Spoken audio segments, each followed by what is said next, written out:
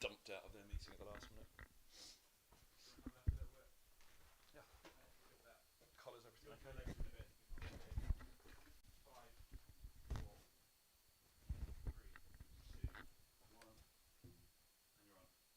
Well, a very good morning, everybody, and welcome to Lords, the County Championship back in Division 2 here at the home of cricket after a little break for the Blast. It's Middlesex against Derbyshire in Division 2. And news that everybody wants to know, first of all, out there, it's blue skies and it's looking good. I'm Kevin Ham, bringing you the commentary of this one, the live enhanced stream with Daffabet, in association as well with Charles Tyrrett. Great to have you with us. As the Championship resumes this Sunday morning, forecast is good for the next few days as well. That is pretty much what we want to be thinking about, really. Seeing some cricket over 4 days without any interruptions whatsoever, especially after the little bit of rain that's been around the last little while. So Middlesex second in the table, just behind Sussex. That was the last game here for Middlesex, the last game in the Championship, the draw with Sussex. They're the only side that have beaten Derbyshire this year. 6 draws to Derbyshire's name. They are yet to pick up a victory in the Championship this season, though Middlesex will hope that doesn't change for this one. But yes, 2 wins for Middlesex so far.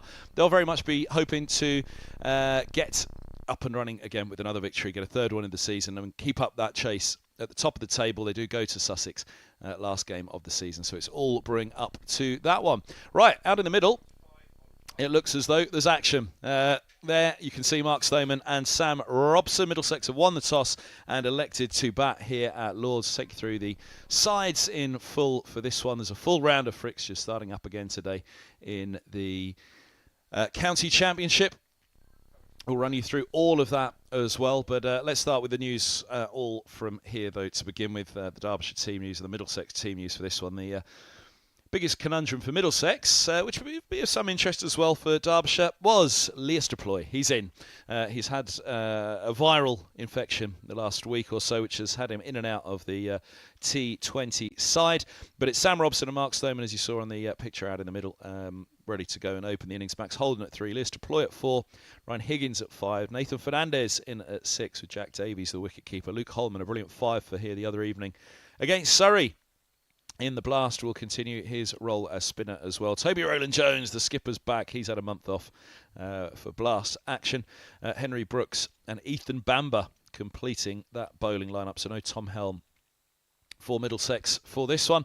The Derbyshire lineup, skipper David Lloyd, will open up with Lewis Rees, my apologies, when the time comes. Brooke Guest, the wicket-keeper. Wayne Madsen, we all know so well, started very well his career and went well against Middlesex, had a great run at the start of his career against Middlesex. Matt Lamb with a double century in the last match in the Championship for Derbyshire, that the draw against Gloucestershire. And you're in Donald, former Glamorgan batter, Anuj Dahl, Alex Thompson, Zach Chappell, Sam Connors, and Du Pavilion down at the bottom as well for Derbyshire. And there are umpires who are making their way to the middle. Naeem Ashraf and Chris Watts. Alex Swan is the match referee for this one. And there are the opening pair sent out by their skipper to open up today. There's a bit of a green top out on this one. You can see a fair bit of grass covering on this surface here at Lords. So it'll be an interesting one this morning. You can see it's got a brownish colour from the picture there, but as you just get in a little bit closer on that one, it can be the angle as well. I've had that before when we've been up here in the media centre. There you go. You can see a bit of greenish tinge about the surface for this one, so it's going to be interesting to see how it goes this morning for the seamers, whether there's a little bit of movement off the surface. Shouldn't be too much through the air. Glorious conditions overhead. There's another man that's had his feet up for a little while, Sam Robson, the break for the Blast. Mark Stoneman as well. So returning players for Middlesex who've missed out on the Blast campaign, back in for the Championship. And well, this is where the boys from Lords will be very much hoping that they can get going again. A trip to Leicestershire coming up for Middlesex on the next round of matches. As for Derbyshire next week, they are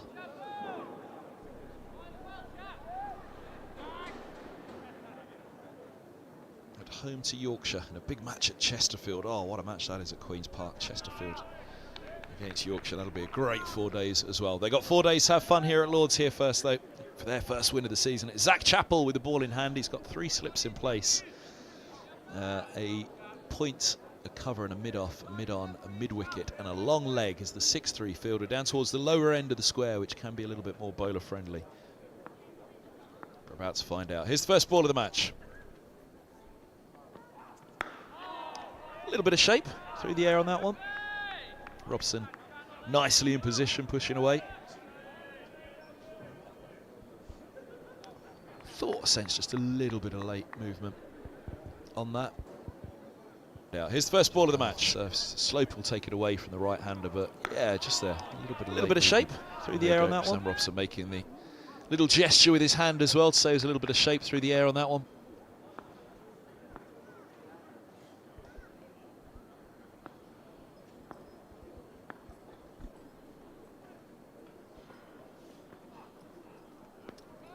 Dyer's on the way through to the keeper. Again, shape though. Robson's going to wander down. Have a tap away at the surface.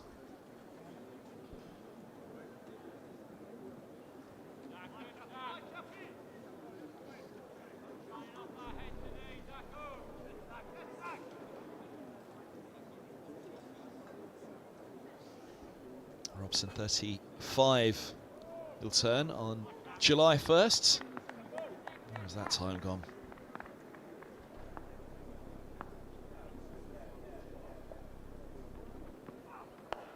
That's a beautiful ball.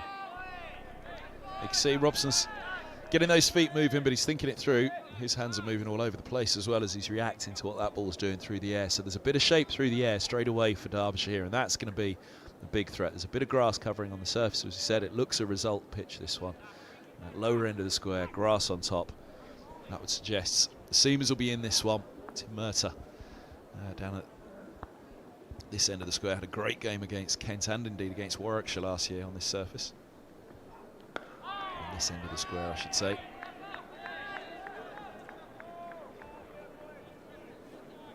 Can Middlesex get in and boss the game from the off though? There'll be a chance this morning for Derbyshire to get in amongst them. They'll know it. Middlesex winning the toss, batting first, opens up the opportunity for some wickets for the opposition. We shall see.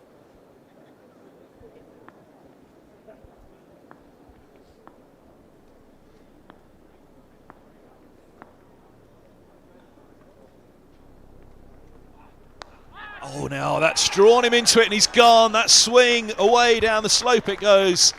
And Robson's going to have to head back to the pavilion. He's stretched for that one. He's been lining it up all morning. That swing's been there from the first ball for Chappell. And he's tempted him with one outside off. Robson suckered into this one a little bit. Wider delivery. Look, oh, mind you, that has swung. That swung. Oh, now that's drawn him into. Not quite as wide as I first thought. This will give us an idea as well. Yeah, fair play. Oh, now that's drawn him into it and he's gone. That's as wide as I thought. That has swung big. And Robson's ended up following it and clipping it straight to backward point, and the first wicket goes down. Dahl taking the catch. Robson departs and Middlesex 0 for 1.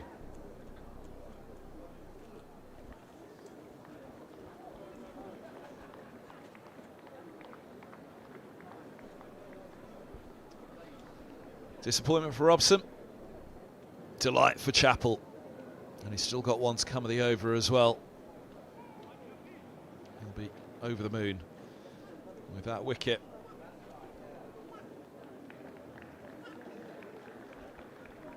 But Max Holden makes his way out at 3 for Middlesex.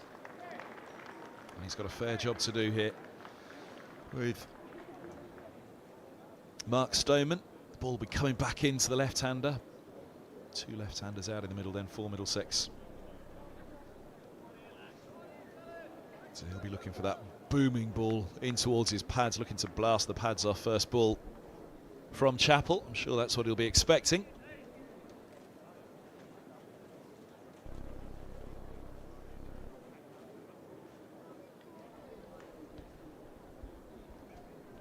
Holden is been up and down the order in the blast, was an opener for a wee while in that competition for Middlesex. Now more middle order. He got 41 here against Essex.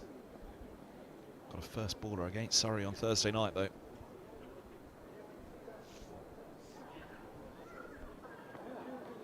Oh, that's a beaut. Well, that one holds its line, goes through the gate, goes past off stump, Chappell disappointed. Feeling he was so close now.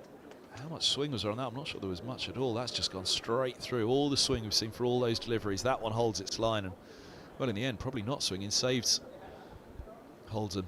Having beaten the inside edge, beaten the off stump. And going through to the gloves of the keeper. That was a huge moment.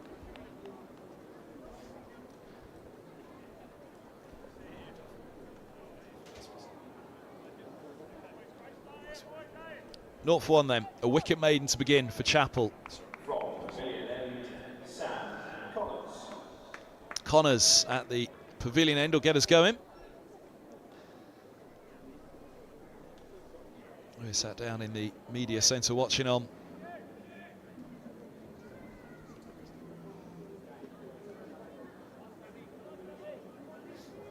Three slips for Stoneman. Point is deep because of the short boundary on the offside for the left-hander, but first ball for Stoneman's face, first ball for Connors. Here we go, first ball from the pavilion end. Look at that one move, after pitching, that swung away down the slope.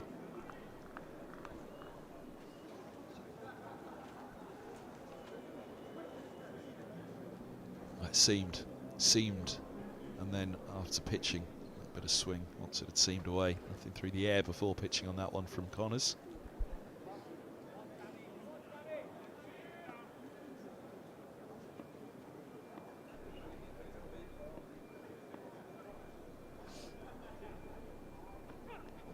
Now look at that.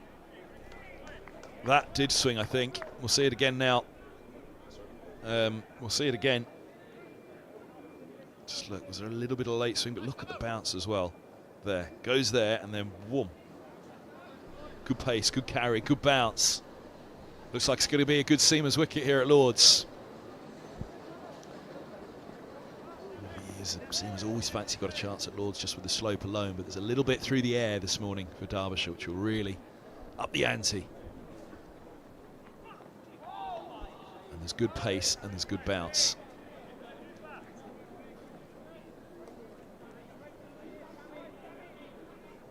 He'll have felt good with those first few deliveries. Sam Connors, 25 years of age now, Nottingham born.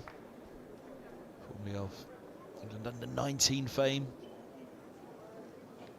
Been playing for Derbyshire second 11s through the last month while the blast has been on. One of the players that toiled away against Gloucestershire in that high scoring draw. 2 for 118. Both sides racking up 500. Oh, it's a beaut. A little bit fuller, a little bit straighter. Asking Stoneman the question. Left-hander feeling he had to get involved on that line. It's gone red. And there you can see if that ball keeps its line, it's probably just going to miss the off stump, but there's an opener early in. Oh, there you go. Little dip of the head, he's thinking about it, lining it up again. He's lost his opening partner already, Mark Stoneman. He'll know senior pro at the top now.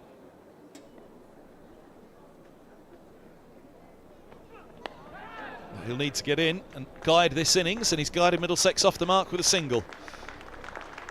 Open in the face, point set back. And a single for Stoneman, Middlesex off the mark. Connor's just offering a little bit of width on that one. Over to Max Holden for him to face now. First class average of 36 with the ball. 4 fifers in 46 first class matches for Connors.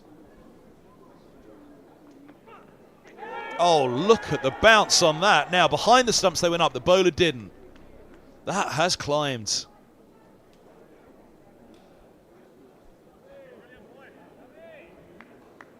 Wasn't that short. Holden's thinking there. He's halfway forward and, oh, look at that.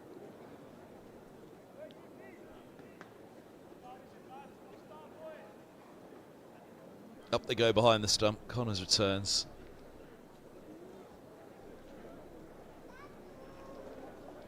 Feisty start here from the seamers. There's pace and bounce for them. There's movement through the air.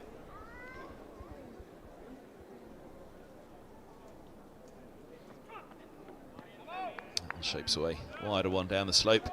Comfortable leave for Holden to end the second over. But a lively one. May not have been a wicket in that, but there was plenty to pick through. End of the second. Middlesex winning the toss here at Lords, 3 for 1.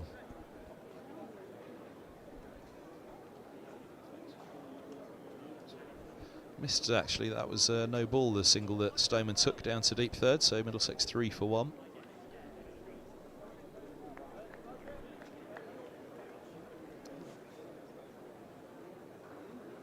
Hadn't noticed the extra ball we bowled in the over as well. Having too much fun.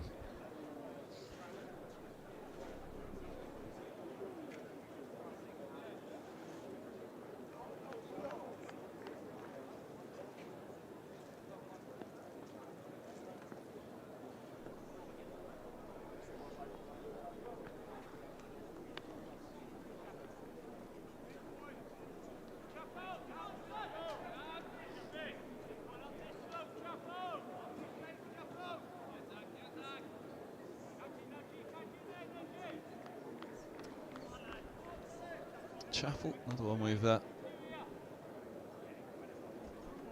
links elsewhere, like Sam Connors. Leicestershire and Nottinghamshire, he's an East Midlands man. Toe into the bat. That'll be the first boundary. Stoneman moves to 5, stretching for it a little. It was all along the floor because it was the toe end of the outside of the bat.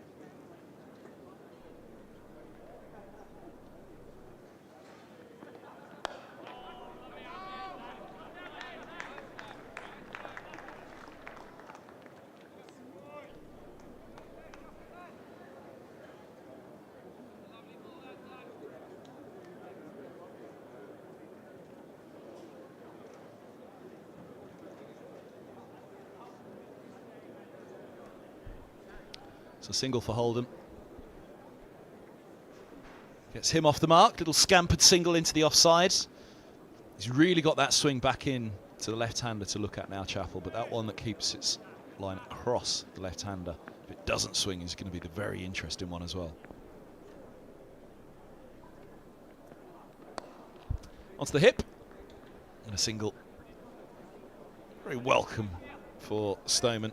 Moves him to 7 from 9. It's a tussle out there, it's a scrap. They're going to have to be prepared for it. 10 for 1 at the end of the third. Won't be much tussling or scrapping out there. It's all about soaking up the rays. We'll hope for a long day ahead. Derbyshire fans are hoping that that wickets column will be ratcheting up quickly. Middlesex fans will be hoping for plenty of runs at the top of that column there. 10 for 1 it is. Should be, and looks set to be, a tricky morning session here for the batters. Middlesex deciding under blue sides, let's get in, let's get going.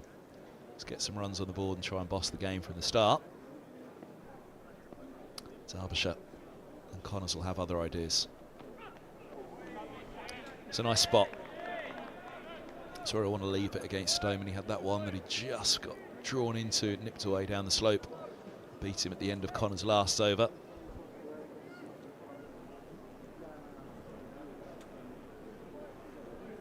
He's lost his opening partner, Robson, both former England Test batters. Good challenge for Connors, or any bowling lineup really, when you see two former Test openers to bowl at.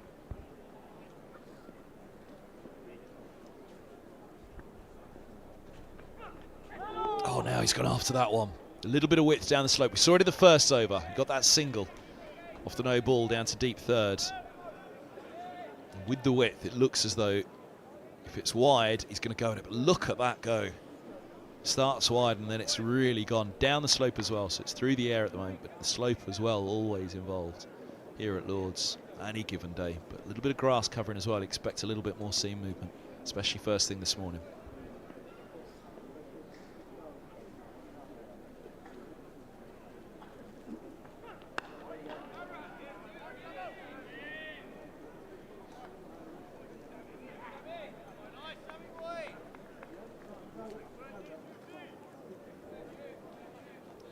So yeah, he's not had a look at Robson.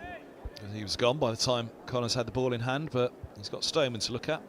11 tests for Stoneman. Average of 27. His form this year, well, he got 129 against Glamorgan. 63 in the second innings of that match. Big old game that was down at Cardiff.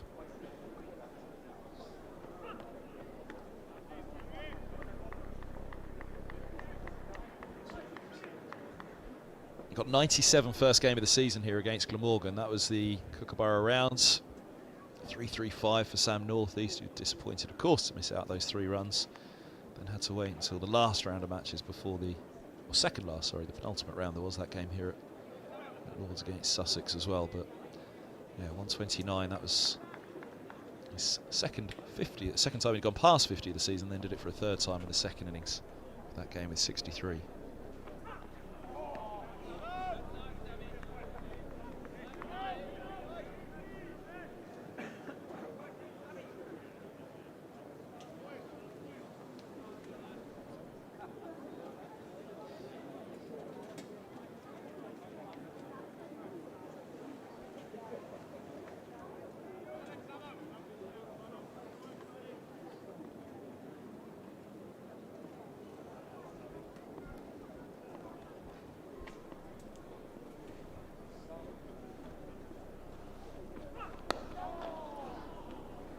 It's a little closer to Stoneman, just the easing into that one, not going at it quite as hard. A maiden though for Connors. Good over, testing line outside the off stump, just getting himself lined up as well. A couple too many leaves perhaps in the overs for Connors, but only a second over. He's got to get himself going, as those batters do, as does everybody on a Sunday morning. A few cups of coffee in there first thing on a Sunday morning.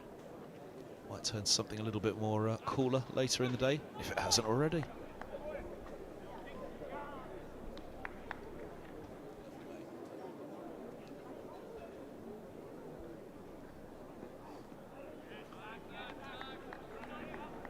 Bounce is what's really interested me this morning, I have to say. That ball that Holden got that really seemed to climb on him from Connors. In the first over he was out there. Found some bounce. That one did as well from Chappell. He's a tall bowler, Chappell. Grantham lad.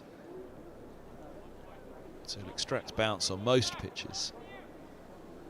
But you'd imagine both he and Connors will be liking the look of what they're getting through the air at the moment. And some good pace and bounce off the surface as well. Starting a bit too wide. Fancy if you're being overly critical. Just at the last few deliveries. With the amount of movement that there is out there, you'd think put it right up there and onto the pads of Holden, onto the pads of Stoneman, ask the questions. Just a couple too many leaves in the last over, and similarly here.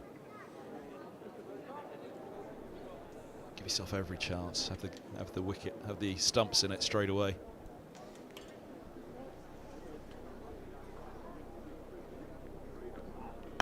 That's better. That's where he wants to be. Leave it on that spot, and it feels as though there's enough natural movement through the air off the surface. But early in the innings of the left-hander, right arm over to the left-hander from the nursery end, Slope coming back in. Test them. And it could be the Grim Reaper coming for the batters. 20 past 11 on a glorious sunny Sunday morning at Lord's.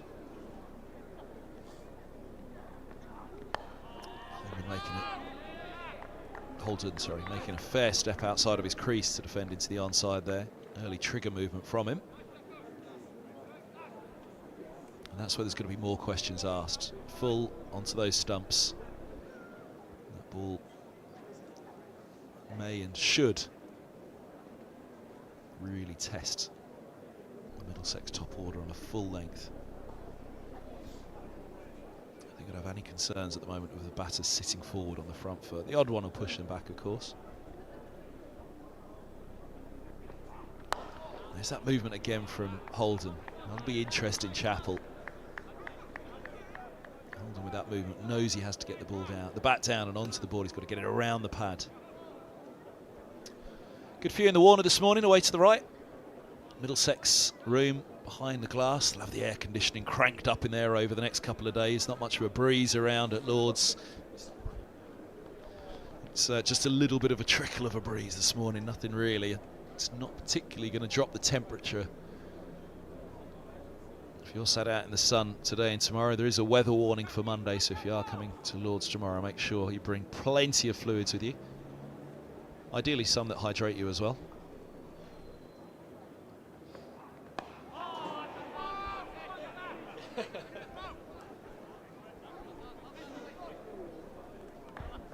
And plenty of sunscreen as well. You can bet those Derbyshire players have got it on for a day in the dirt today. Umpires as well, wide-rimmed hat. Temperature will be getting pretty hot under those helmets already as well for the Middlesex batters. They've got a lot of hot, hard work to get through today, especially after the early loss of Robson. We've had 5 here at Lord's on the live enhanced stream in association with Daffabet Middlesex, 10 for 1.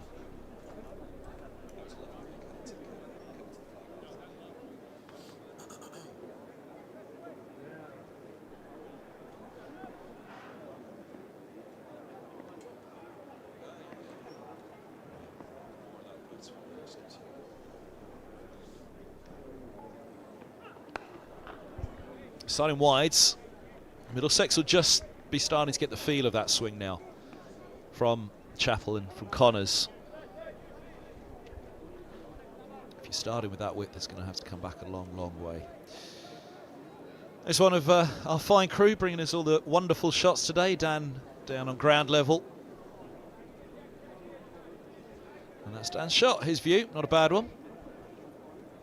Looking over towards the grandstand, empty in the background today. That's the stand that's shut, so too the Compton.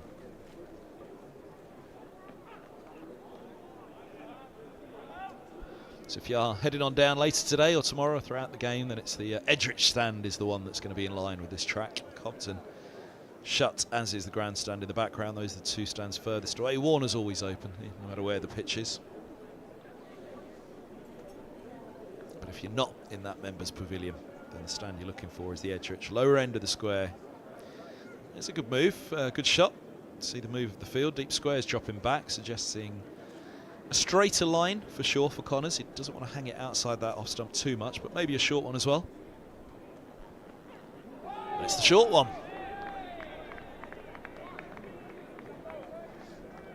Holden not getting involved.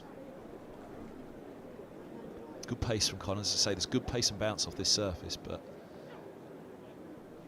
Connors clearly has got a little bit in him. That's a beautifully placed bouncer as well. Would have hit him flush on that Middlesex badge on Holden's helmet had he have stood his ground and not ducked underneath it.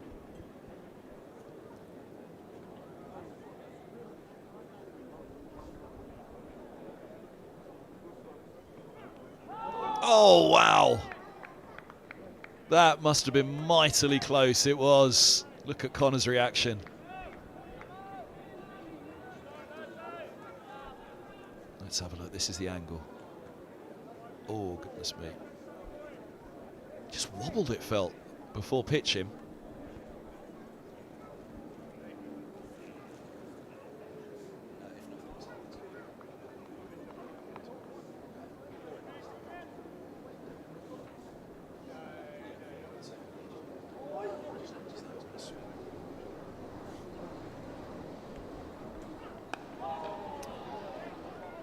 Positive from Holden, getting forward, getting off the strike, rotating the strike.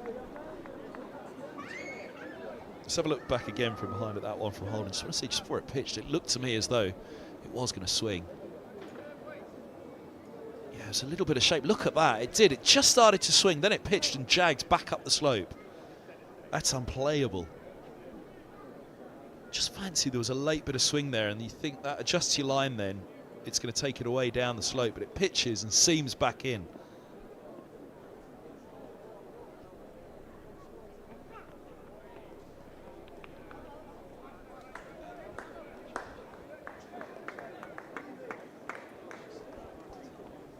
Could really see it from behind. I've had a couple of looks at it from behind now. Let's see what it looked like from behind the bowler as well. Didn't quite detect it as much there, but I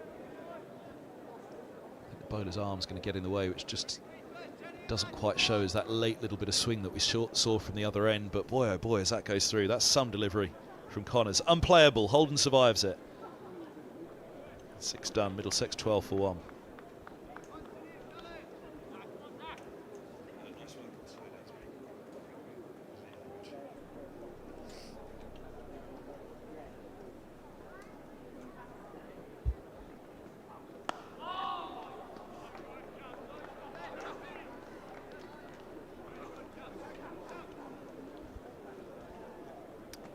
Rotating the strike. Middlesex 13 for 1. That'll tickle onto on the screen in a moment. There we go. 1 for 8 for Chappell. Now to his 4th over. Hasn't had a look at Stoneman for a while, I don't think. It's been mainly Holden that he's faced, so a chance. Let's have a look at Middlesex's other opener. He's removed one of them in Robson.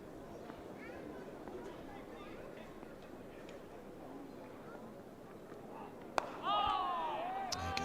Just there. Just leave it there. Different approach from Holden and Stoneman. We saw Holden's response was to take an exaggerated trigger movement forward and across. Stoneman very much sitting in his crease to play it. Gets that bat down beautifully. In position, nicely done. Oh, that's beautifully done by Chappell.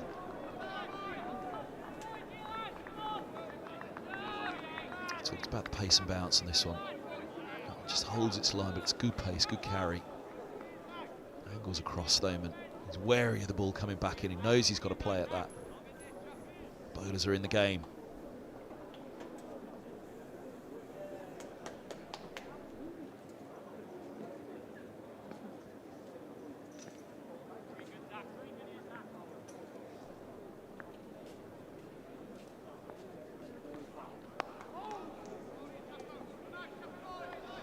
Go dabbed from within the crease.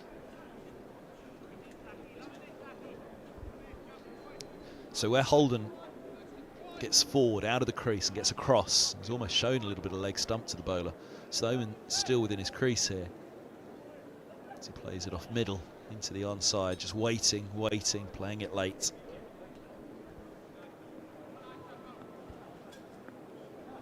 Really interesting to see how the two of them go about it. Two very different approaches from the left-handers. Oh, edged. Just short, I think. Third slip goes down in front of second. I'm almost certain it wouldn't have carried to second. That's why third threw himself across.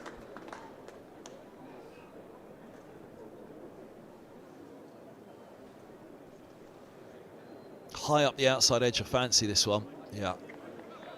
But he's angled the bat. He's played it with soft hands. And oh, wow.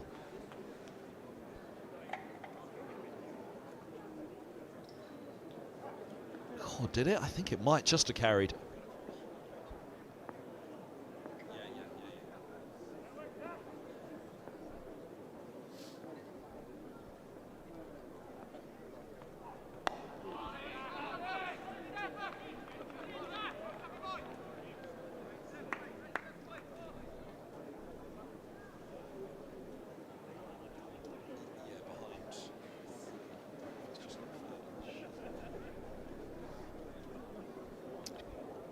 hard to tell whether it quite carried. You see the angled bat here from from Stoneman, though.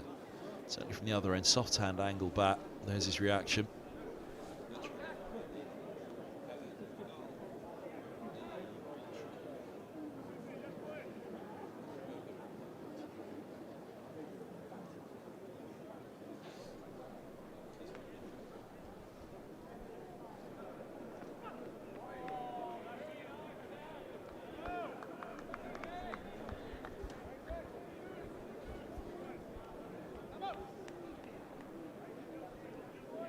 This might give us a better eye. Oh, the foot's just in the way for us to see.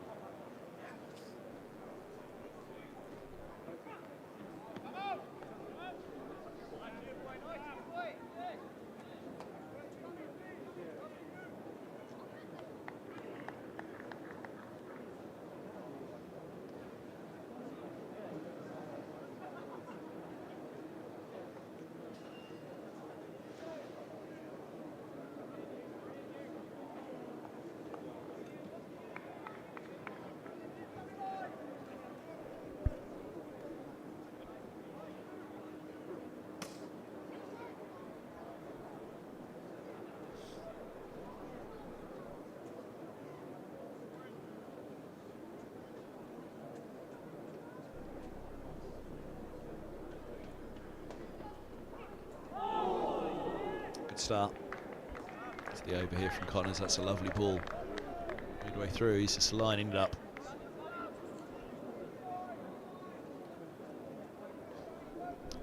Yeah, could have left it. Could have left it holding. Just a little dabble.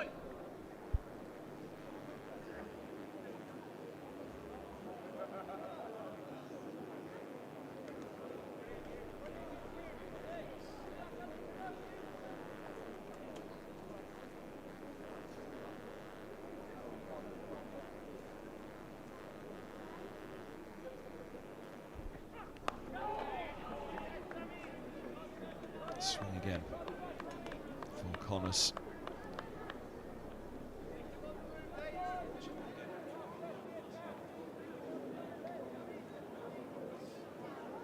So it's about Holden getting forward and across to the right armour from the nursery end over the wicket. Here he is getting forward and across to the right armour around the wicket from the pavilion end, where that swing is taking it away. So too is the slope.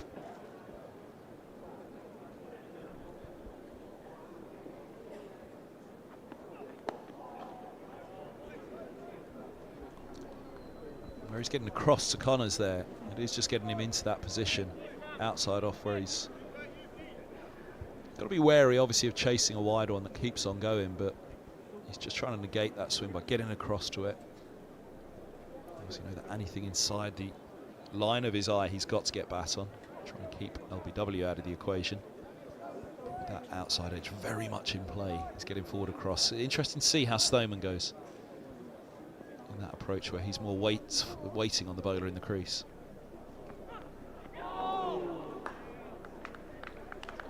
Pace and bounce again. Pursing of the lips from the bowler in response. This is why.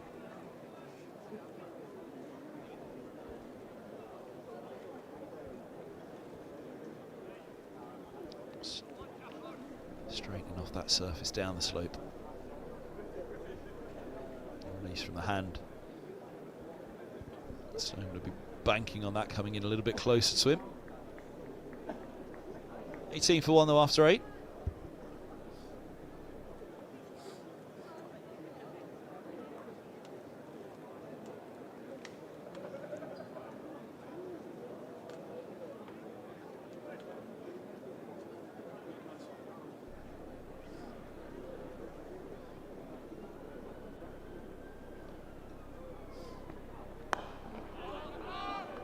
The agreement on the Stoneman edge to third slip in Chappell's last over seems to be that it dropped short. It's definitely close. It was never going to carry to second. I think we can certainly say that. Third was doing his best to get underneath it as he had to go a long way across. You have that instinct at third, sometimes at second as well, or indeed the keeper. Getting across in front of slip as well, that this ball's just not going to carry. I'm going to have to get to it if anybody's going to.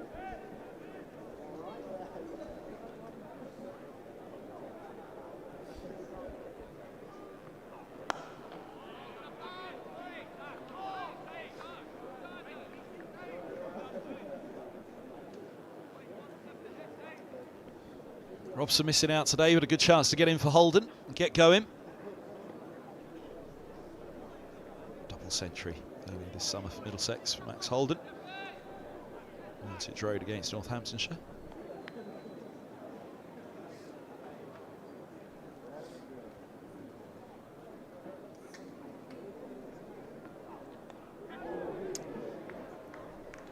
A little deflection away. Wondered Holden forward and across. If one does angle towards that leg stump, how does it go? You work that not too far off the top of leg. Let's have a look. Yeah.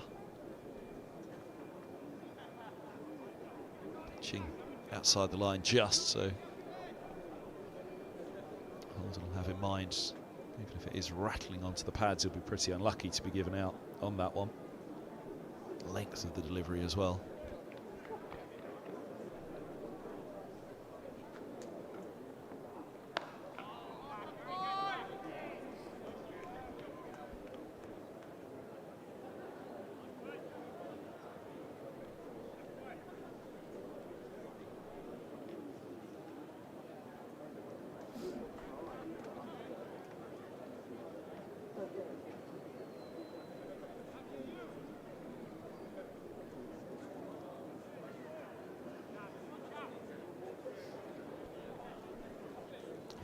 That ball, there was certainly a fair bit of swing right at the top.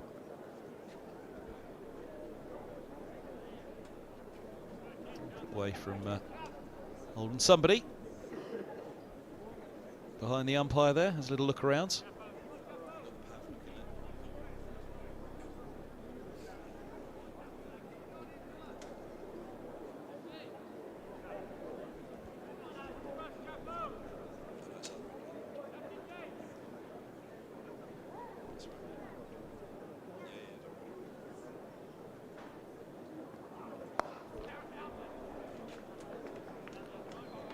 Single just fine to the mid-wicket fielder for Holden to rotate that strike.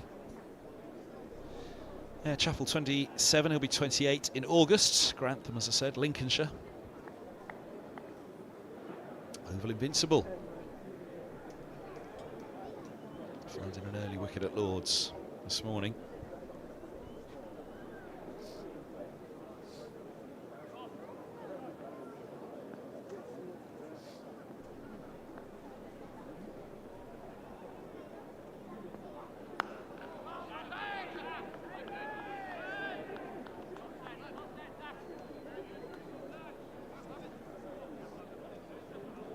End of the ninth, 23 for 1. Ian Salisbury on the right there, now on the left. Thanks, Sauls.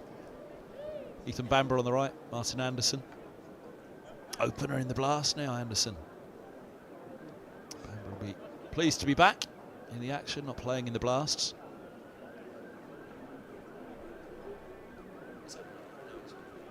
Henry Brooks with the floppy on, having a chat with Salisbury.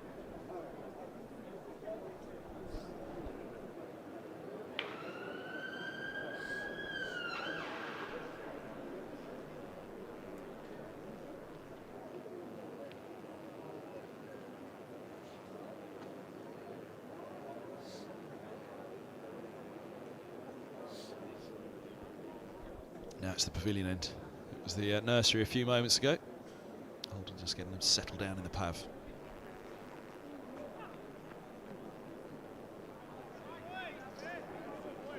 Holden, you mentioned he got that first baller against Surrey the other evening in the blast. He got 41 here against Essex, in between 23 down at Southampton.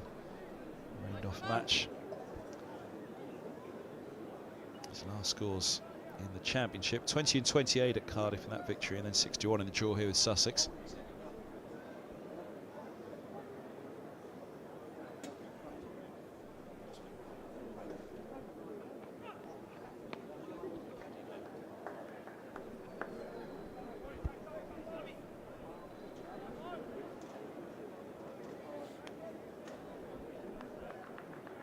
Oh, look at that go. Great stuff behind the stumps. I mentioned it all for the bowler so far, and the batters and the challenges. Fair old challenge behind the stumps as well. And there's swing, there's seam, there's pace, there's bounce.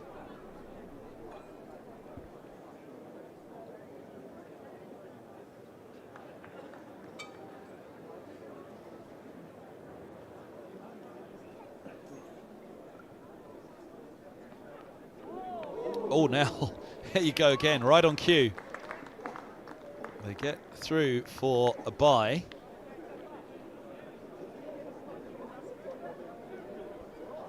Talked about just how good a bouncer Connor's served up. That wasn't the worst, actually. It's the step across from Holden that in a way has done the bowler, but still, nonetheless, that's outstanding work behind the stump, saving 3 as they get run through for the bye. They've clearly gone with that tactic. They've still got a deep backward square and a long leg. Same for Stoneman as well.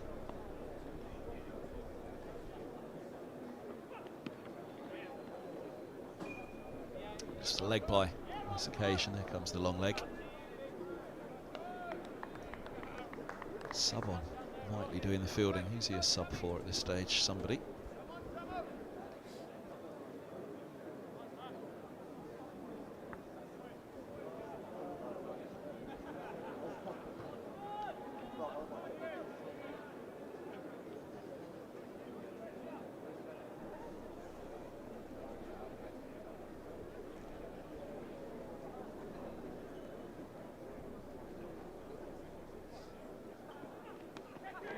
Edged, and a boundary. Holden's head snaps around to see where it goes. It goes safely from the batter's perspective. And it goes for 4, but how close was it? 3 slips in place. Genuine edge. Would have carried to a 4th slip. No chance for 3rd.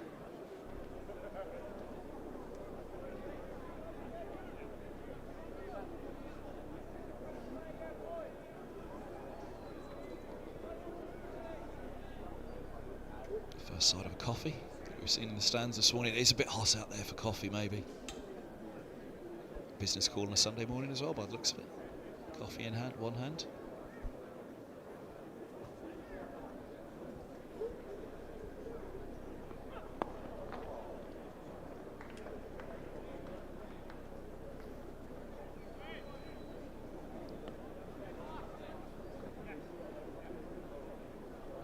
End of the 10th. 30 for 1. Corporate box is open as well today. That one's on the left edge of the grandstand as you look at the big old stand here at Lord's.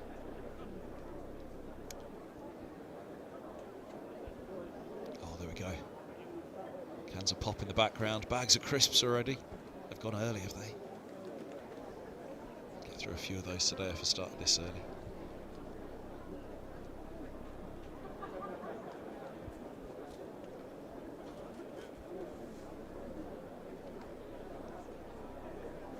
First change.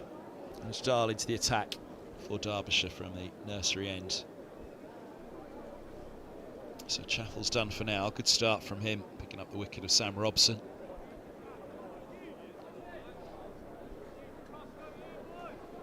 On for 17 from his 5 with 2 maidens. Zach Chappell. More bustling bowler. And Dahl not quite at the height that Chappell possesses, but he will try and get that movement through the air that we've seen. He'll try and nag on that off stump. 27 now, 28 on the 8th of July. Staffordshire lad. By birth, went to school in Nottingham though.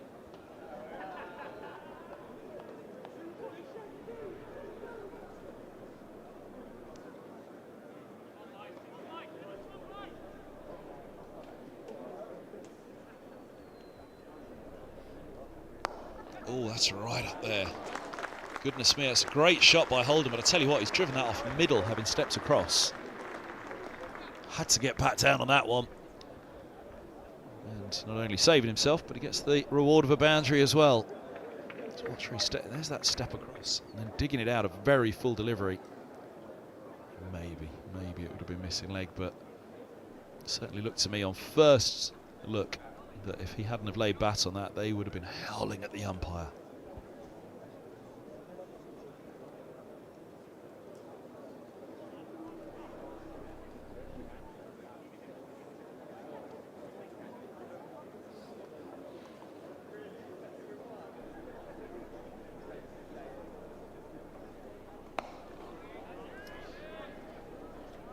'81 first-class wickets for Anuj Dal, an average of 34, just below. Best bowling in innings of 6 for 69.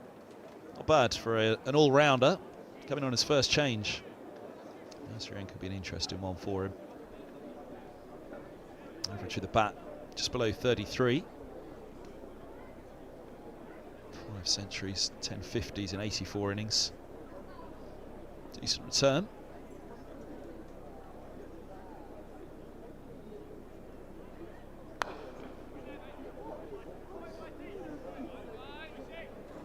Obviously like to get that batting average up to 34 and the bowling average down to 32.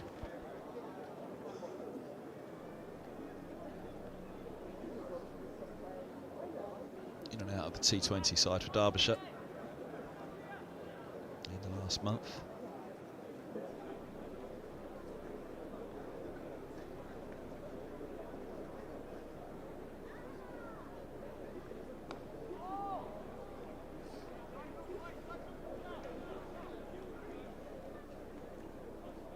Scored 9 against Lancashire in the 1 T20 game that he played at Old Trafford. Other than that, it was Derbyshire's second 11 T20.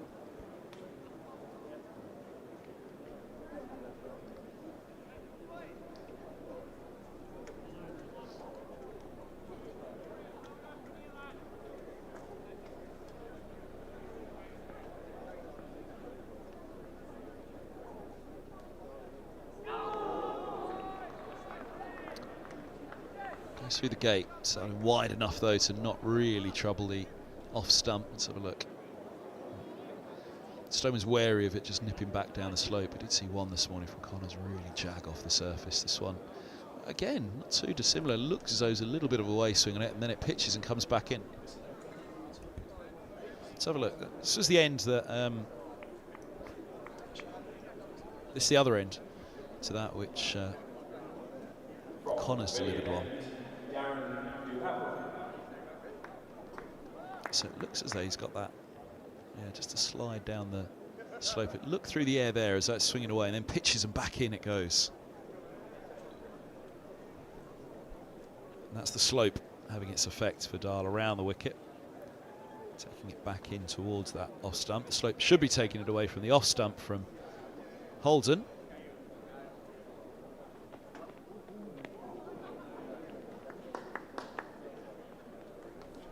Pavilion into the attack for the first time, replacing Connors, who was the one who really got one to jag back up the slope after looking as though he was shaping it away earlier.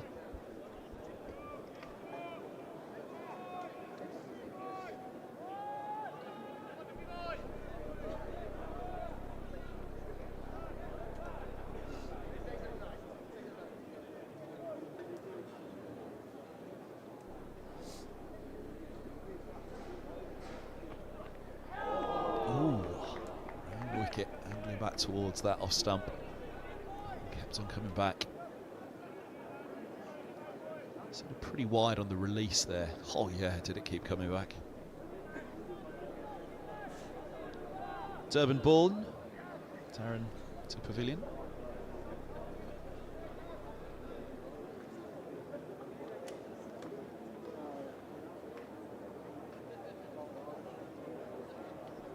Birthdays are coming up quick and fast in the middle of this summer. He'll be 30 on July 15th.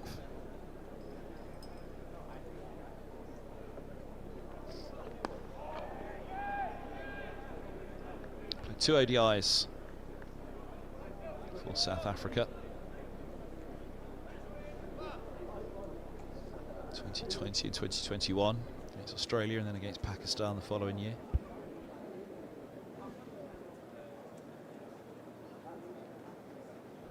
Reasonable blast campaign, picked up a couple of threefers for Derbyshire, 3 against Notts at Derby and 3 against Northamptonshire at Derby as well.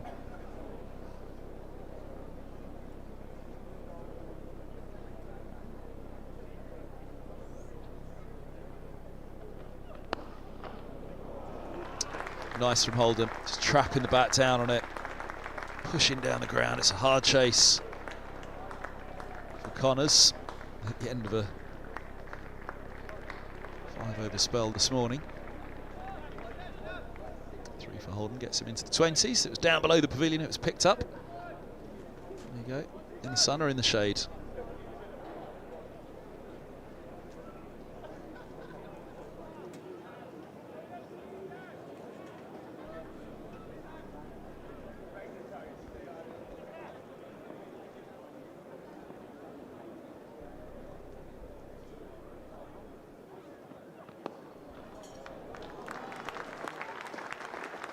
That is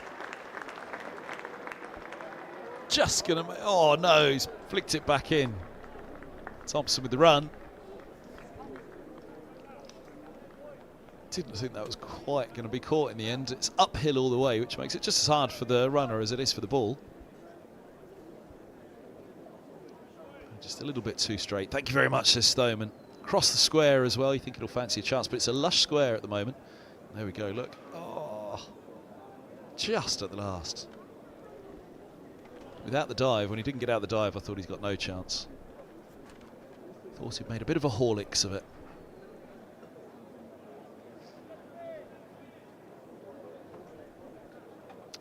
Couple of threes. How's he going to finish the over?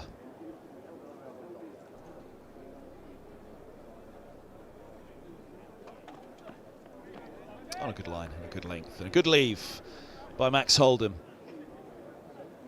41 for 1. 41 the partnership. Sam Robson, the batters fall this morning. 0 for 1 caught Dahl off the bowling of Chappell in the opening over.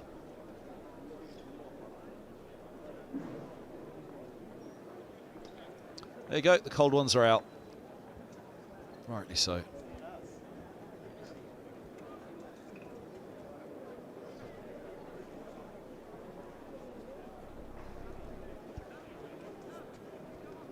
Not quite noon, but we'll let them off. Close enough. Reasonable first hour for Middlesex, having won the toss. You know you're going to be up against it first thing. There'll be movement. Bowlers will be G'd up, ready to go. Batter's got to get those feet moving. First look at how the ball goes through the air, how it goes off the surface, what reaction there is.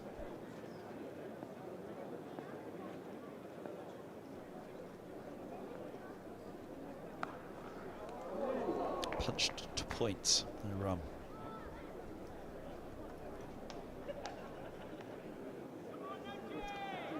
Either side of Connors there's an awful lot of room for Stoneman. Bowled well this morning, Connors. Wicketless, but asked a lot of questions. Good pace. Doing a bit through the air, but also got that response off the surface as well. He was the one that was really getting that bounce.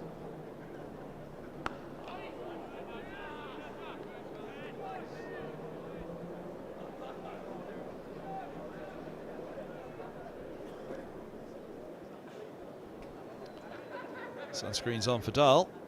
Well protected, that knows it's yeah, it's going to be one of those days here at Lords, one of those matches. Tomorrow the weather warning for the extreme heat.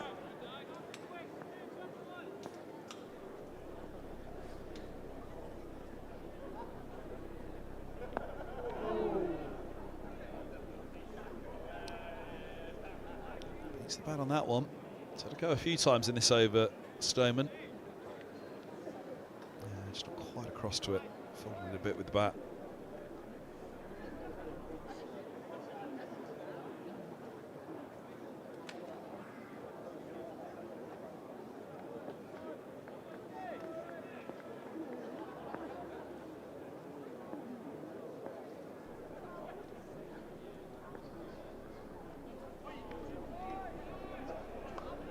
Not tempted by that one.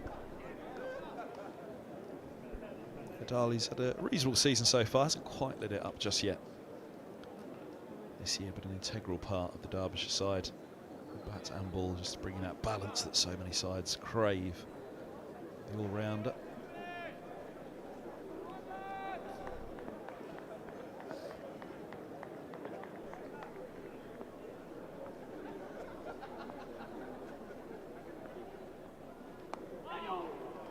Edged away, edged off stump. Again, up the hill, it might not quite make it. The highest point of the ground up there at the Warner stand. So to say it's going uphill, where the Warner meets the grandstand on the right of the screen there, that's the highest part past the ground, and then it dips down to the bottom left of the screen as you look at being the lowest part, but overall it is a slope that goes from right to left as you look. The biggest part of the gradient. It's top right to bottom left on that screen as you look. It's 44 for 1 with that 3 now for Stoneman. Catching up Holden. We've seen more of the strikes since he came in that opening over of the day.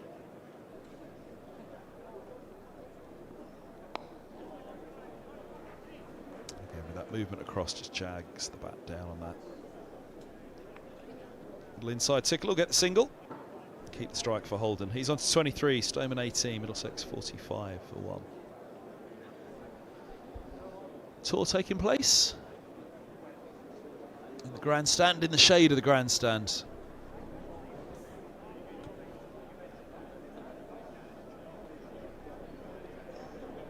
Tour of the grounds and a good view of the action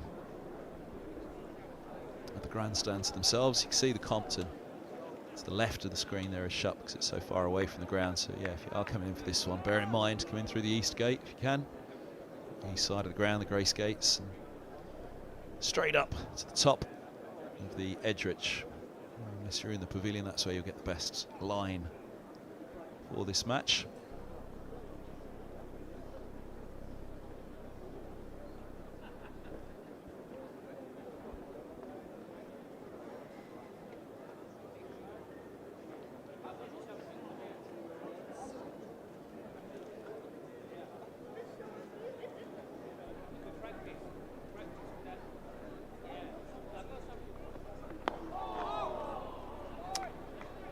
Block hole length, whether he intended it or not, but right arm over now to Holden. So let's bring LBW into play on that kind of length. The movement out there, swinging it back in to the left-hander, swinging it back up that slope. Could have LBW in play, right arm over to the left-hander. Always a tricky one with the slope at Lord's, right arm over to the left-hander from the pavilion end, looking for LBW.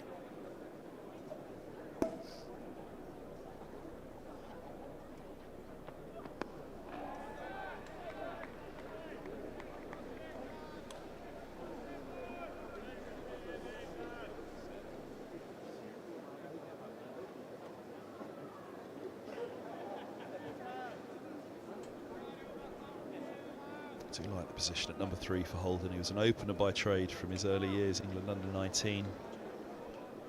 Slowly dropped down the order over the years, but I feel the responsibility up at the top of the order. It seems to be responding well to it as well, Holden.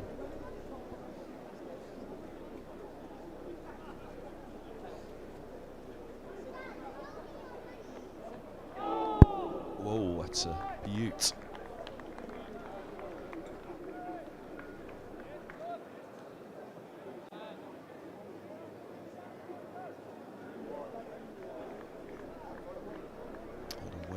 Movement back in, troubling the top of off.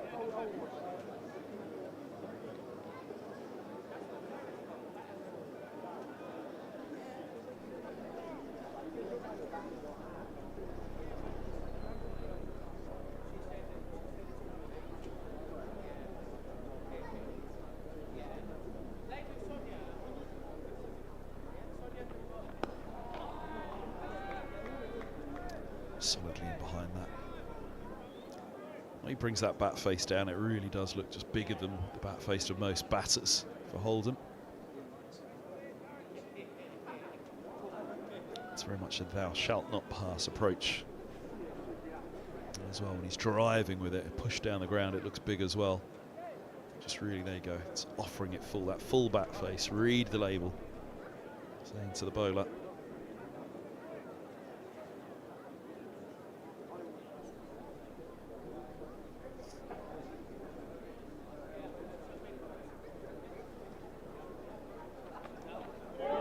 Oh, look at that go.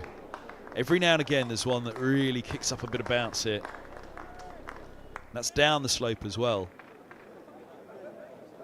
Watch that go. Woo. Generally, when you see the ball go down the slope here from right arm over to the left-hander, if it seems at all, it can just keep a fraction low rather than finding extra bounce. The trajectory of it will just keep the bounce down, if anything. So that's what'll really surprise Holden there. But there's good pace and bounce on this surface, and the Middlesex seamers won't be disappointed. Toby Rowland-Jones in particular.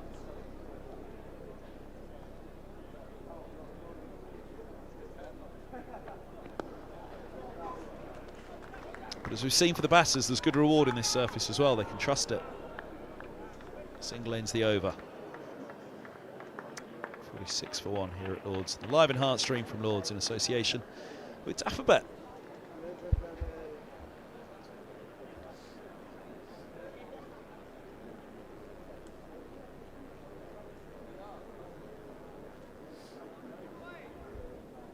So he lost his opening partner, Sam Robson, but he's got Max Holden. 46 is their partnership. 0 for 1 Middlesex were with the fall of Robson this morning.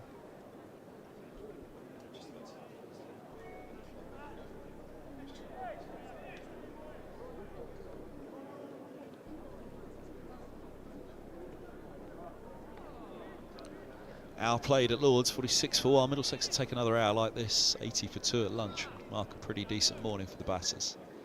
They've negotiated the first hour, navigated the first hour really well. It's been testing, as it should be, but Holden and Stoneman have stood up to it.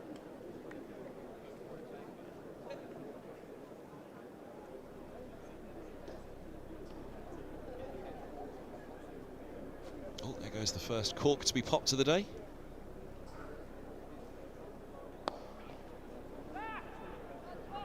Clearly adhering to the noon deadline. Is it deadline, curfew? The rule of noon, not before noon.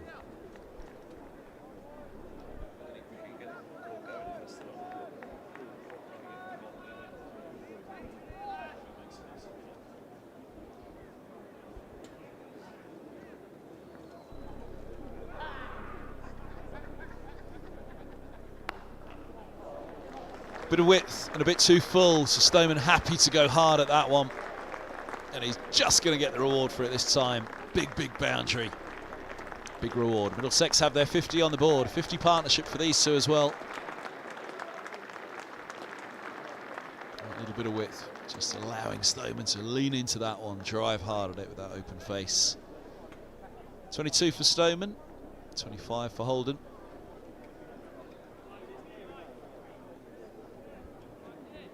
50 stander. Start for Middlesex.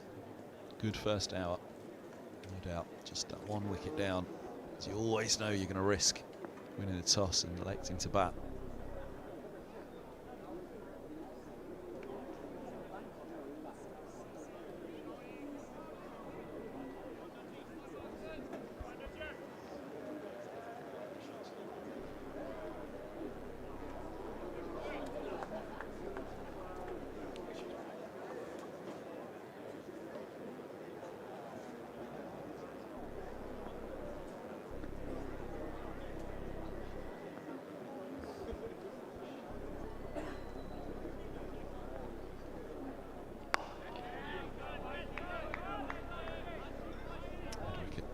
Field in there. One's come of the over.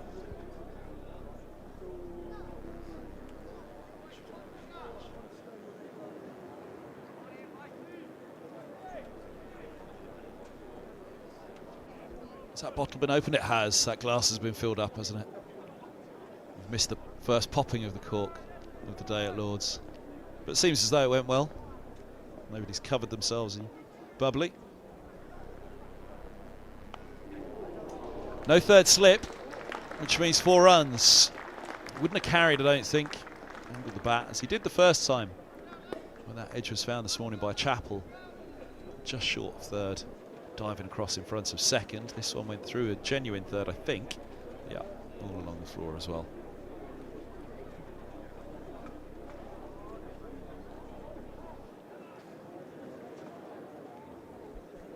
Priorities. They got the bubbly popped first. Now we'll get the sun cream on.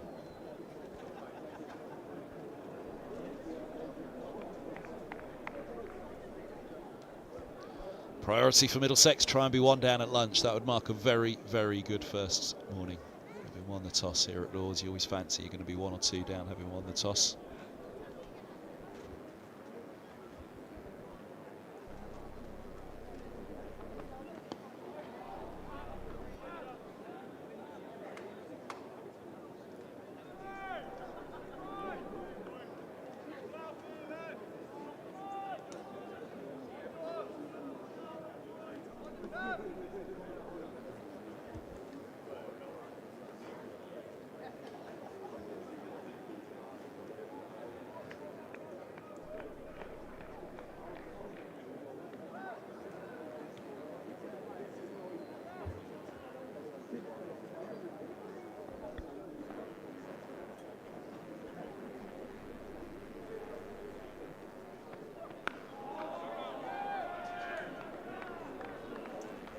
Same right arm over to Stoneman as well here.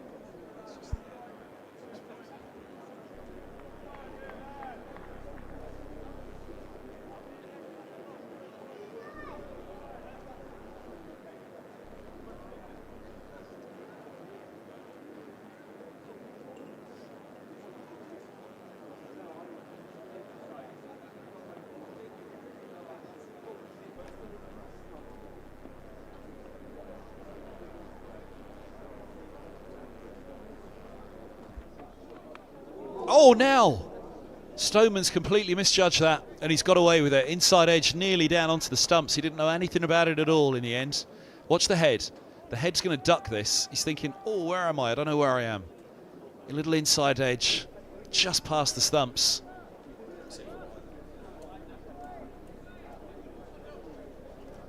Dabs away at the surface there, Stoneman, but yeah, unsettled by that one. Out of the hand, he didn't have that.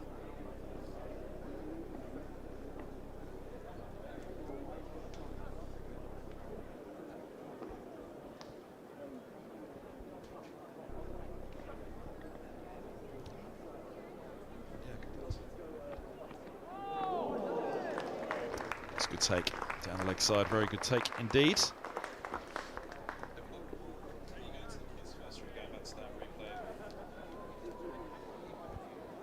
Scorers out of the middle with Middlesex tops on as well. All's right with the world.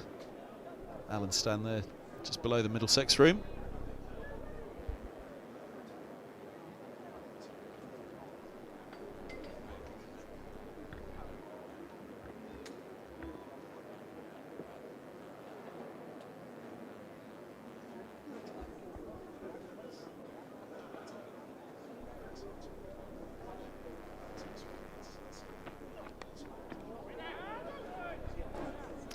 But needs to gully on this one.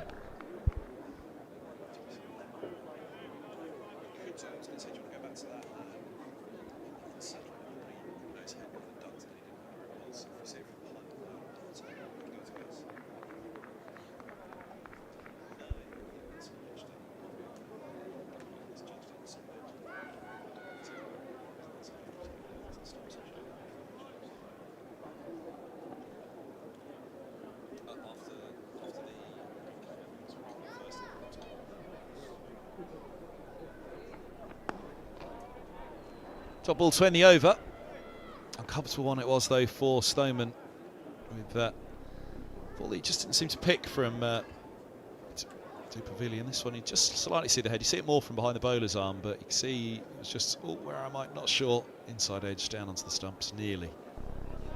Bowler making it uncomfortable for the batter. Speaking of bowlers that made life uncomfortable for batters, a man who was very rarely easy to face. Angus Fraser, good to see you. How you doing? Yeah, good yourself.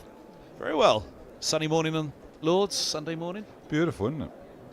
Actually quite a nice little crowd building up, but yeah. Feels like summer all of a sudden, doesn't it?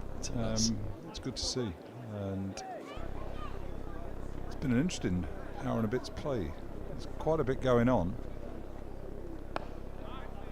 And this is the pitch that Middlesex played Glamorgan on at the start of the year, which was 600 plays 600. And it's certainly gone through better. There's been some pace, there's been some bounce. Derbyshire bowlers have been aggressive, beating the back quite a few times. and Middlesex batters have had to be pretty watchful, but sort of fearful when it wasn't a particularly good shot by Sam Robson. First over, sliced one to backward point. It's difficult, you sort of have 3 or 4 weeks out of the spotlight, sort of while everybody's playing T20, you get your chance to come here and then you slice a poor shot to backward point, you sort of walk off what's just happened. But that's the nature of the game. And again, just looking at that delivery that you highlighted before, when it's your day a little bit at times. That could have gone 2 yards either way and gone for 4, and equally on another occasion Mark Stoneman may well have chopped that onto his stumps.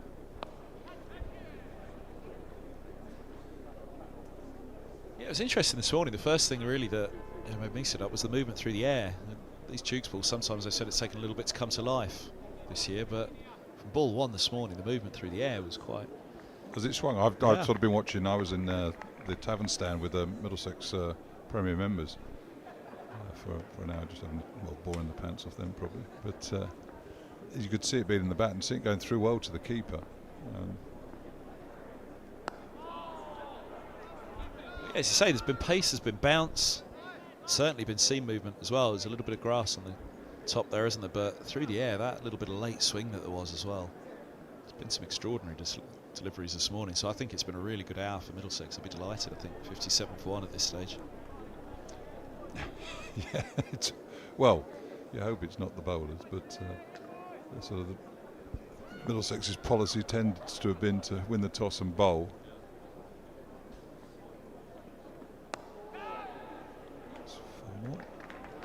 Shot by Mark Stone, loose delivery there by Dahl. Clipped into that short leg side boundary, but yeah, Middlesex policies tend to have been to bowl first in matches, and all of a sudden, well, the sun's out like it is today, you've got a pitch that's being played on for a second time, so there's probably a few cracks and the thought that it's going to get a bit more uneven and harder to bat on as the game progresses, but you go out there and all of a sudden there's pace movement, and it's you think, blimey, perhaps our bowlers maybe would have enjoyed having the first out, but having survived that, hopefully taking a bit of shine off that ball, a bit of hardness out of that ball now. It's 17 overs old. Yeah, 61 for 1. It is for Middlesex. The seam, the swing is less noticeable now. I mean, from ball 1, it was extraordinary. That first over from Chappell. Nipping away on a hot day with sunny skies. More thinking about it's cold that drink. It is that sort of day today, isn't it? It's if you're at the cricket, hat on, white shirt, glass of fizz. Very nice. Perfect weather for cricket.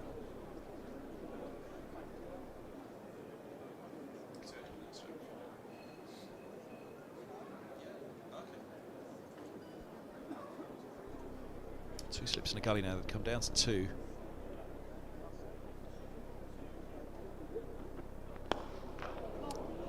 It's a nice shot. Gentle push really from Holden. He'll get a couple for it. Watchfully done, as he should be doing at this stage of the innings. It's a nice start for Holden. He's had a few to ride and to be careful of, like Sam Robson this morning. This was the wicket to go. Yeah, it's swung, so that's the first time I've seen it sort of live. Or say it swung, but he's nowhere near really, is he? I mean, it's only going to go in the air playing that shot.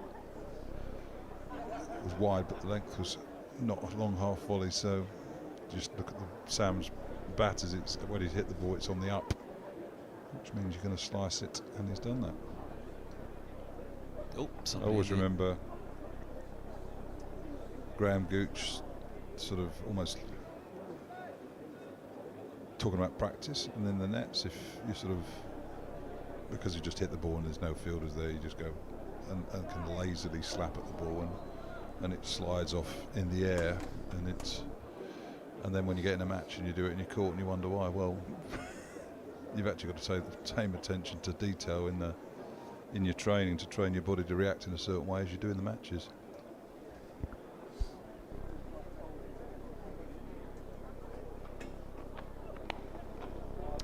It's a nice shot, opening the face. I think Gully was backward point in the previous over. He's tightened into a gully now. It leaves that gap in between backward point and a deep cover point on a short boundary that it is to the offside, but just offering that one away. The fullness, I think, that Holden was happy to push away at that one, unlike the Robson one, as you say, where he was stretching. The disappointment, I think, for Robson will be the 4 balls that he had previous to it. He walked away after every delivery and was making that movement with his hand, going, yep, it's swinging away, it's swinging away, it's swinging away, and then he gets a wider one, which swings even further. So he'd been trying to set himself up, trying to prepare himself.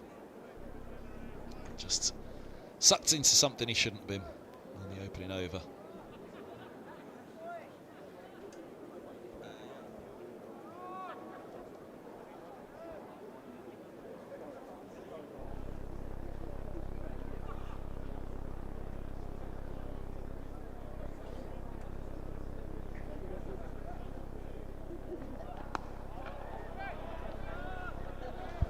Just looking down at the pitch from our position here. And I'll have a look in a minute, but you can just see in front of the umpire there. No, that I wasn't looking at that, but he seems happy enough.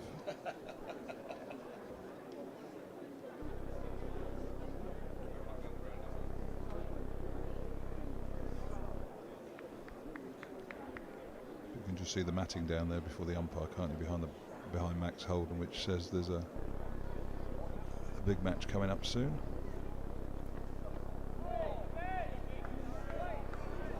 So we can see there just in front of the umpire, at square leg. Well, it looks very green, but there's a green carpet there protecting the test pitch, because right in the middle of the ground, so that'll be the pitch that England are playing West Indies on in a few weeks' time. And it's sort of been a strange season. I mean, Middlesex, driving in this morning, they've only got 9 more days of cricket here this summer, which is the sort of astonishing thing, because everything has been pushed back because of the World Cup, the IPL, the World Cup, and therefore 2 test matches, the 100, and all of a sudden Middlesex's time at Lord's will be minimal from Wednesday onwards. Just had the longest day of the year as well. Yeah, so it's been a strange season, isn't it? I think you realise the importance of international cricket and the fact that, I mean, international cricket in England, and that it's there and it's on the back pages of newspapers and it's sort of more in front of people. I know the 2020 World Cup's going on, but it's been a bit sort of, felt a bit random to me. It's not really got going, I don't think. And England have sort of been there for quite a while, on a game here and a game there, and quite a bit of rain. It's not really got much momentum. And it's the same thing this season. It's sort of almost the first international match of the summer, which would have been over a month ago normally, in the middle of May normally, isn't it now? And right, cricket's here and off we go. But with, I say, the IPL pushing the pushing the T20 World Cup into the middle of the summer, you're suddenly going to be halfway through the summer before you get going. Well, it pushed the World Cup into hurricane season in the Caribbean. I talked to Roland Butcher about it here just before he left to go back to Barbados for the competition, and he just said this, it's a big old risk. Nearly England paid the price for it against Namibia, didn't they? They needed to win that final group stage match. Well, they've got to put in a good performance today, I think, haven't they? I mean, they've got to get the run rate up, and it's going to be quite hard for them. But you'd have felt sorry for England had they been knocked out, having lost 1 game against Australia. But I suppose the disconcerting thing for England is they've been outplayed by the two sides that in South Africa and Australia, and really only produced 1, I suppose you'd say, a good performance, which would have been the win over the West Indies. It's been a funny World Cup, hasn't it? I mean, it has been the tournament of the upset and the underdog, Afghanistan overnight with Australia. That was lovely. Well, not just because it was Australia, but it's lovely to see. But equally, again, I suppose you're looking at the shorter the race, the closer the finish, and that is what you are more likely to get upsets T20 cricket and other forms of the game. Good bit of fielding there at mid-wicket by Rees. But Afghanistan, if they get a score on the board, they've always had bowlers. I mean, when you think Majib can't get in that team, and Majib, The mystery spinner. was a magician with us. I mean, a fantastic sort of T20 cricketer, and he can't get in that team at this moment in time. It just shows what quality of spinners and mystery bowlers they've got. This is where the final stage of the competition could be really interesting now for Afghanistan. They could be the dark horses now. Again, that was something Roland Butcher said to me when he was here. He said that the spinners are going to come to the fore in the Caribbean now. As much as they've tried to get a little bit more life into those surfaces, it's the spinners that are going to have the most joy. Well, when people were sort of saying at the start, and I said, well, I think India will do well. I think the West Indies will do well, although they've not really got going. But because pitch in the Caribbean aren't quick, they are. It is almost like the sort of Asian pitches you play on there, sort of devoid of grass, grip for the spinners. So, yeah, they've got a decent chance. It's Afghanistan. Australia, India is the final match, isn't it? And then Afghanistan play Bangladesh. So, yeah, it's going to be. Well, Australia have got to beat India. Yeah. India have looked good.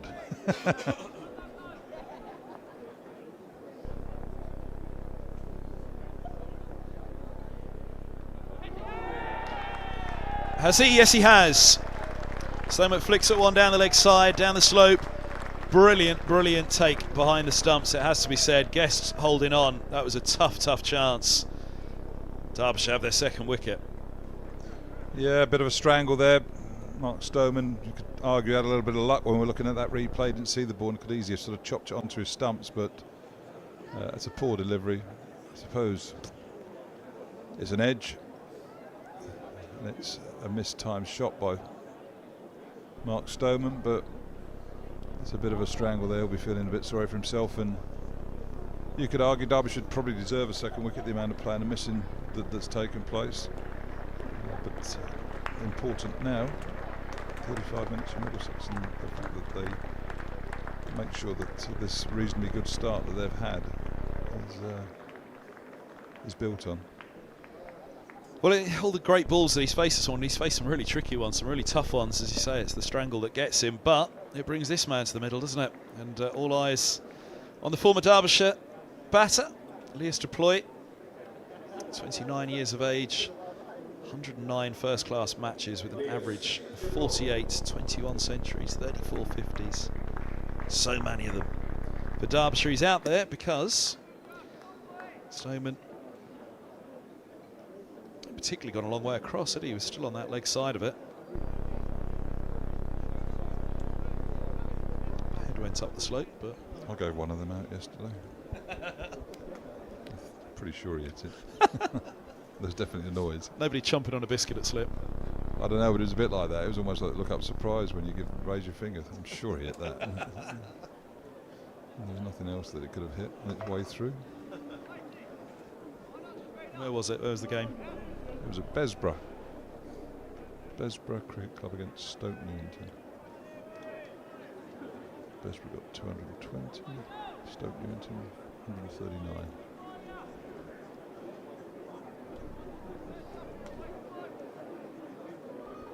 Last ball of the 19th then. Dahl to deploy. You can imagine there'll be a fair bit of chatter out there in the field at the moment. Look at guests. Up to the stumps and in the ear, no doubt. Gentle, one outside off to start for Plooy. He'll take that. 19 overs done. Middlesex 67 for 2. Well, it's an interesting tactic to come up to the stumps. I suppose that's to Plooy would look to get out the crease probably to someone like Dahl. But had he been up to the stumps to Stoneman, probably wouldn't have taken that catch. Plooy does like to use his feet, doesn't he? He does. He's from ball one. He's aggressive. He uses the feet. He gets out of his ground. There's the tail of the tape so far. Robson caught Dahl stretching for that one outside off against Chappell in the opening over. And then Stoneman down the leg side. Dahl the catcher the first wicket, the bowler for the second wicket. Here's a return for Chappell, who got it all going in that first over against Robson. Bowled well this morning. Perhaps could have been a fraction fuller, a fraction straighter, maybe one too many leaves. But when he did have it on the spot. There was certainly plenty happening, and now the tallest of the bunch gets the pavilion end at this stage, which so often is the strike bowler's end here at Lord's.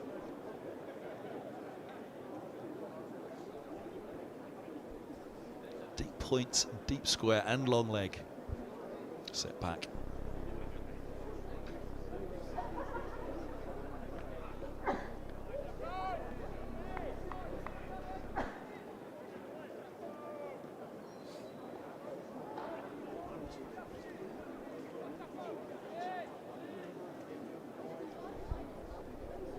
So yeah, USA today. Stuart Law, of course, in charge. That was quite the performance, wasn't it? Knocking out Pakistan. It was. They looked, again, I suppose, a couple of sides like Scotland and USA have looked pretty decent. They've pushed other sides as well, haven't they? Look at Ireland, who've had a pretty miserable tournament, didn't they? Which is a concern for them. Yeah, that was a big disappointment, wasn't it? Sterlo, Paul Sterling, former Middlesex opener, in charge of the Irish team now.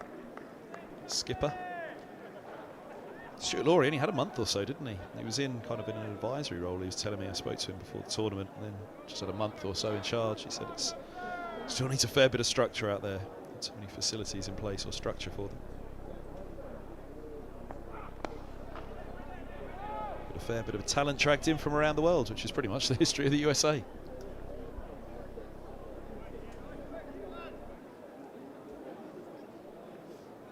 There's obviously a lot of bars. So you know, they're British Asian, they're American Asian, aren't they? Sort of obviously playing for them. Well, Rohit Sharma said he played a whole load of cricket under 19 level for India with them, didn't he? Oh, is that what he said? Yeah, he said, I've got a good few mates on this side. Right.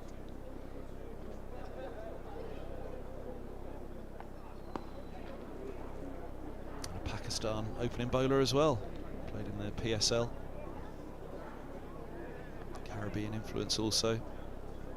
Yep. Dutch and South African, so.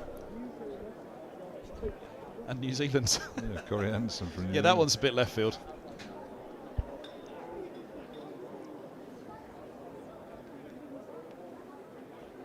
Yeah, I suppose you look at the place of births for that side, there might not be many.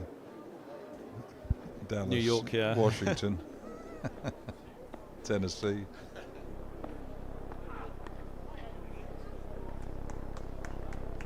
Yeah, so I interviewed Stuart Law ahead of the tournament. That was what he said, is that you know, the dream obviously is that in 10 years' time, 15 years' time, we've got a USA-born cricketer playing for USA. But it's the diaspora, isn't it? You know, it's the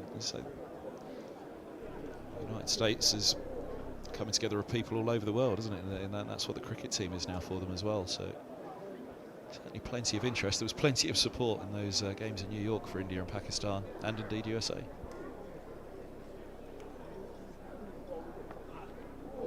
It's a lovely ball. And it was almost a similar thing when I sort of came to Middlesex in my previous position, and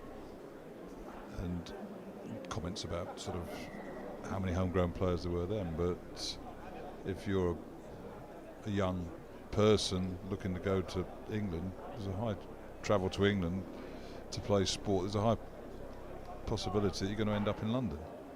So is it then a surprise that your Sam Robsons, your David Milans, your Gareth Bergs, those sort of cricketers are in our system around London and therefore deserve the opportunity?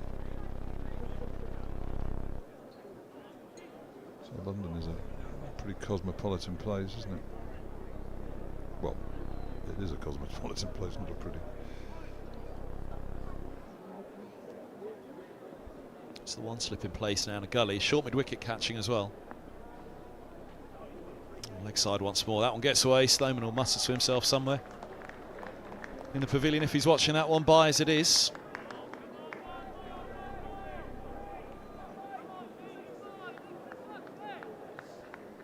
I suppose then it's like, I know it was I mean, going back to Stuart Law and the big debate he had as a coach was about our batters coming down the crease or coming out down the pitch to sort of unsettle the bowlers, because that's what the other position batters were doing to our bowlers, and we should be looking to do the same. So as Mark Stoneman, if you're not doing that, you then the keeper will just stay back, because why go up to the stumps? But you, so I'm not sort of saying you create the opportunity that Mark got out on, but equally, as we saw there, if the keeper was up the stumps, there's no way he would have taken that catch.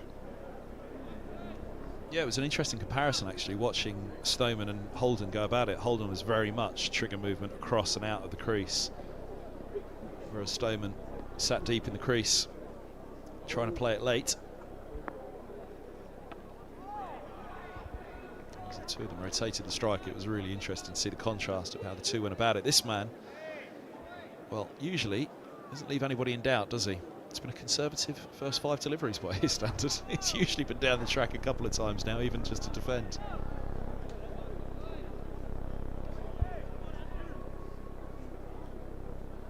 Well, Middlesex will be hoping that Plooy will do what a couple of players that used to play for Middlesex did when they returned to play against their former club. Peter Hanscom got 100 for Leicestershire, and who else got 100? Someone else has got 100 this year. John Simpson got 100 as well. Yes. So coming down to Hove for the last week of the season, last game of the season. Current leaders Sussex, led by Simpson against Middlesex, second place. Could be a good final week of the season, that. well, it's a good spot, Brighton, isn't it? Lovely city. Of course, you won the title down there one year, didn't you? Yeah.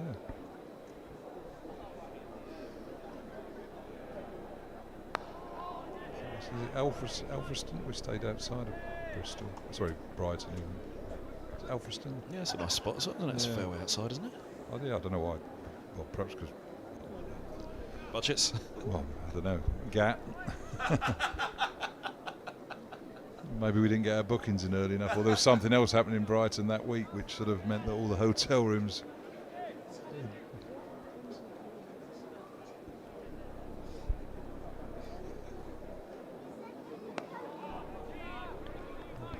We had a good evening back in Alfriston anyway.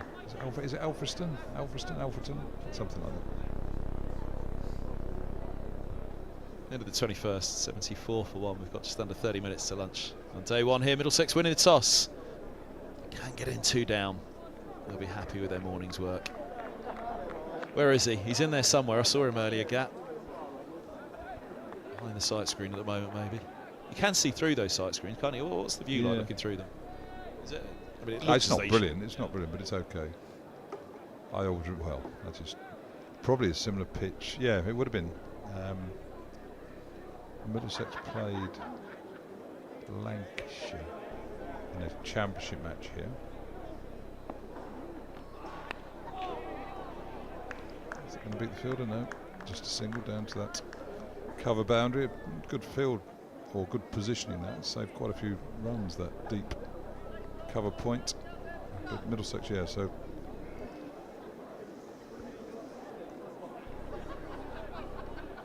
again, you see the sight screens racked up, the 4 screens there in front of the pavilion at the far end.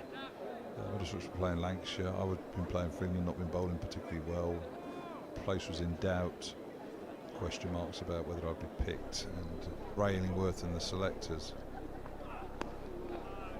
had obviously come to Lords to have a chat and to maybe see how I was looking. And I wasn't bowling particularly well to Neil Fairbrother, left-hander, over the wicket. So I went round the wicket, and of course as I went round the wicket at that far end, the sight screens went down and completely obscured the view of the committee room where the selectors were sitting, and they reckon that was the only reason I did it. So that I think it was probably a Gat comment. Why are you coming around the wicket? Just try and pretend so that Illingworth can't see the rubbish that you're throwing down. Thanks, Gat. Because in those days it wasn't a see-through sight screen, it was just the board that was there. I'll get the no back.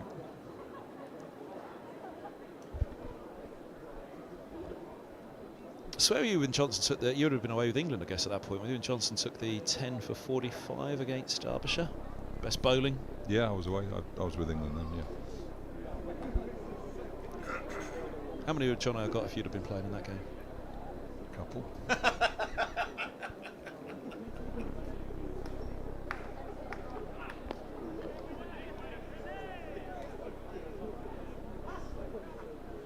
the great line of that was Mark Felton, who was an all-rounder, played for Middlesex, came over the river from Surrey. Good cricketer. Played a nice role in us when we won the title in '93, actually. And I think Jono got 8 or the first 8. And he was bowling, and Gatt was telling him not to take a wicket. And Felsh going, I spent the last 2 years.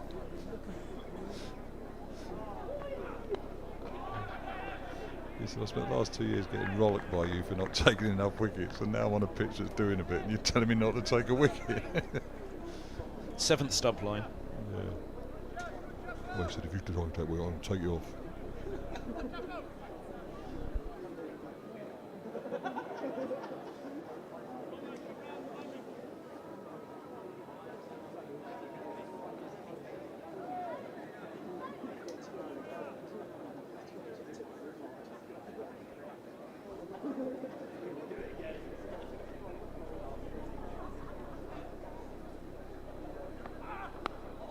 It's a nicely placed ball. Asking a lot of questions there, Chappell. Good response from Holden, 34 for him. 22 done, Middlesex 75 for 2. Yeah, 10 for 45, I think it was, Johnson, at Derbyshire that match. So they're the best post-war figures by a Middlesex bowler. The best post-war figures by a Middlesex bowler here at Lords, Jimmy Anderson's, James Harris's. 9 for against Derbyshire, against Durham. Remember who took the other wicket in that one? Finn, wasn't it? It was. Kept apologising. Yeah, apologising for. Change of bowling, a little bit of spin.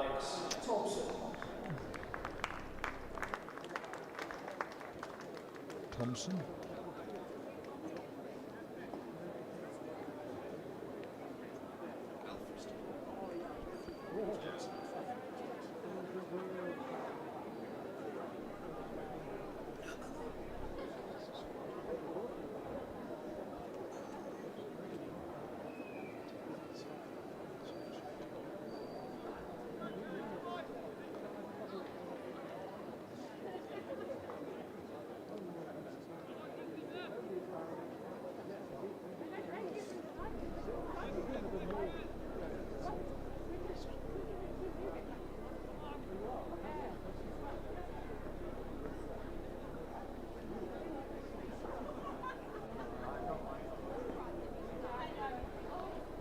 Well, there's Plooy's first move. Steps back outside leg stump to receive his first delivery.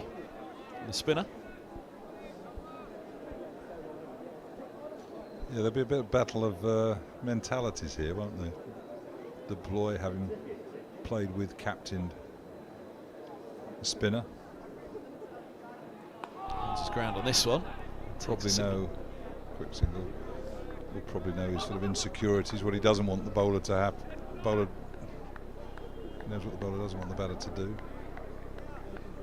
But equally, sometimes you can try to be too funky and mess it up for yourself.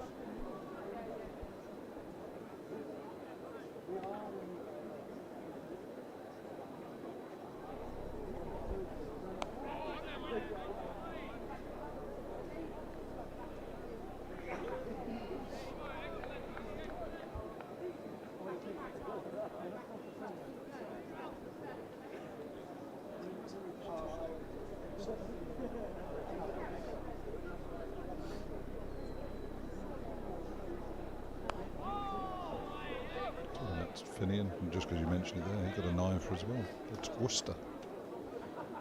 They lost that game. Who was the other wicket in that one, do you remember? No, I can't remember. It might have been Gareth Berg.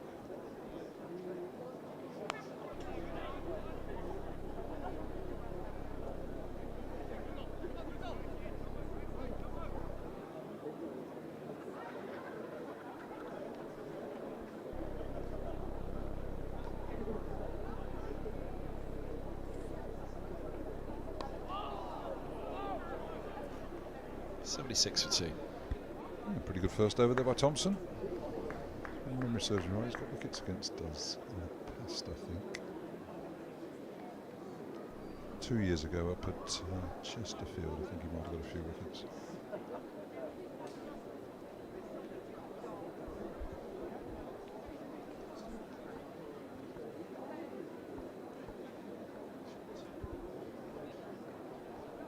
Sharma Sood has put on a masterclass, but dropped early in that one, I think. But I remember the Middlesex bowlers coming away from it saying, goodness me, that was just different. Totally different bowling to him to bowling to anybody else. Now at Yorkshire. He played well at the start of that season for Derbyshire. He batted beautifully.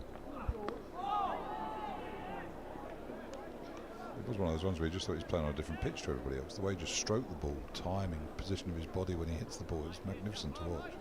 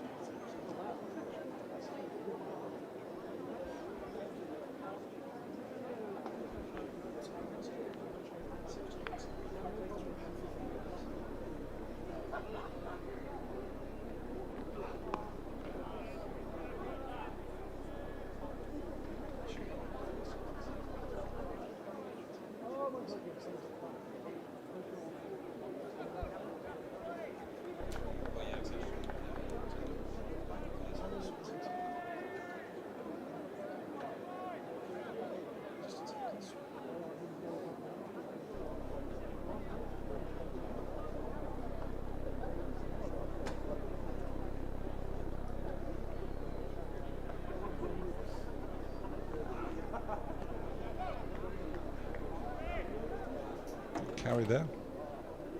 Chapel, big strong man, must be 6'6". Pair of shoulders on him.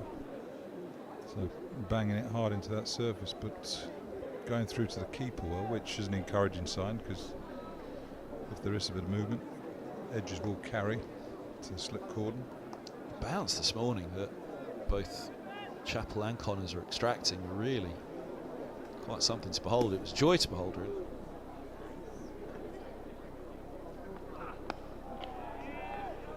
Really seemed to get some lift both ends.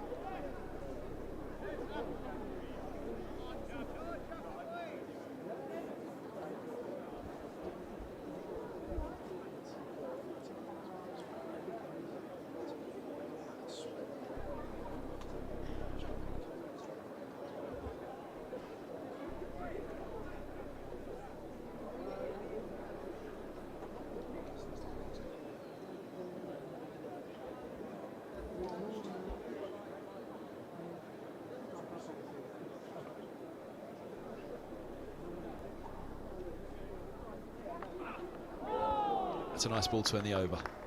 Good way down the slope. 77 for 2.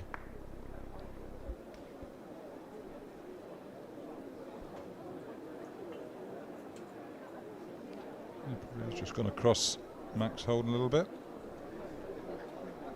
Middlesex dressing room. Robson and Salisbury.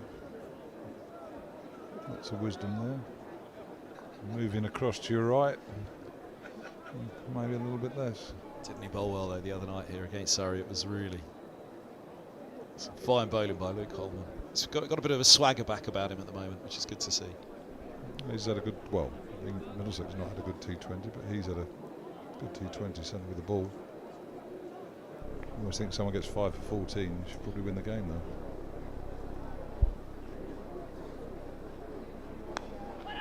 It's the first real use of the feet down the track from Plooy. We've seen him moving around within the crease. First time to come out of it.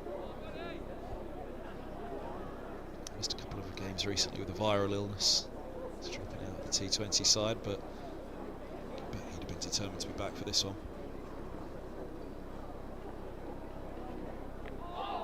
There he goes the other way, backing outside leg.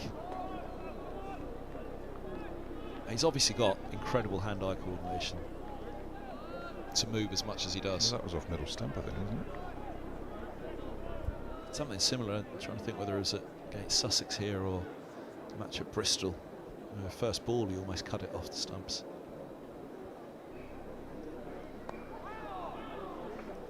Well, he's busy, isn't he? He doesn't want people to bowl at him, and he's got an outstanding career, so what he does it well. He trusts it.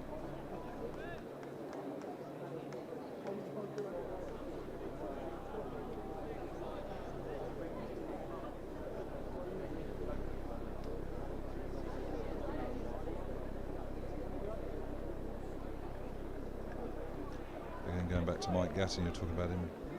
I've seen him this morning and being there. You used to watch him play with spinners at times, and it was cruel. It was cruel. He was ruthless and brilliant. I always remember Harvey Trump, who used to bowl some off spin for Somerset. He wasn't bad spinner at Uxbridge, and get just hit him for 6-4s and over bang. Wherever he moved a fielder from, he just hit the ball to where it, and he was like, "Gap down." He just ruining this bloke. His poor son. So I've never actually asked the question either of Gatt or of anybody else. Ended the over here 78 for 2. Just where his ability to play spin came from. Because usually you kind of, you know, trace things backwards, don't you, and say, well, you know, kind of this pitch or this ground. Or Stephen Eskenazi's a very wristy player, isn't he? And actually speaking to Eskenazi at one point, speaking to Sam Robson, the pair of them about it, and he played a lot of cage cricket in Australia, which perhaps is where that wristiness came from for Eskenazi, the way he'd manoeuvre the ball. yeah, I mean, Gap, well, obviously a Middlesex man, Bronsbury, always been a ground that sort of, well, probably had a little bit in for spinners, but I don't know. It's quite small. Gaps are low to the ground, so almost, no, you're chuckling at me there, but it's almost sort of, you can really sort of get into the spin, if you see what I mean. But no, it's just a talent that he's developed, isn't it? Oh yeah, it can be natural, can't it? Yeah. And it's amazing, sort of. I mean, Gaps probably remember more for the ball of the century, getting out to Shane Warne, but I forget what a brilliant player of spin he was, which I suppose in some extent makes that delivery even better. Change of bowling. Rees. Yeah, Lewis Rees, former Lancastrian all-rounder. Always liked him at Lancashire. I thought every time I saw him for Lancashire, I thought he was a cracking player. So good signing for Derbyshire.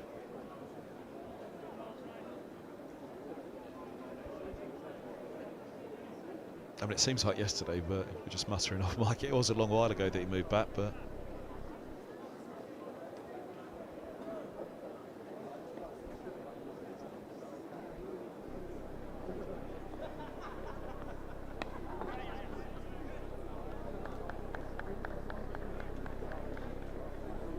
I always think the Plooy wants his first boundary, doesn't he? So he won't be happy until his crunch one to the covers, or crunch one to the boundary for 4. I mean, his aggression's almost a little bit like a left-handed Peterson, isn't it? The way he tries to dominate, the way he tries to use his feet, and as I say, never mind the pads, get that bat down, play with the bat. That's something Peterson always talked about, wasn't it? Never mind padding up, you've got a bat in your hand for a reason. I was actually mentioning him cutting off the stumps there the other week. Almost his first delivery, wherever it was, which, whenever you think of that, you always think of Phil Hughes, don't you? Great Australian youngster, so sadly lost, former Middlesex man at a 6 to 8 week period of Middlesex early in his career. Played the most extraordinary shots. And he would cut a Yorker for 4, wouldn't he? It was just an extraordinary way of playing.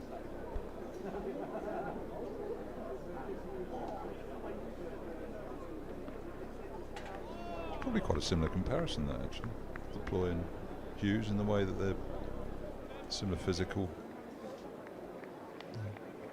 Phil Hughes probably a bit stronger in a way, a bit bulkier, sort of muscle bound, but busy at the crease, aggressive, wanted to take the game to the opposition, fearless in the way they went about it.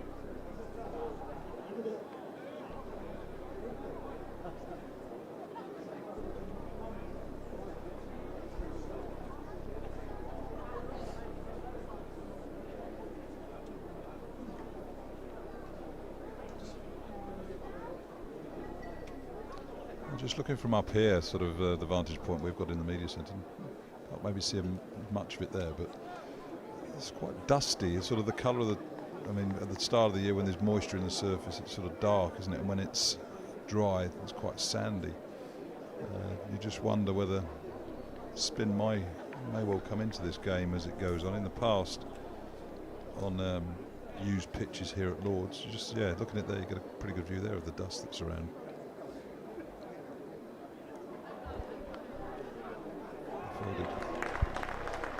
But in the past, there's sort of almost like been plates, like crazy paving. The second time you come round, because the cracks that sort of open up when it's been used once remain there, and they need more than sort of 2 months to sort of heal up as such. And those cracks create uneven bounce, which meant that the seamers were more effective than the spinners. So even playing late in the year on a reused pitch, when you think spin might come into it, it was still seam that sort of held the sway. That was when Mick Hunt was groundsman. They sort of feel and look a bit different now. But someone sort of said it's not a pretty looking pitch, this, when you get close to it. He's holding his nerve well here, Thompson, at the moment. Plooy's trying to get after him, trying to unsettle him, try and mess his length up. Bit of a contest, who's going to break first?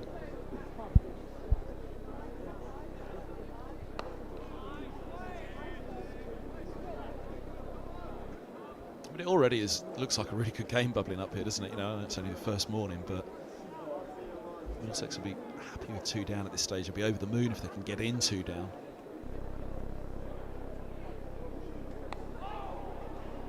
Knowing the risk this morning, going out, a bit of grass covering, as we can see. The pitch lower end of the square, which traditionally does help the bowlers more so.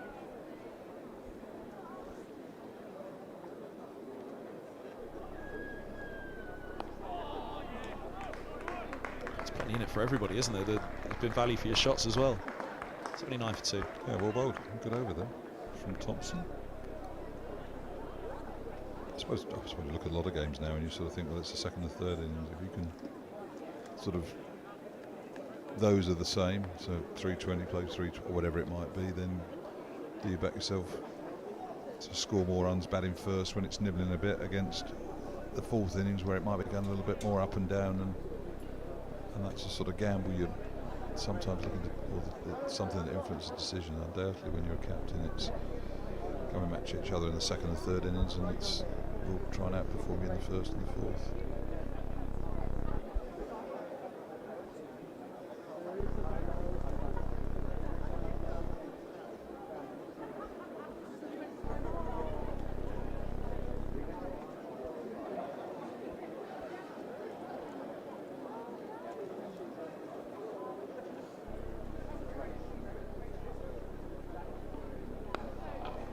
Swing there.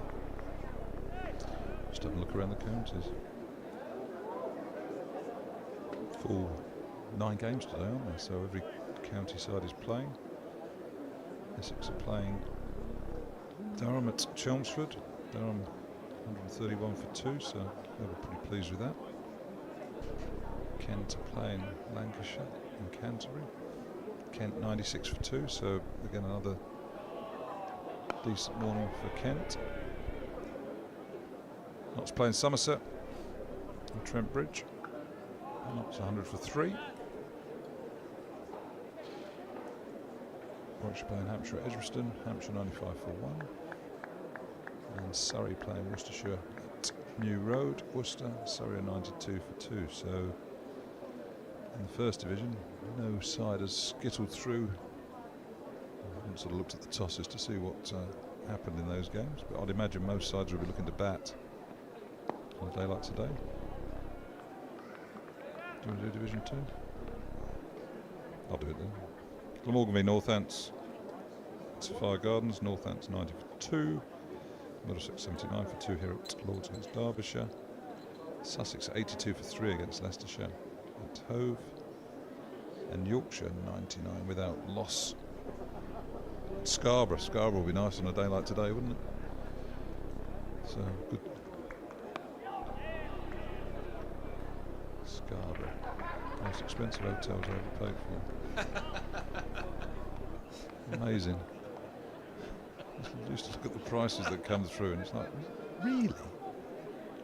Probably isn't anywhere. Then they weren't decent. Well, they weren't sort of flash, sort of No, they weren't nice anything to write home about, Hyatts or Crown Plazas or something like that. I mean, in their day, they'd have been fantastic, wouldn't they? But yeah, aged. I think I've had my day since then. They've had theirs. It's a great trip there. It's a lovely place to go and play cricket for 4 days. Scarborough, Brighton, as I say, into the season down at home should be nice. Just looking back at that Sussex game actually to see who the Holland was that got the 3 wickets. It is Ian Holland, isn't it?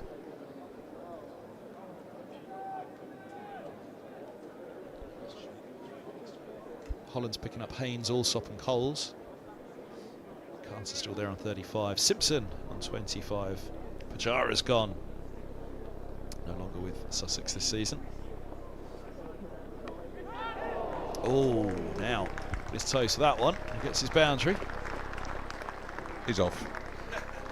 I don't think it was a catch. I mean, I don't think it carried to the gully, but certainly followed the ball down the slope. Ooh, might have been catchable height, to be fair.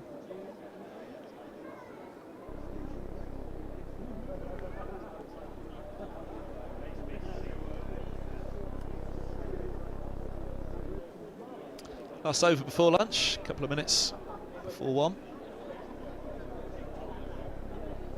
You should have been up here in the blasts, Gus, the lunches. Oh, teas. What, up here? Yeah, hot meal. Really? Get looked after, are you? Spoiled. Steak and ale pie the other day. And lamb curry another day. Oh, it's good. Have we got any blast games left here? Oh.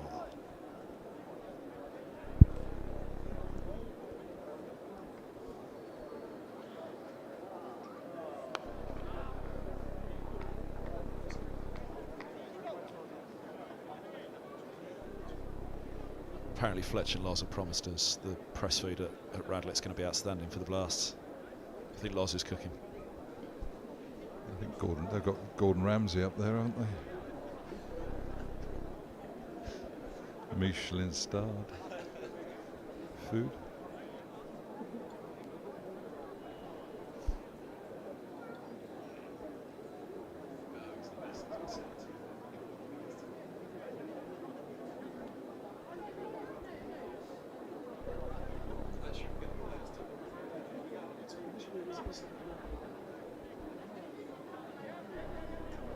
All changed before lunch, slowing it right down Derbyshire.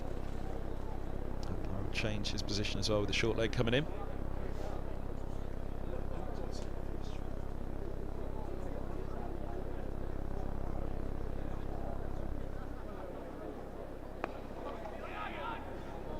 Well done. Well done, Max. Over to you. Nervous last few balls before the interval. He's responded well to going back up the order though, hasn't he, Holden? I prefer him up at the top. And at 3 now, he dropped down to 6. Back to you, Max. Turn the favour. You look at the non-striking batter, they're probably on the heels a little bit, but they're being pushed through by each other, which is good to see. You'd rather think they're being controlled positivity rather than just sort of staying in your bunker and fearful of playing a shot. So I think he's swinging across the line now and getting his poles knocked out.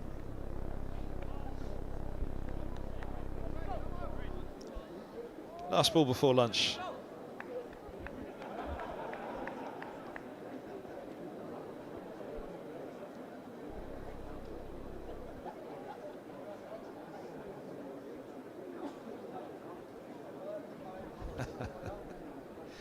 Doing everything they can, Derbyshire.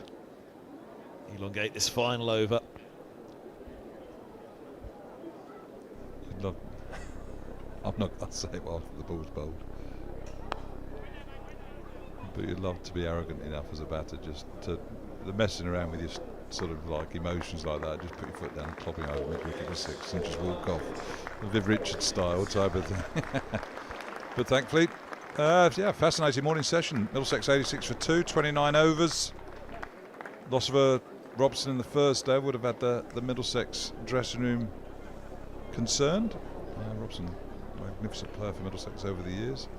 Having won the toss and chose to bat. Good partnership by Stoneman and Holden before Stoneman was unfortunately sort of strangled down the leg side. But I think Middlesex will be relatively happy with the morning session, 86 for 2. There's been enough happening on this surface to suggest that there are wickets there to be taken if you can get it right. And 86 for 2 is not a bad start. So, as is always the case in good days of cricket, the first hour after lunch will be very important for both sides. Middlesex to carry on with the good work that they've done this morning, and Derbyshire hoping they can maybe get 2 or 3 quick wickets to try and reduce Middlesex 120 for 5 or something like that. The game looks different, but no, good morning cricket, beautiful day here at Lord's, and yeah, perfect for cricket. Thanks, Fraser. Thanks very much. Much appreciated your company this morning. Good morning on the mic, very good morning on the fields for Middlesex. All's play for after lunch. Join us back with a live enhanced stream here from Middlesex in association with Daffabet.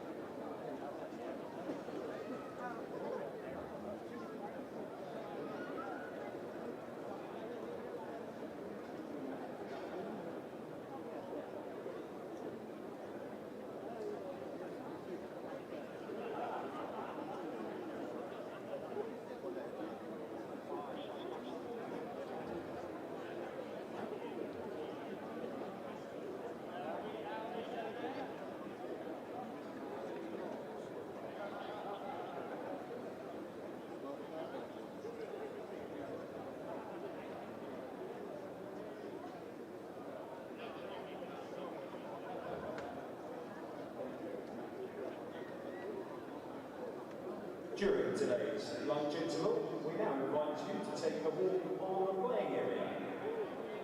Please keep well clear of the central wicket area and follow the direction of our stewards at all times. Please ensure you're wearing suitable footwear that won't damage the playing surface. High-heeled shoes are not permitted on the playing area. Also, please note, no hard-ball games are allowed. And do not bring any food or drink with you onto the playing area.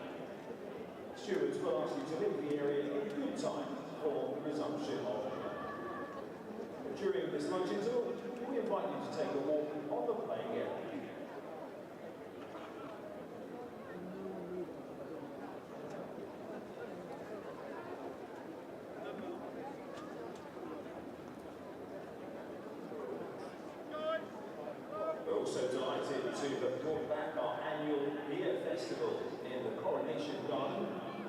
pavilion end of the ground. Throughout this match, there are up to 15 beers available, including real ales and craft beers from breweries in London and across the UK, as well as a selection of ciders. Entry to the Coronation Garden is free for all members and matchday ticket holders.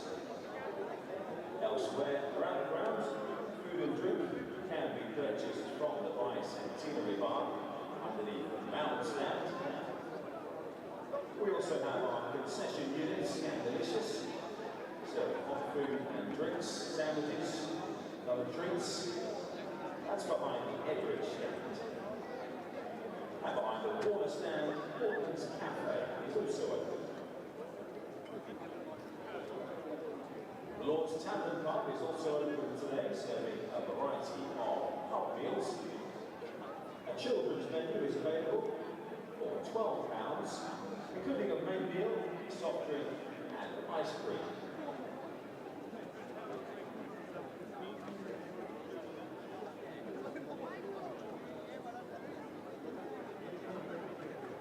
And also during this luncheon interval, you may wish to visit our retail shops. Middlesex and MCC members shop, located behind the pavilion, is open today until 5 p.m. The Lord's shop, located at the A-Ho Flint Gate today, is open until 6 p.m. with a wide variety of merchandise, replica kits and other souvenirs.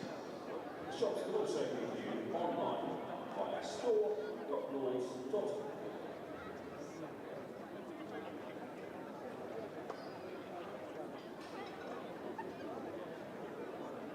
The MCC Museum and Library are also open until 5 p.m. today.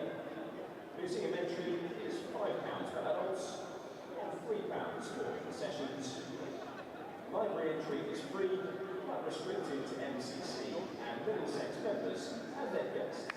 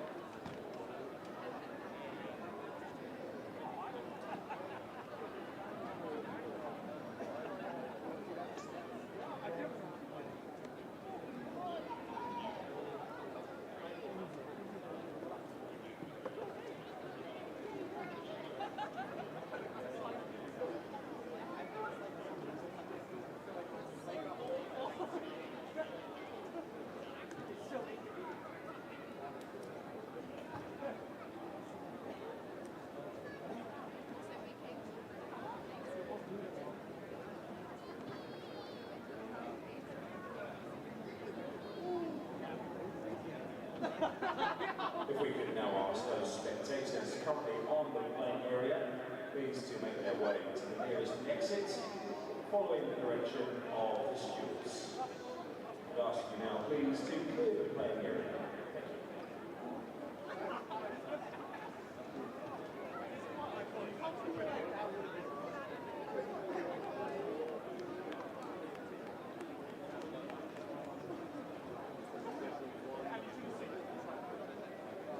Thank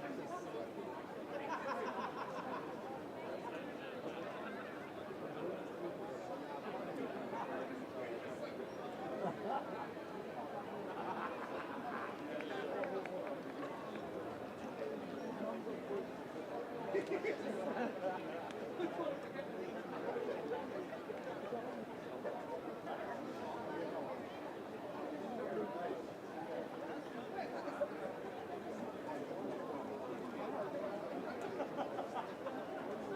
Once again, please can we ask those of you currently on the playing area to make your way to the nearest exit on the boundary edge.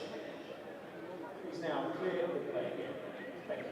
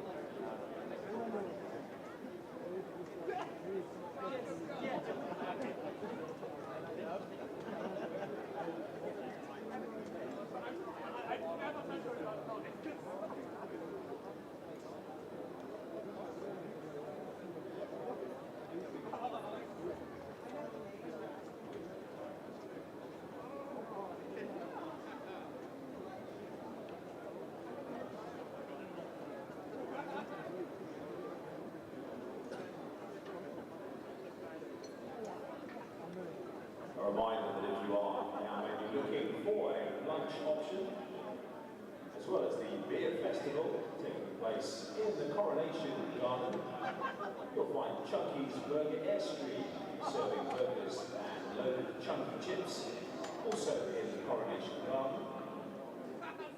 This Scandalicious food outlets available behind the Edrich stand and the bicentennial bar underneath the Mount stand, also serving. We also have an ice cream factory position in the Coronation Garden as well.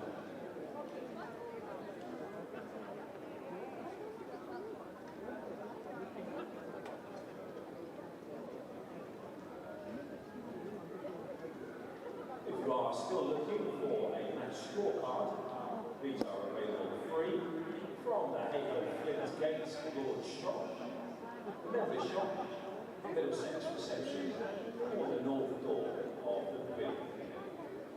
And both teams are as printed on those scorecards. Middlesex won the toss.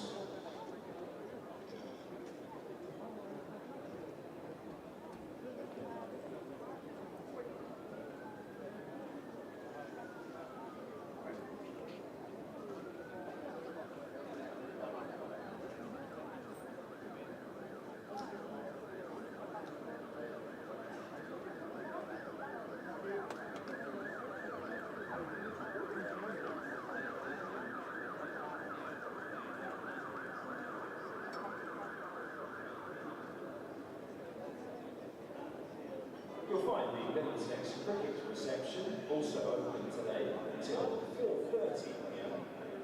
It's located adjacent to the main members' shop behind the pavilion. For any queries on your membership or for details on how to join Middlesex Cricket with no waiting list, that's the Middlesex reception open until 4:30 today behind the pavilion, or always online at middlesexccc.com.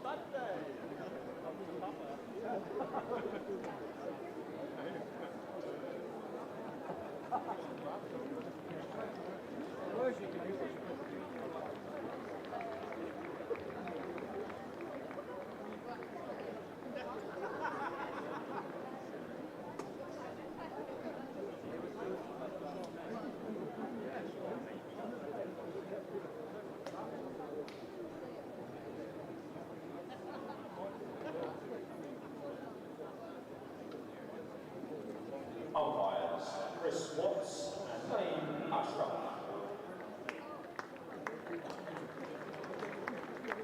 David Lloyd leading out Derbyshire.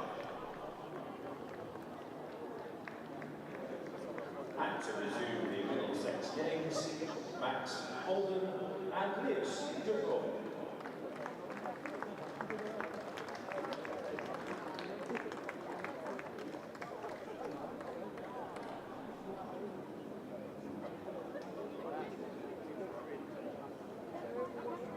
Well, good afternoon, everybody. Welcome back to Lords. Here are the players. Here's the umpires who are on the way and ready to go again in the afternoon session. So is that man, Plooy, 12 from 24 for the former Derbyshire batter.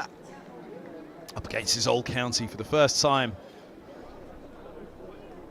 He'll be desperate to do well. They'll be desperate to get him out early. They'll know the danger that Plooy possesses. It's going to be Connors. Let's get us going after lunch from the pavilion end, where he was bowling this morning. And bowling pretty well as well. Wicketless in his 5 overs, none for 11. But carried a great deal of threat. And he'll be hoping for a bright start. Particular Plooy, who will be on strike. Max Holden at the non-striker's end. But Plooy is the wicket that Derbyshire will prize the most for many reasons. Middlesex number 4. With Robson and Stoneman, key senior batter, you'd say. Higgins still to come, all-round role.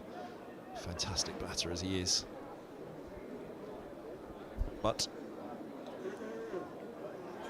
there is the side story of the former Derbyshire man now playing for Middlesex. 2 slips and a gully in place to get us going after lunch. He's got a backward point as well. And around the wicket with a little bit of shape out of the hand again. It was a noticeable swing this morning.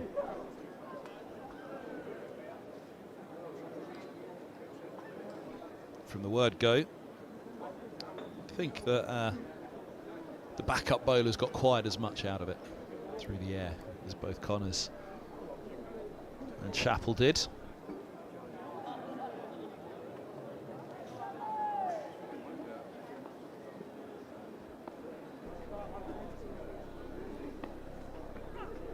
Oh my goodness me, what a ball that is.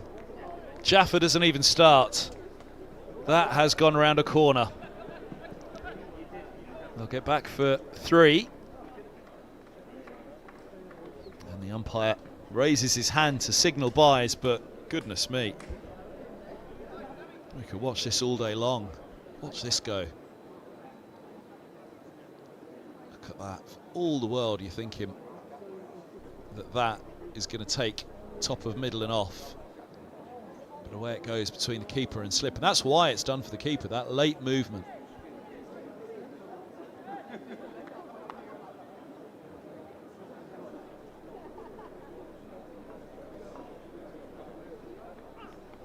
And now again, it's Holden this time, and he struck on the glove. We talked about the bounce this morning.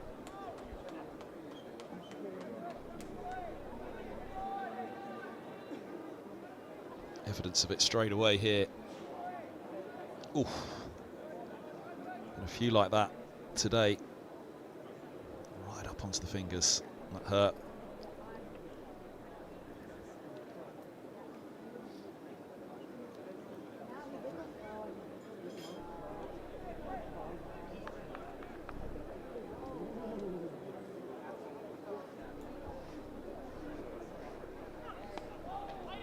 That's run nicely.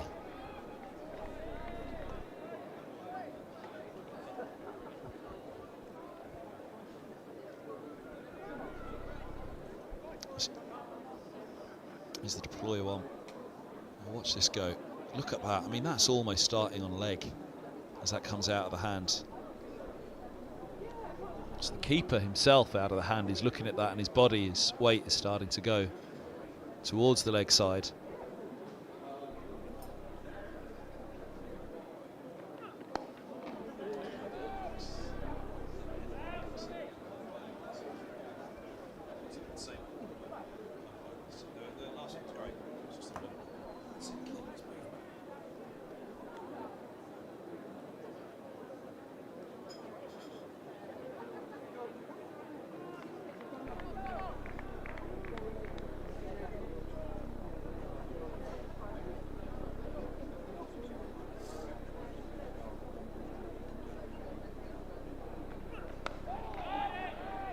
Nicely onto the top of off stump to finish.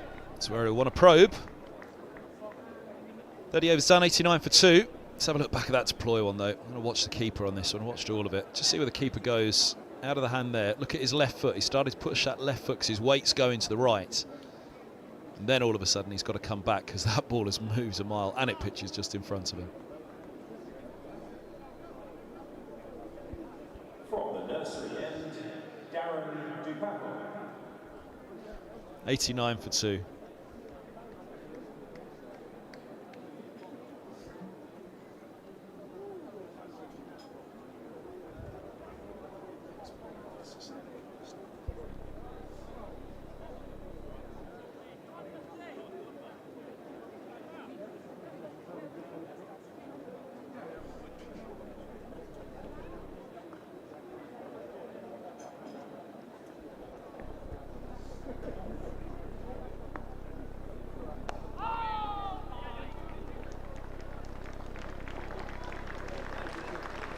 Away it goes.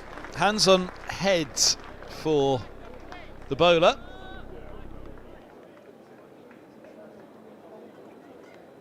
Swing again though. Change of ends for Pivolam, but that was swinging in to the pads. Timed nicely.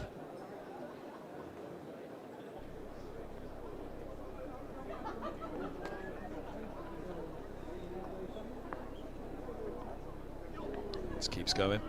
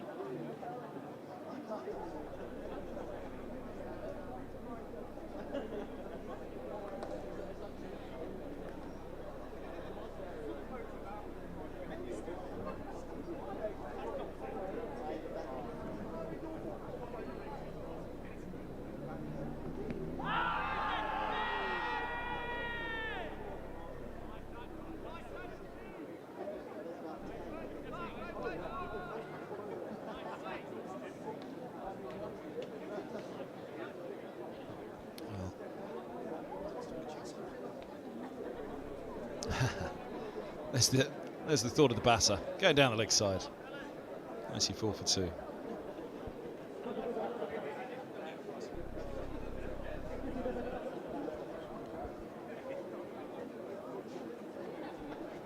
Ooh, just pitched outside the line.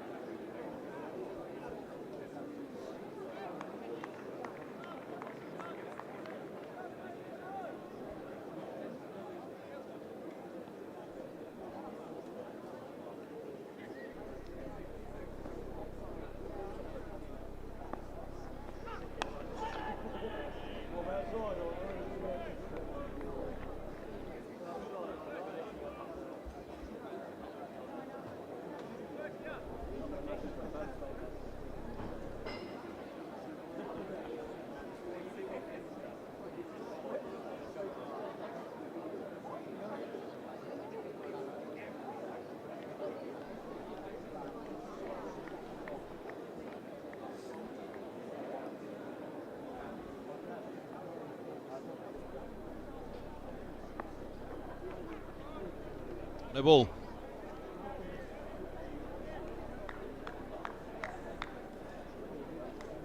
And for the over signal by the umpire as well. It's a very sharp call by the umpire. I thought it was for overstepping. Maybe it was, and he still signalled the bouncer. Let's have a look.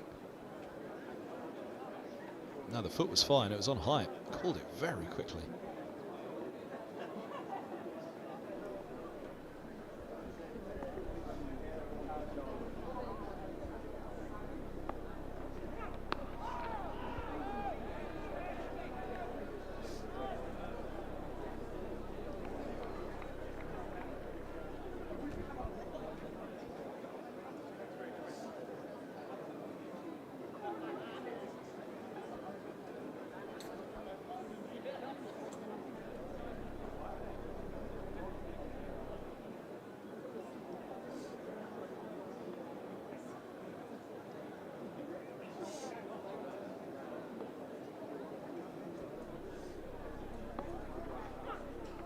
Goodness me, that goes again. There's some movement out there at the moment.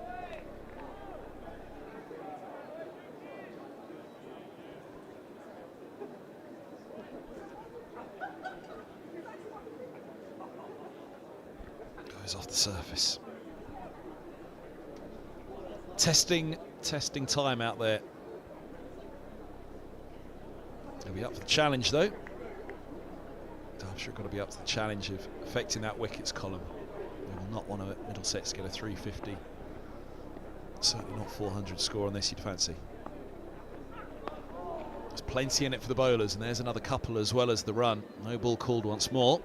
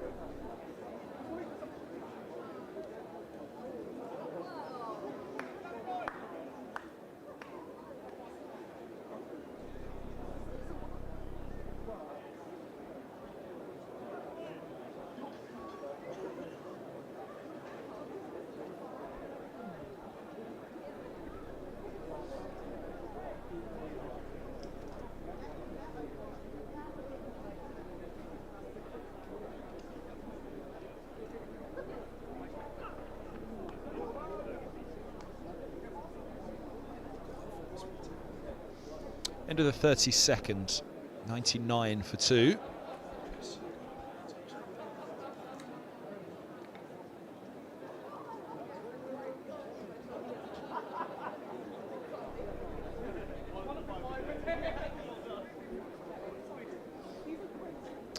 Can we spot what's on the plates?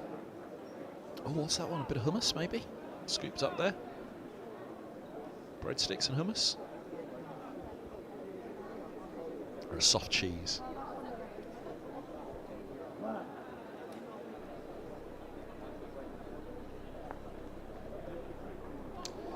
Leg side fields for Connors at the moment to deploy it. So after that clip through the onside earlier, 2 short mid wickets in there. 2 slips, 2 short mid wickets. They're still on the attack. They've got the long leg and the deep square protecting the boundary.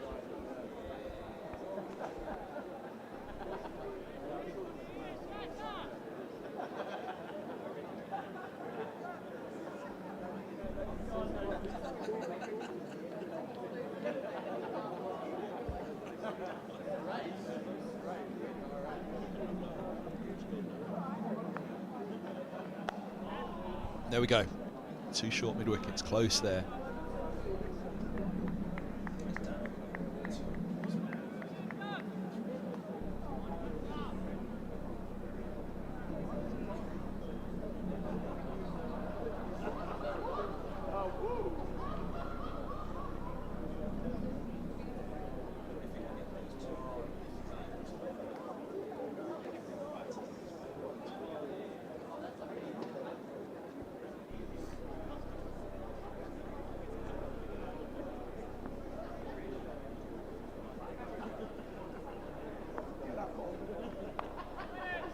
His toes for that one again, but this field's well set for a reason.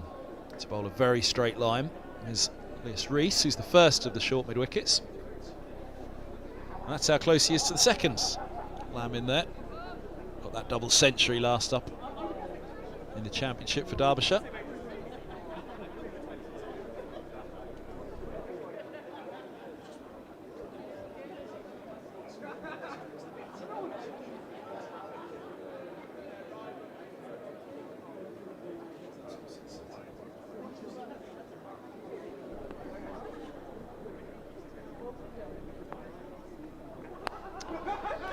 Oh, gets that through now. Tid mid off, quite wide, get anything on it. Dive into his left, not enough if he did. 100 up for Middlesex. Brought up with a boundary by Lewis Plooy.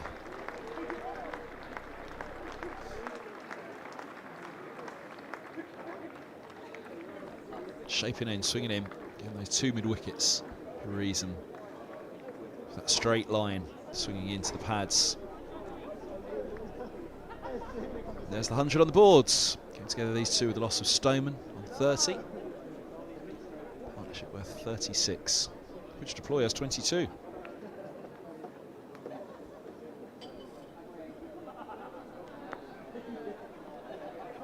Oh, pace and bounce again. Through to the keeper. So that's where the 2 slips are in play, for anything that holds its line across the left-hander. Nicking through to the 2 slips, but then the 2 short mid-wickets. For anything that Plooy might lean forward into the offside and lift into the on.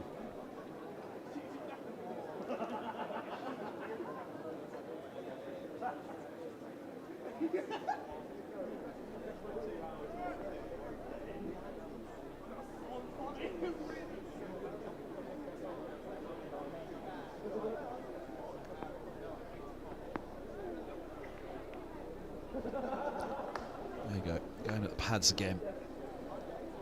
Leg by. Signal by the umpire, taps on his knee. That ends the 33rd, 5 off it, 4 against the bowler. Leg by. Leaves Plooy on 22, but coming back onto strike. 104 for 2, just clouded over a bit at Lords.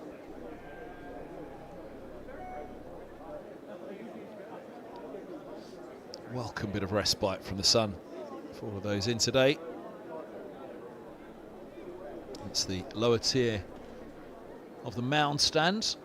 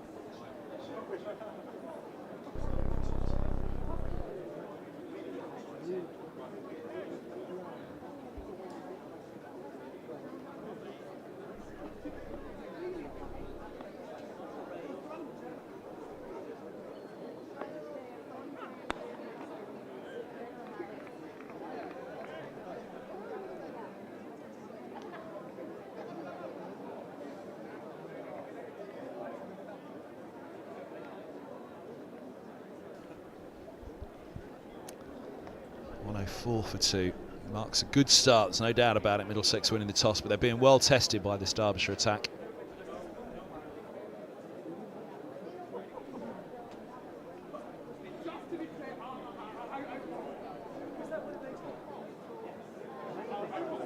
Seats, please.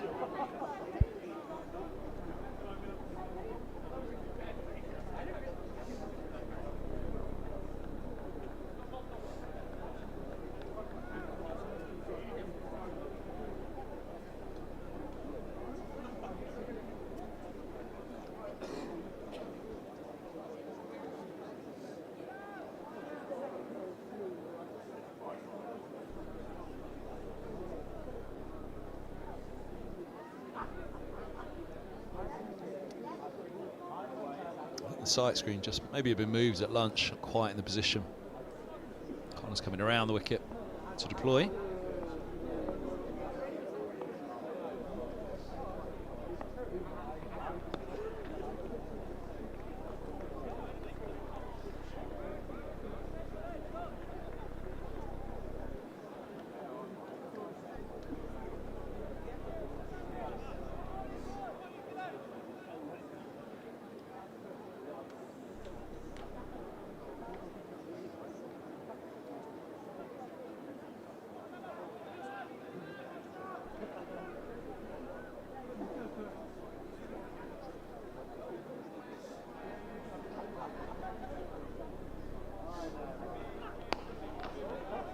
Solidly up there. It's that off stump again from Connors. They're probing well.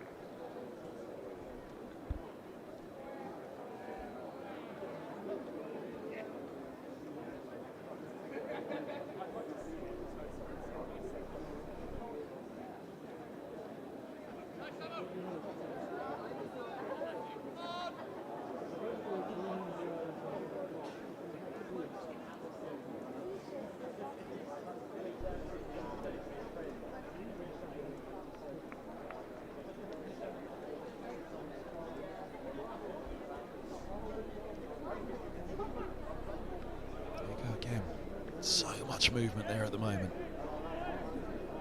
Just get a little bit fuller onto that off stump. I think that'll be an area that Derbyshire will reflect. Could they have been at the stumps a little bit more today with all the movement that there is? There have been too many balls for the batters to leave alone. Of course, it's difficult to control that movement also. Seen Guest do extremely well down the leg side to a few getting across.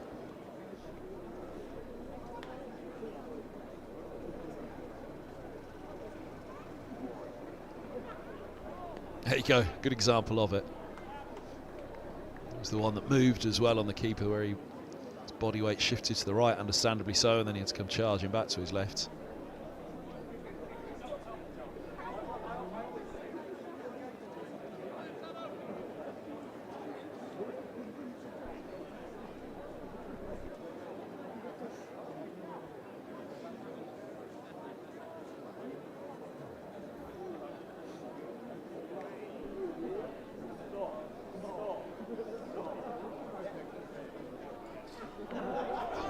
Again, now he's already been wrapped on that bottom hand, Holden.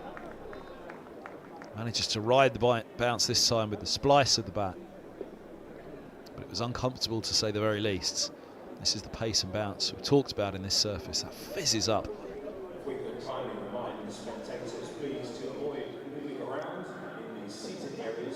It's above the home dressing room. Viewing on, they've got a very good spot just above the home dressing room now. Here's the side on of that. Ouch. In fact, I think that's hit the handle. Bowler's bar's packed, as ever. Lovely viewing spot over there.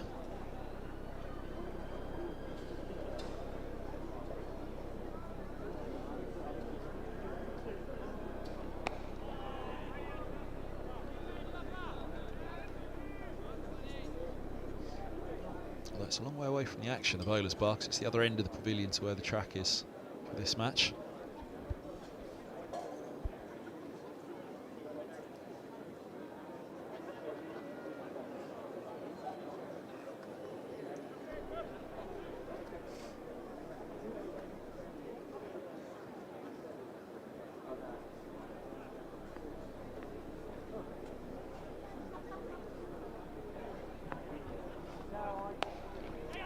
Full straight and driven down the ground. Brings the bat down nicely on that one to Plooy. Hasn't gone fully through with it. Oh, goodness me. Twist and a turn and a tumble and a whole heap of damage to the hallowed turf. Thompson is your first thought. Is he okay? And he is. How's the turf looking?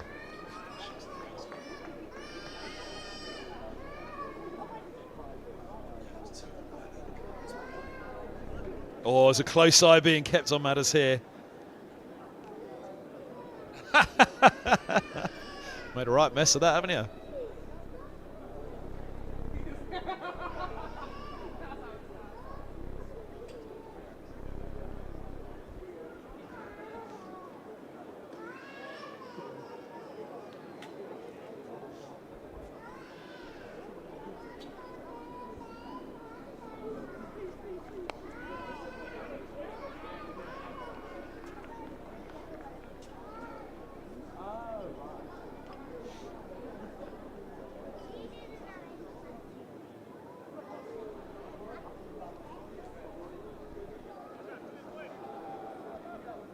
Wholly unimpressed, rightly so. Good to see the earpods in, listening to the stream. Little check of the stream as well by the looks of it there.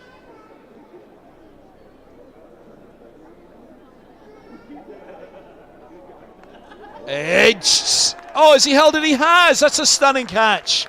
Absolutely brilliant catch at second slip. Donald holding on. Holden departs, he's gone for 36.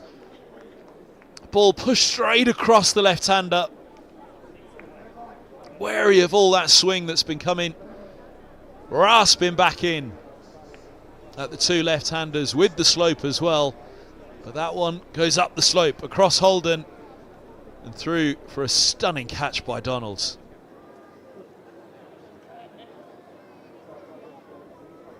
This is a good grab. Low to his left. There goes the tumble. It looked as though they'd gone up for it, I think, which is probably what made it look even the better. Did he go up and then have to get back down?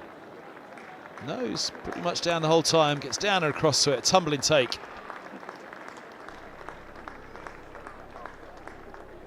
Went low the whole way, though. In fact, it carried. Holden will be disappointed. But here comes Higgins. Perhaps the biggest two brought together for Middlesex now. Fourth wicket partnership, the 4 and 5. Mr. Reliable in Division 1 last year. He's Middlesex's go-to man when they need help, when they need a little bit of grit and fight.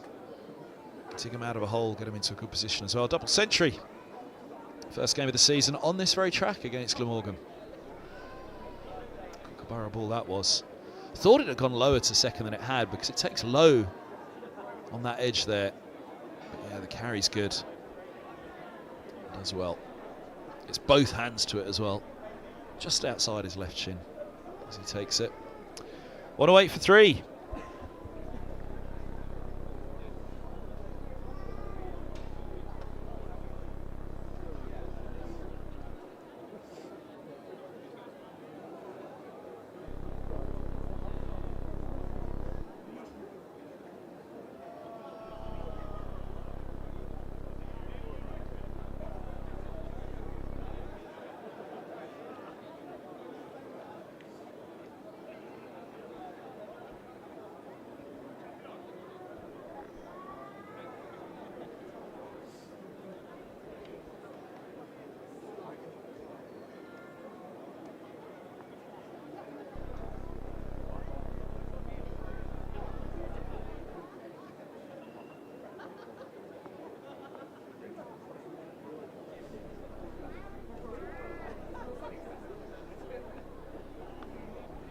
Leave to start for Higgins.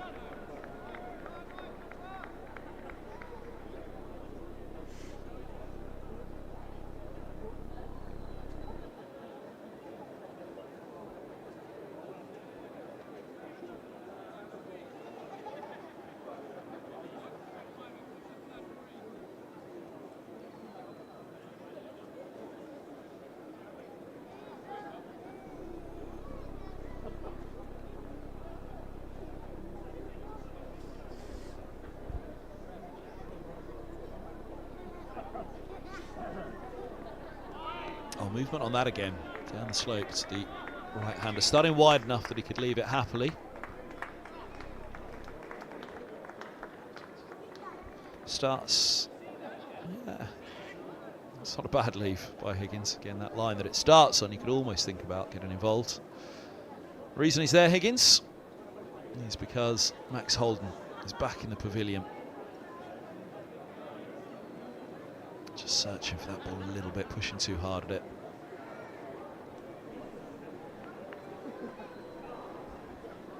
Good wicket early after lunch for Derbyshire. If they can push through a couple more now, a lot of that hard work of the morning will be undone for Middlesex. They'll know that.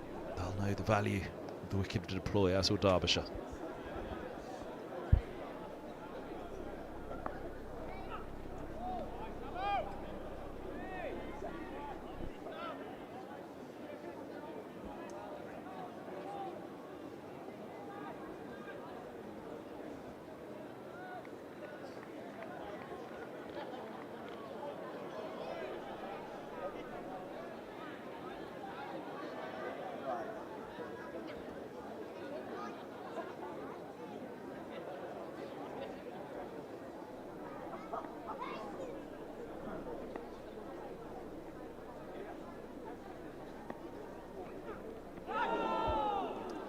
Drawn into it. This movement is not going to go away, you fancy.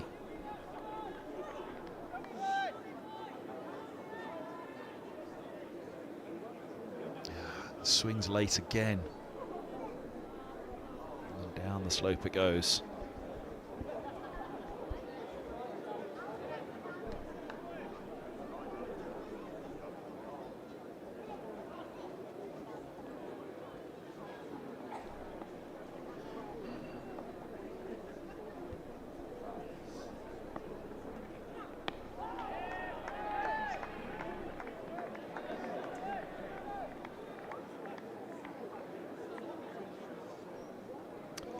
Sloman and Holden really settled things down after that wicket in the first over of Robson, falling to the 5th ball of the match. Holden deploy.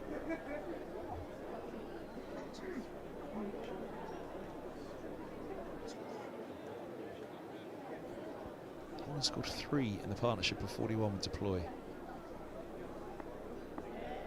Opener's job that he did, though, made up a lot of deliveries, which hopefully sets up the afternoon for Middlesex, will be their thoughts.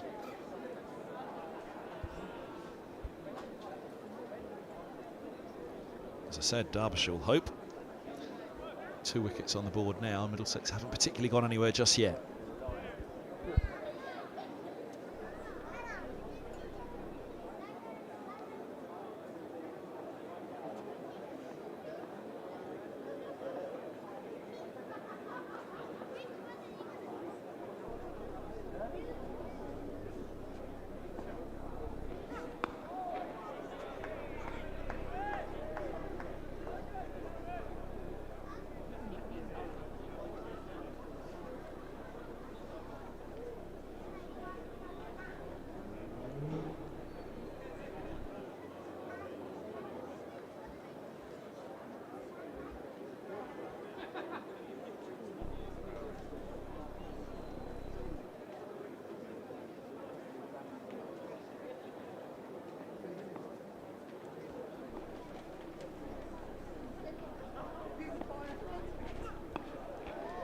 Squares him up, as you'd expect him to at this stage. So much movement there. The batters just want to be trying to get everything behind it and give themselves every chance. 36 done, 108 for 3. Pims o'clock at Lord's. Trying to work out where that is. I think that's down at the bottom of the tavern, just where it meets the Allen stand.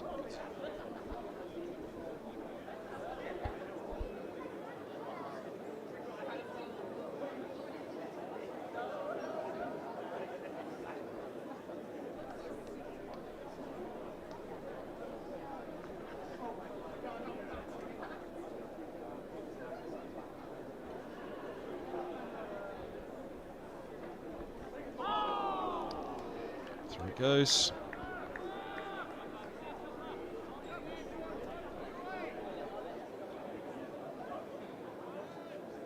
leave it there. There's just nothing the batters are going to be able to do all day, and Middlesex's hope, I would imagine, that it's going to be like that for the whole match, and that's why get in and get the runs on the board, chasing on a pitch that's offering a bit of seam movement.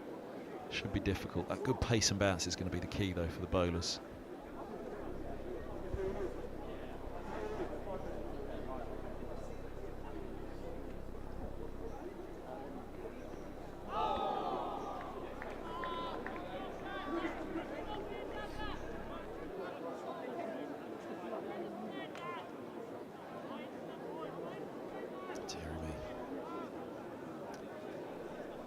It's too early to counter for Middlesex.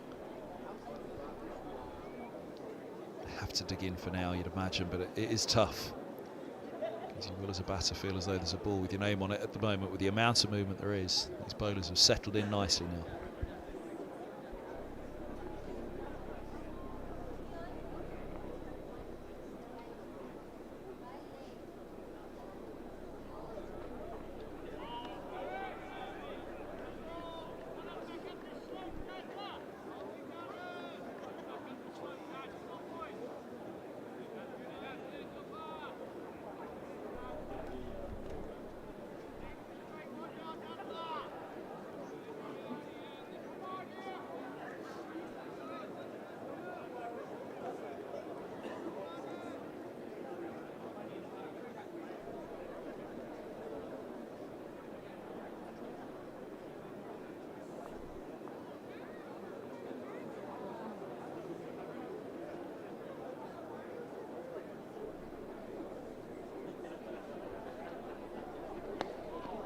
Full and straight that time. See if he plays around it, but Higgins plays it well, plays it late, waits on it, eases a couple out to deep mid-wicket. Gets him off the mark, sixth ball. Always a nice feeling for any batter, especially when the ball's doing as much as it is here at the moment.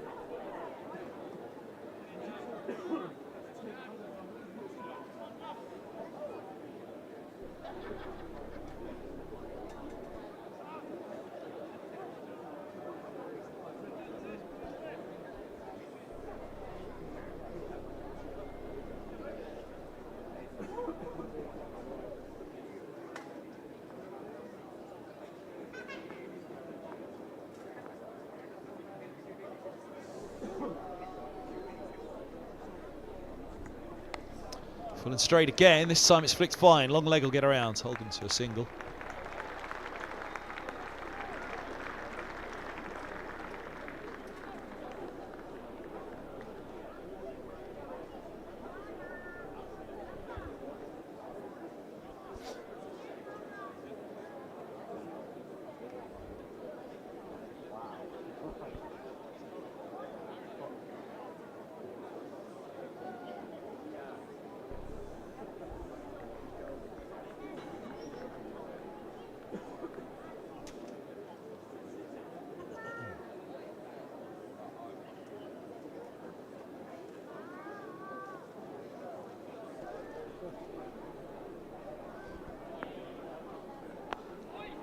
Long way across there to Plooy.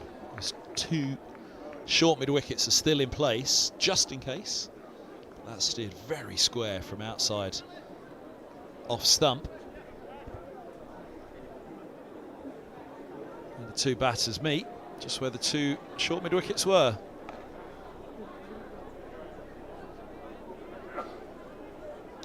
Middlesex will hope these pitch conditions and overheads and movement in the ball will not close in on them.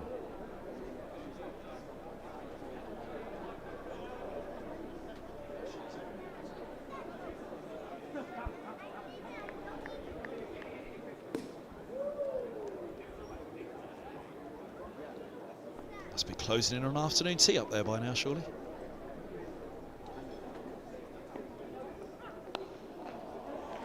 That's beautifully put away. It's one of the shots of the day. Into the slot. But Plooy leans into it. Even with the movement through the air, it's a half volley.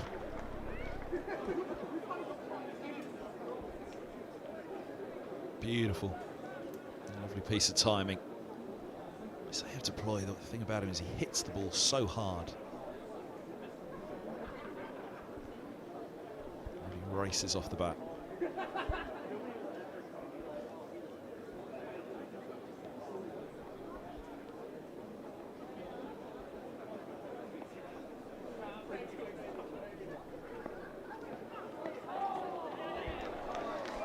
That's what he's up against, though. Squared up again by that one.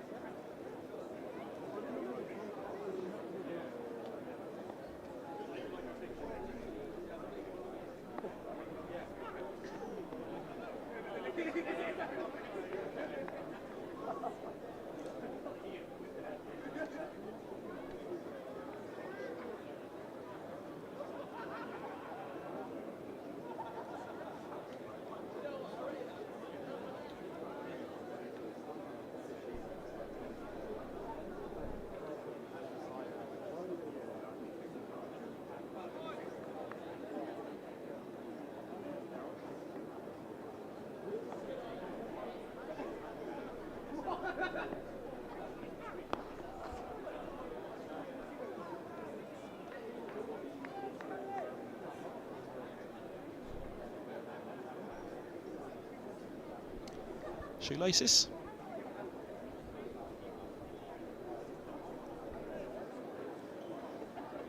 Could have asked the umpire. He's too nice a guy for that, Mr. Plooy. Do it himself.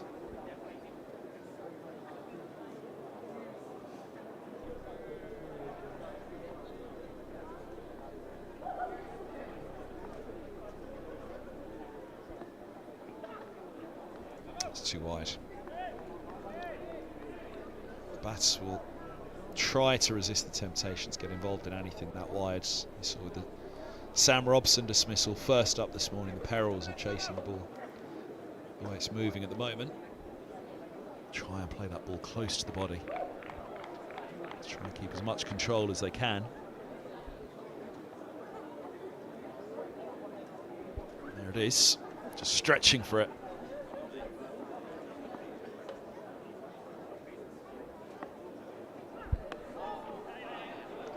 And that's what we're talking about. Under the nose, runs it away. He picks up just a single for it, but it's controlled, it's steered, minimising the risk as the batter. End of the 38th, 119 for 3.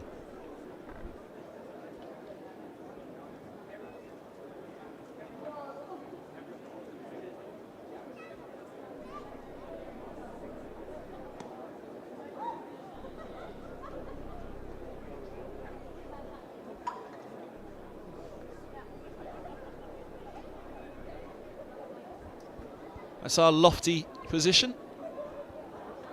Up above the groundsman, down below. Disappeared in for lunch, have they now? They've all gone.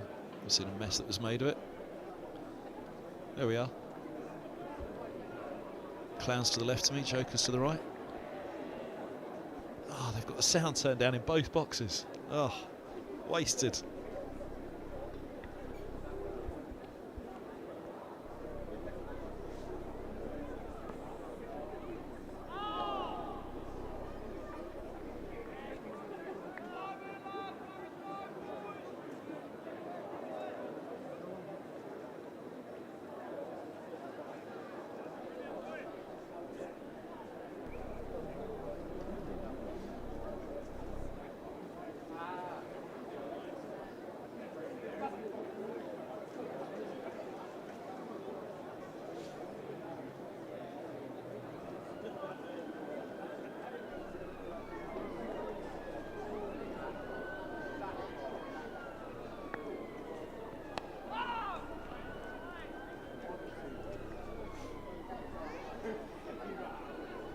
Both sides will know right now is a real tipping point for this innings. You throw 2 more wickets on the board now, especially someone like Plooy. He's really getting himself in now, 34 from 61.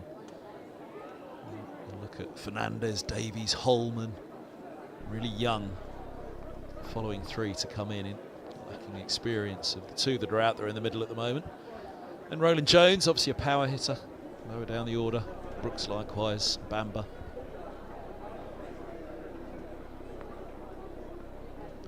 Oh, tracks that one down. Just didn't release, it seemed. There you go. Movement from the bowler that didn't quite come out as he intended. Tested Guest again. Two keepers at this rate, he's saying.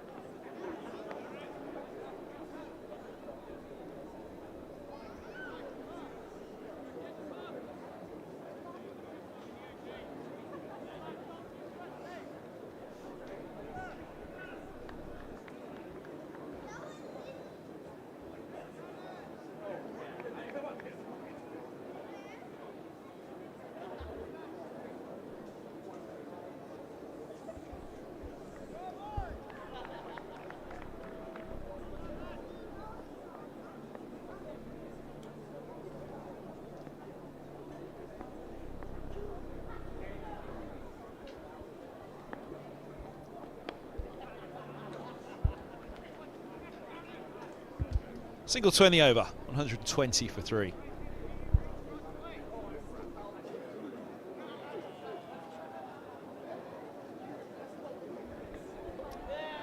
One of the boxes opened up. Can they see themselves on the screen? Hold, hold, hold. Come on, they'll look up in a moment.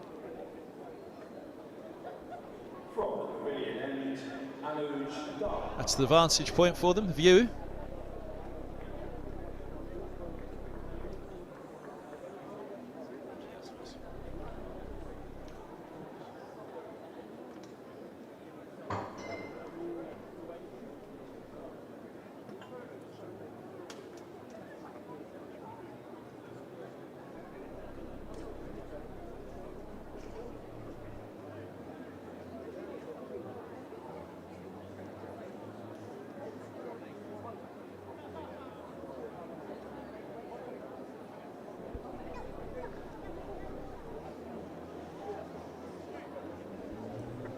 If we go down to Baker Street, there's a really good pub down that way. Stick up towards St John's Wood.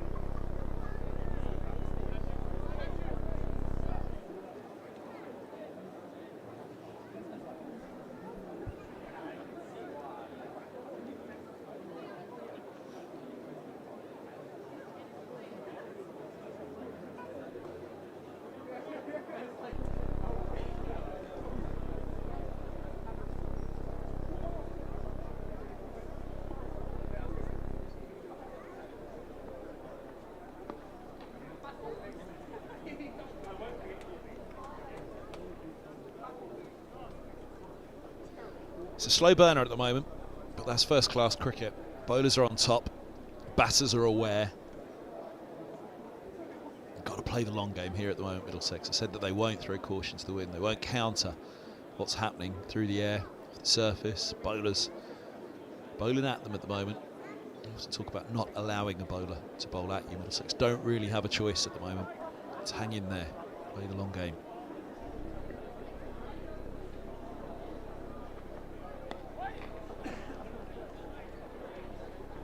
Steer the singles, rotate the strike, get the basics right.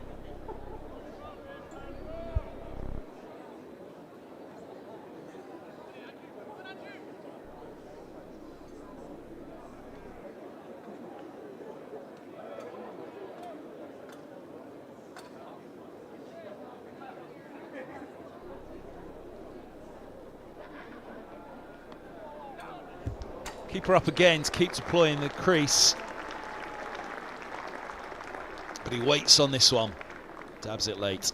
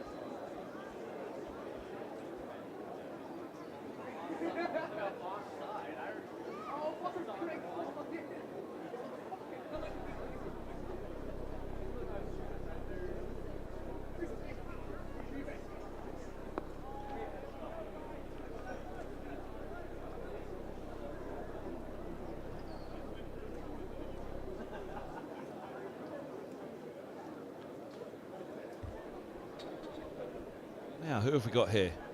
mcccricket.com.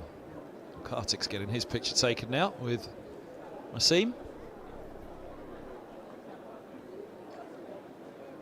In years to come, Wasim will say, look, I had my picture taken with Kartik at Lords.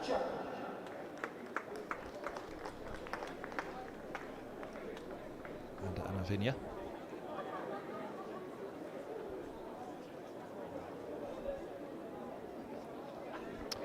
Zach Chappell back at the nursery end, where he started this morning with 5 overs, picked up a wicket with his 5th ball. 3 overs at the pavilion ends before the interval, but he's back down to the nursery.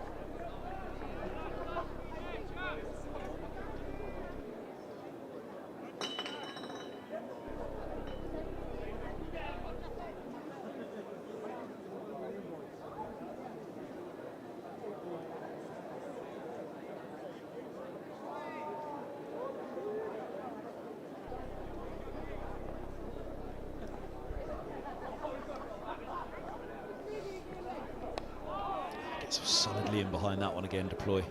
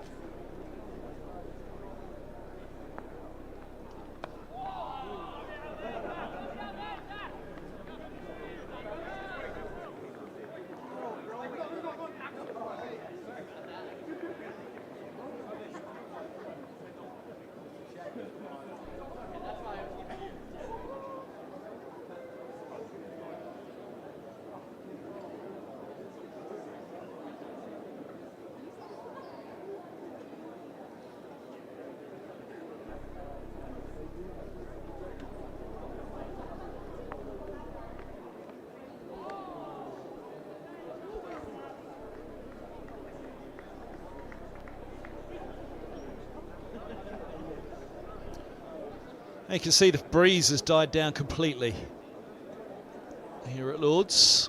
The sun's gone in as well. We've got cloud cover this afternoon. It'll be a welcome respite, I'd imagine. It's be a fair bit of sunburn for anyone this morning that didn't bring any sun cream. Umbrellas up still for the sun. Down under the umbrella.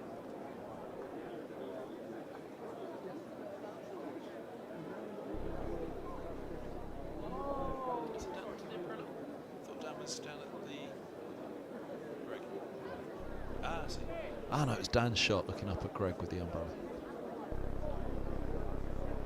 Two slips in place for Dahl. Pavilion end. Keeper standing up for Higgins.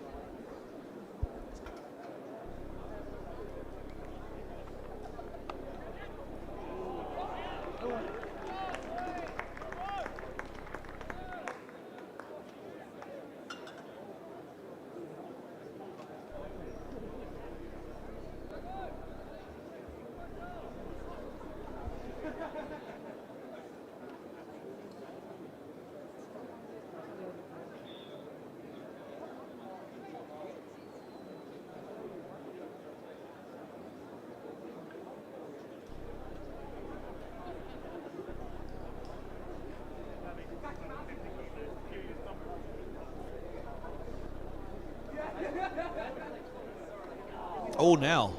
I think that's just burst out of the gloves. I don't think there was any bat involved. He was searching for it, Higgins. It was the width, looking for the cut.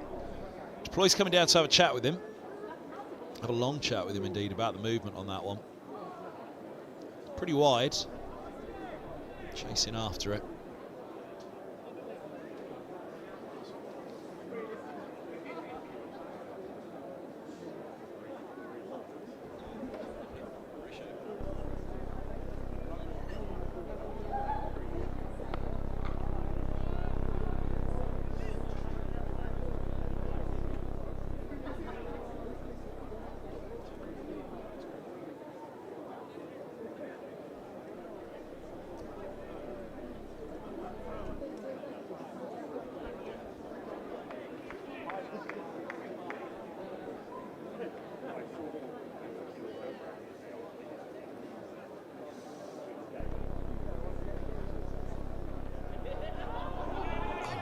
Gone straight through in this time.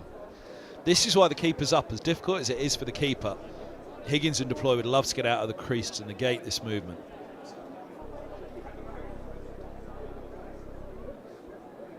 Let's watch for the movement on this. Yep, jags back down the slope and cuts him in two. Just over the top of the stumps.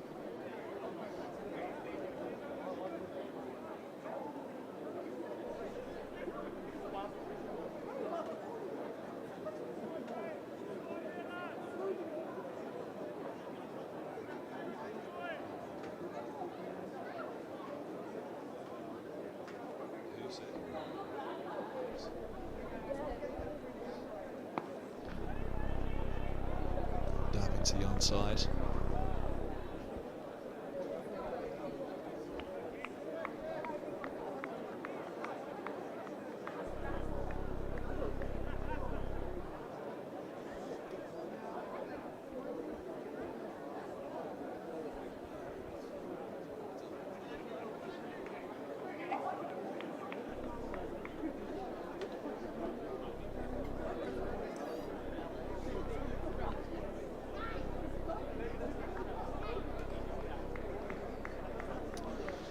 End of the 42nd, 128 for 3 Middlesex.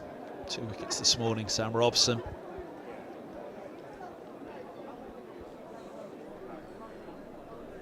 And Mark Stoneman falling.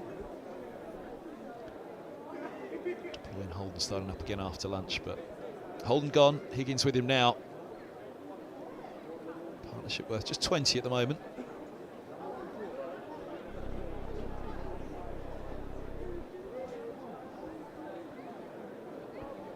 Exactly 3.05, but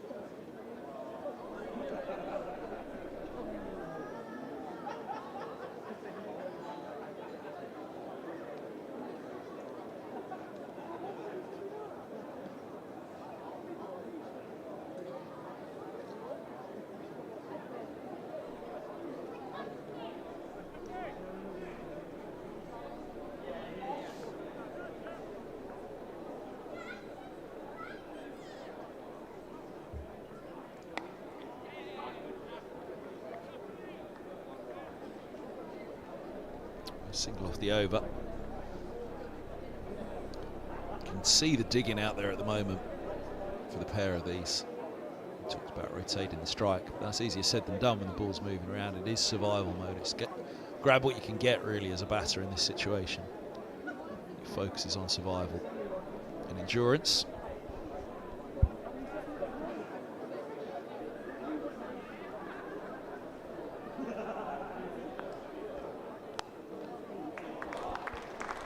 And there you go, over pitched, outside off stump, just off of the bat, open the face, time the pants off it.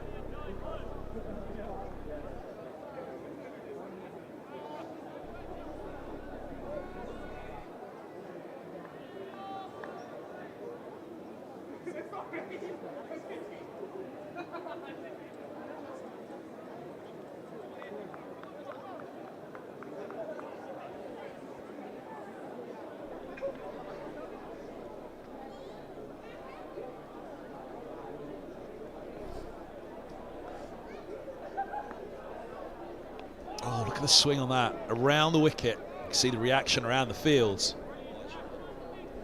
There you go, there's hands on heads everywhere. And that was that movement. Cloud cover overhead at Lords, but we've seen movement even under the blue skies. Swung back in late to take that inside edge. Nearly got through. Oh, first sleeper of the day, top left. Go in. Oh no, he's leaning into his pocket. I thought he was leaning over to one side. Thought he was off. Headphones tuned in intently to the stream, listening to every word. Afternoon to you.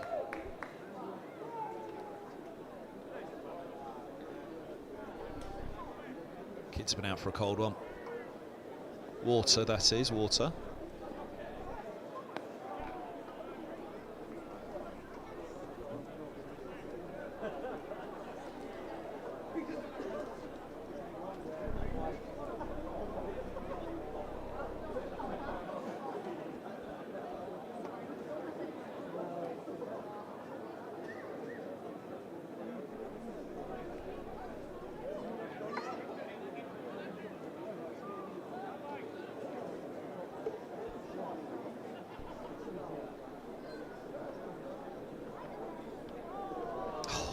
It's me again. It's all go out there at the moment.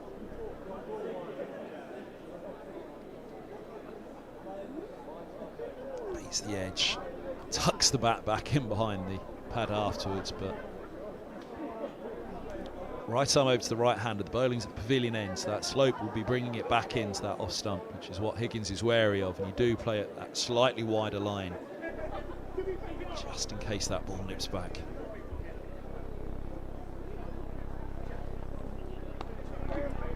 And then if it starts straight, you happily close the face for a single.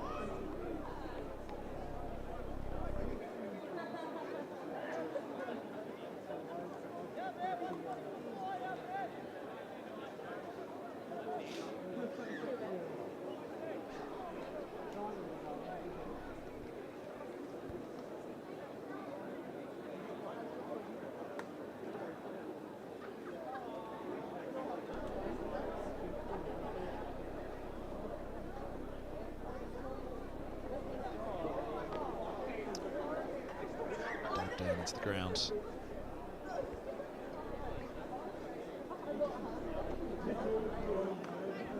They'll be pleased with their work, that run rate being at 3. I'd like to bring it down, of course, but the ball nipping around as it is equally brings a difficulty for the fielding side. One, the keeper standing up, it means runs can get through. We've seen a few get through today. Seen a few brilliant stops as well from Brooke Guest. Also, you might start with a straighter line, end up clipped away off the legs, or indeed starting wide and then cut away. That one moving away down the slope, but happily left by Plooy. He's one shot shy of 50. This is definitely the powerhouse for Middlesex in this match, this middle order of Plooy and Higgins. If these two can get in, then they'll look to dictate this game. And they'll look to come again with the ball as well.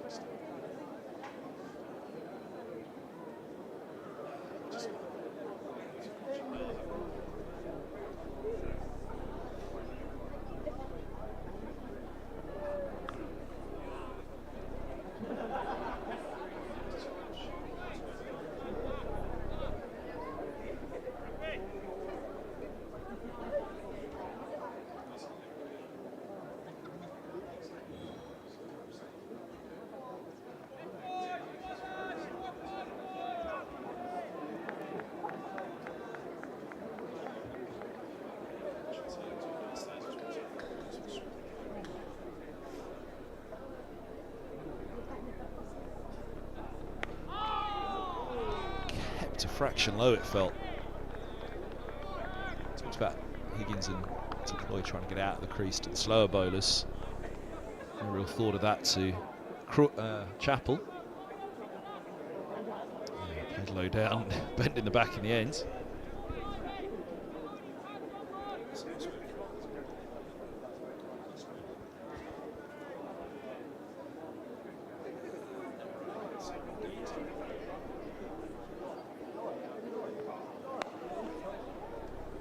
Gentle clip, just a single.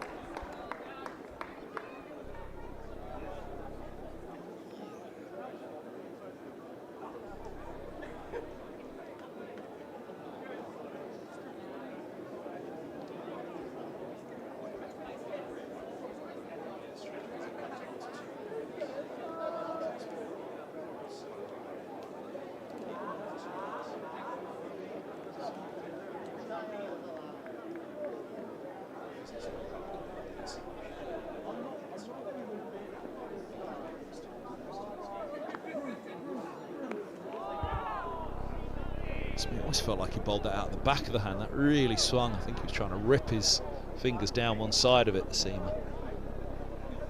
Let's watch the release on this one. It just really looked as though the fingers came down one side.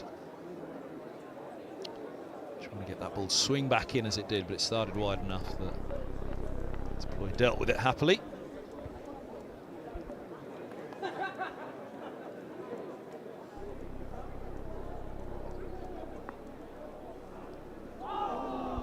Squares him up with a ball that holds its line. Good bowling from Chappell. Just a single off the over. Middlesex being well tested by this Derbyshire attack. 137 for 3.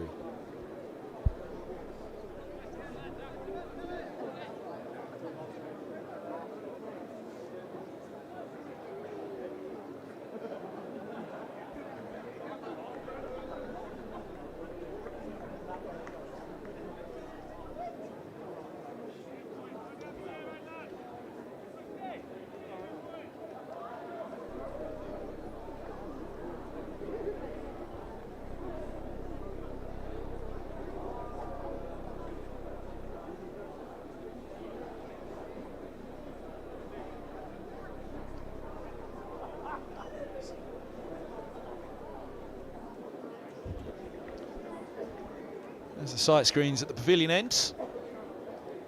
Off across in front of the committee. And there he is, Mike Gattin, far left of the screen. We knew we'd see him eventually.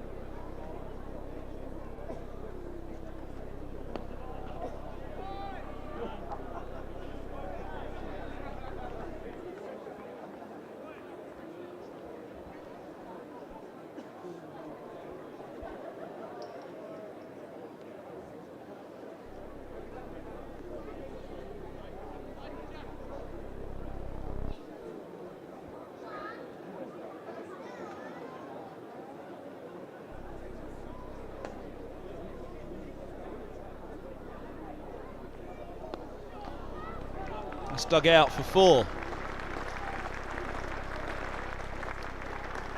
Chapel set back on the boundary, but it's a short boundary down to old Father Time. And he's timed that pretty nicely. Chapel sauntered along to collect. End of the 46th. 18 overs until tea on day 1 here at Lords. 141 for 3. It's Middlesex's day so far.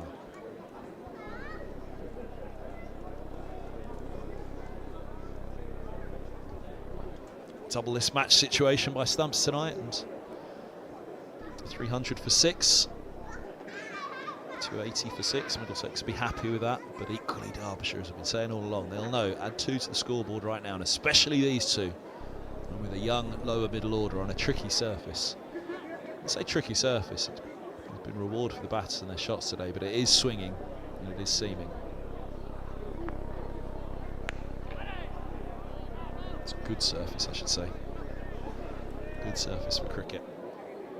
Bowlers just on top, as it should always be.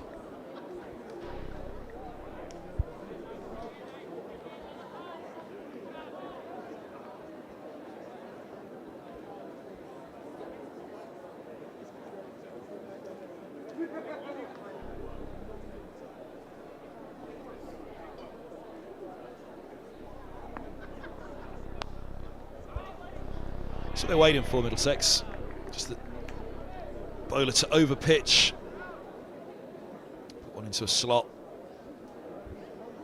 The slot in T20, don't they? They bowled it into the slot, but not quite the same in this format. Nor would Middlesex at the moment be looking to pick up anything out of the slot. It's just if there is a half volley. They've resisted any hooks or pulls. I haven't really seen a single hook or pull today that I can recall from any of the batters.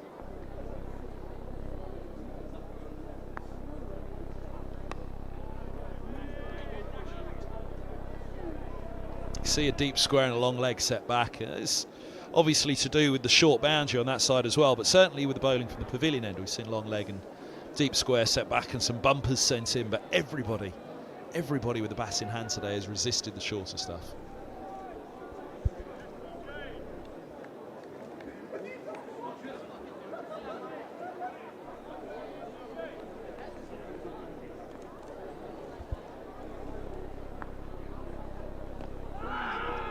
I think he got inside edge on it. It's a long way outside off stump as well as the ball strikes.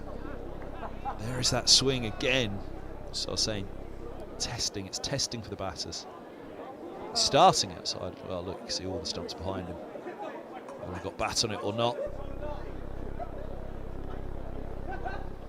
Looking to negate that swing, batting as far across as he is to Plooy.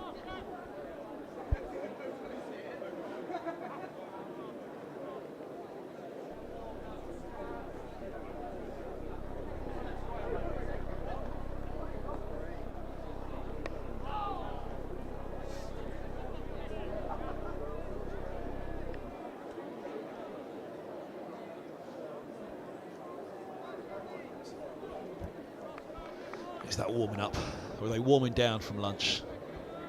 Digestive stretches, few yoga poses help the digestion for the Lord's lunches. You see a lot of that in the media centre as well.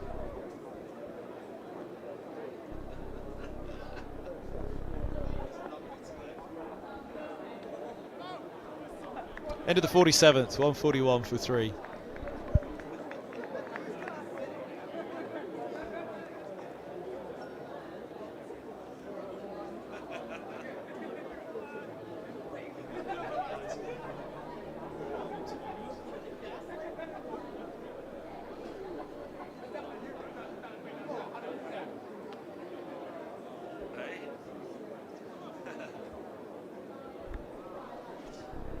One more over for the halfway point in the day. As I was saying, somewhere around 280 for 6 overnight. You'd just about say that was Middlesex's day. It feels as though there's enough in this surface that the bowler should be on top throughout the game.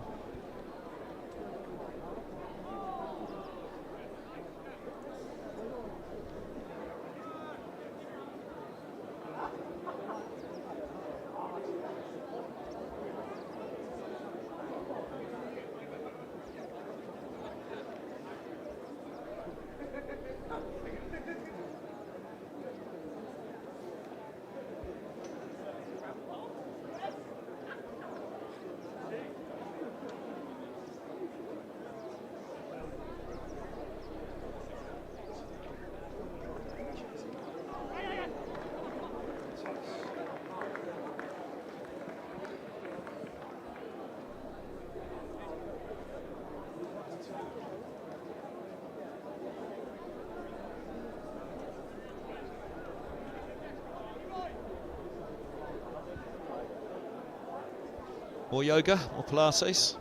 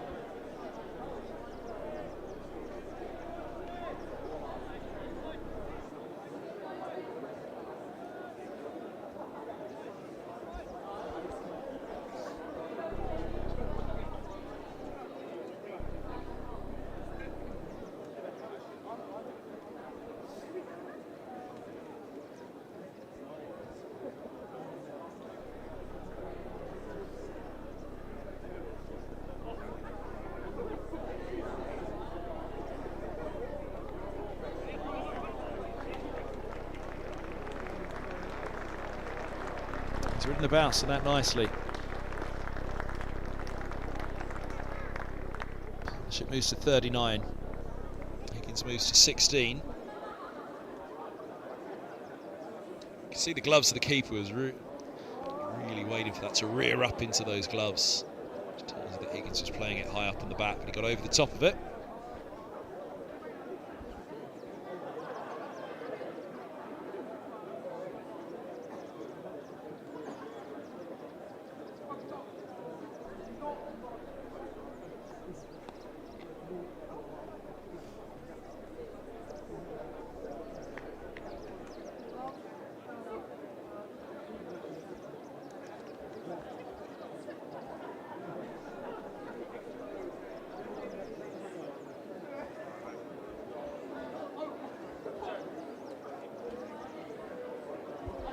Into the 48th, so we are at the halfway stage of the first day, 148 for 3.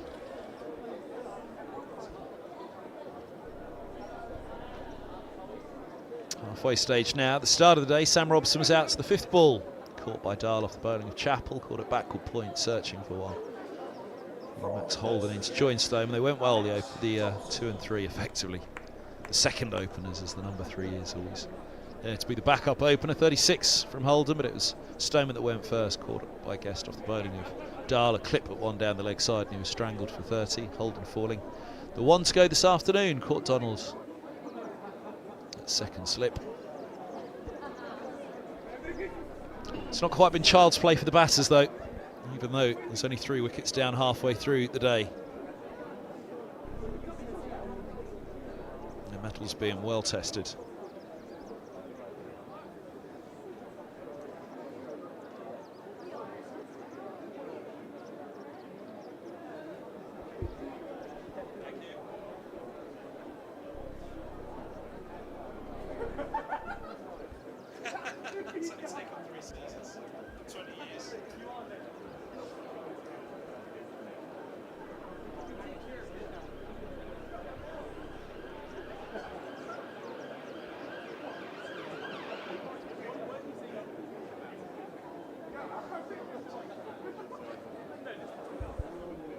Thompson's back with some spin.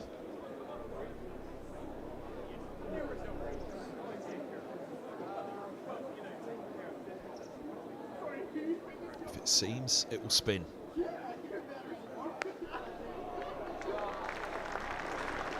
Put it on that length though, you won't really know.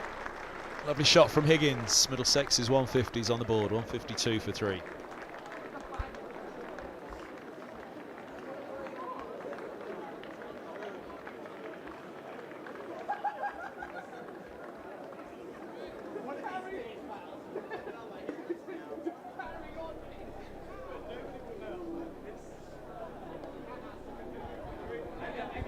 Slightly better length, it's a little bit too short.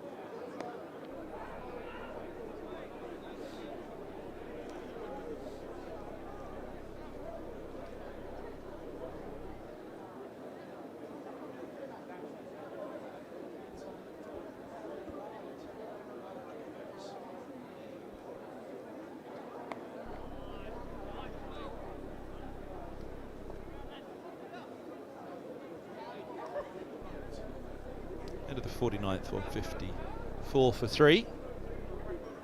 Thompson recovers the over well. Oh, sneaky.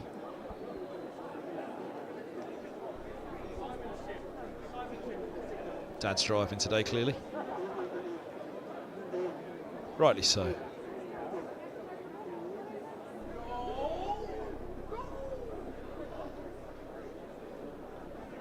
Is that USA top the little one was wearing?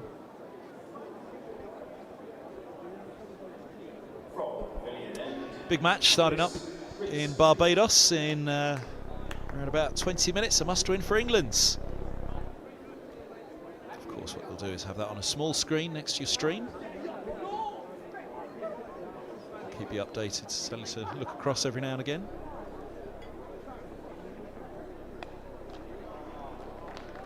That's a lovely shot. Up on his toes, and he brings up his 50 with an open face punch. Backward a point. Cracking performance again from Plooy and against his former county.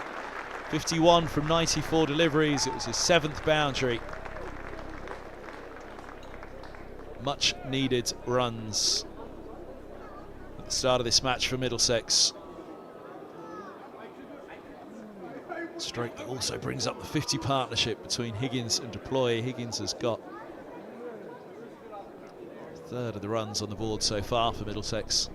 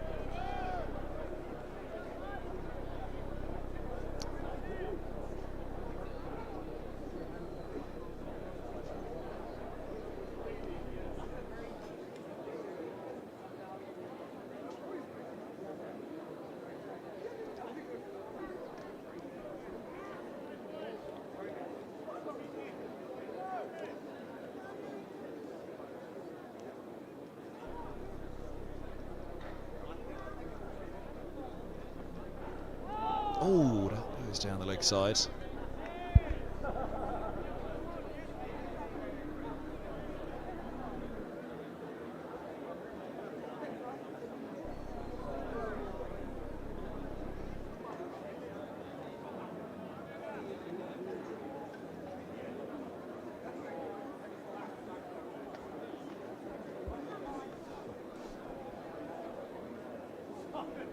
Is it a US? No, it's a Lord's top. Yeah, that or the MCC are USA fans for the day.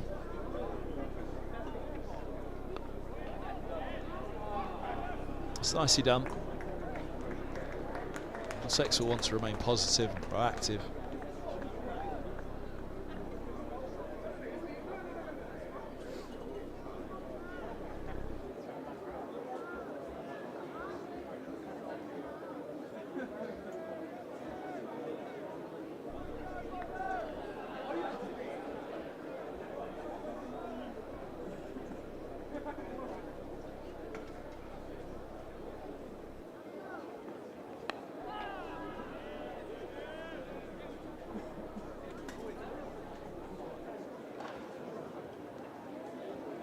Plooy's 50 came in 125 minutes from 94 balls, including 7 balls.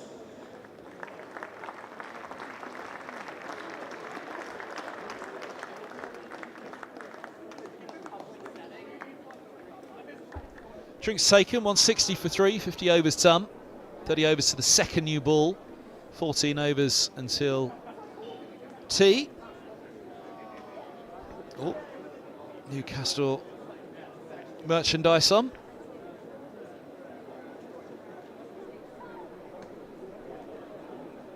Is that official Lord's fine china?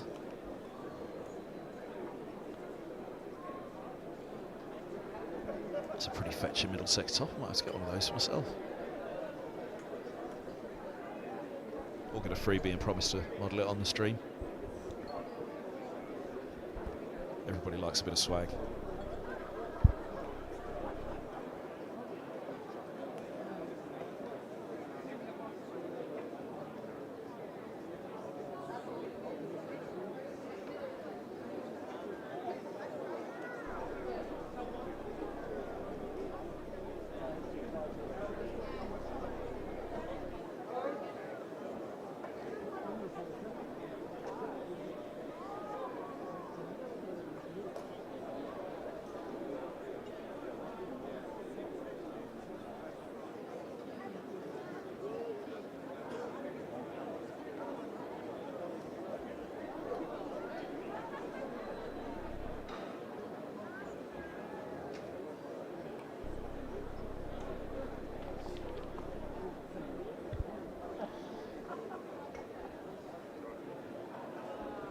Here we go again.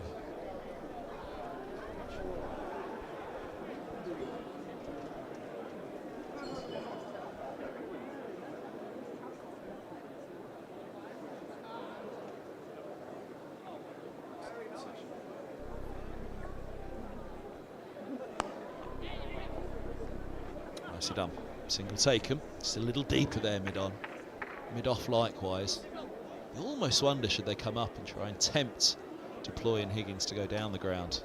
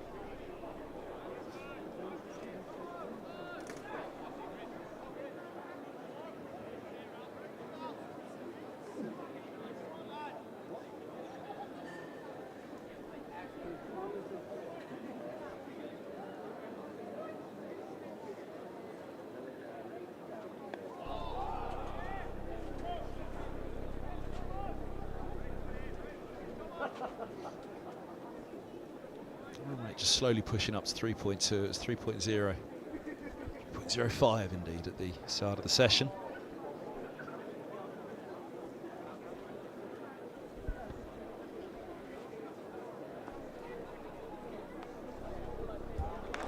That'll help push it up as well.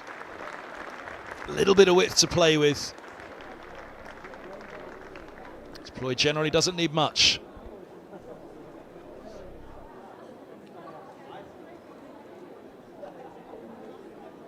And there wasn't much there either.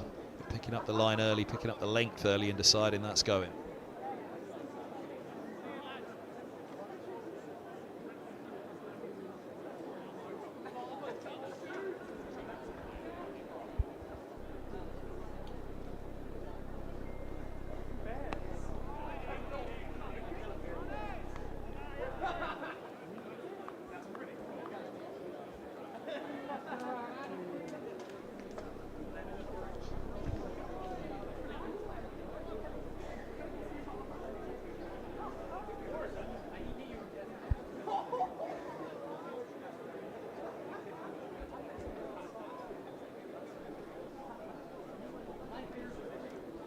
One done, 165 for 3 here.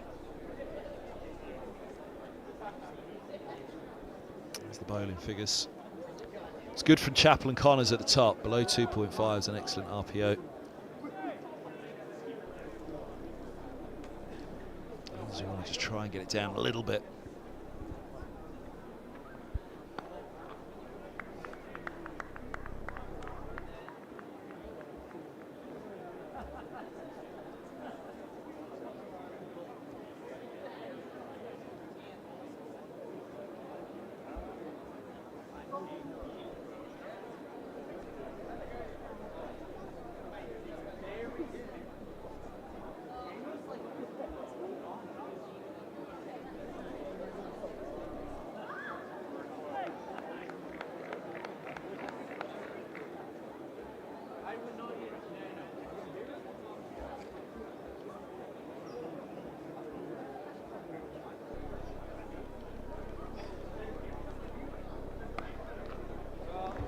Cut away nicely. Up the hill it goes. It's going to be tested here to make the rope. Oh, it's an agonising chase. Goodness me, that's cruel. Thompson rolls over the rope, but he can't flick the ball back in. Let's watch from the start. All right, off he goes. Was it full pelt from the beginning? Sometimes the slope cat, you think it's away and it's gone. I think he picked up pace there, Thompson, but too late.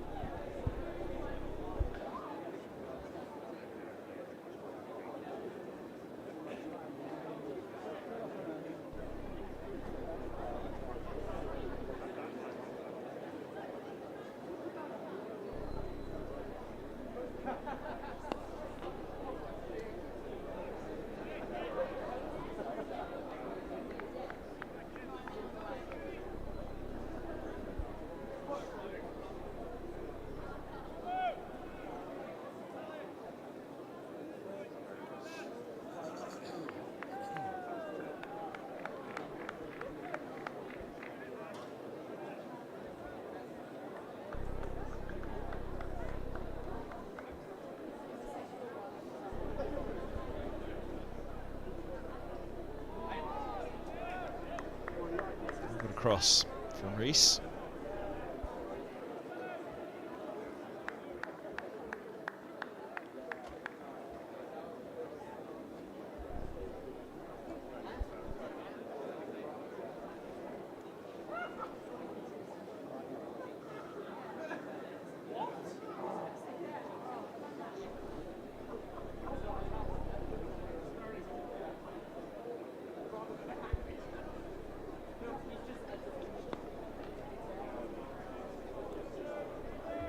Just got to tighten up on the top of that off stump.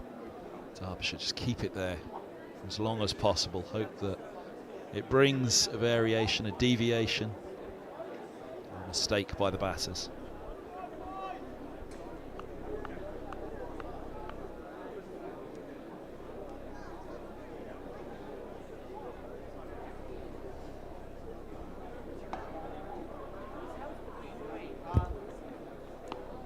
There you go. Extra bit of bounce on that one, on the spot where it needs to be.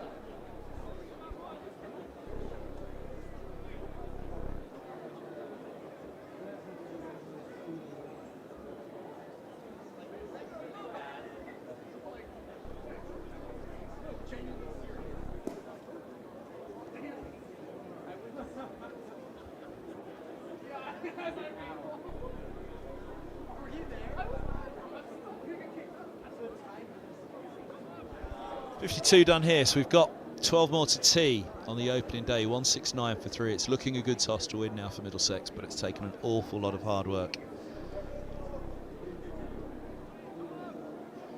Stoneman, Holden, now Plooy and Higgins, they've all played their part. Robson was the man who, unfortunately, as is the way, win the toss. Elect to bat, you know you could lose one early.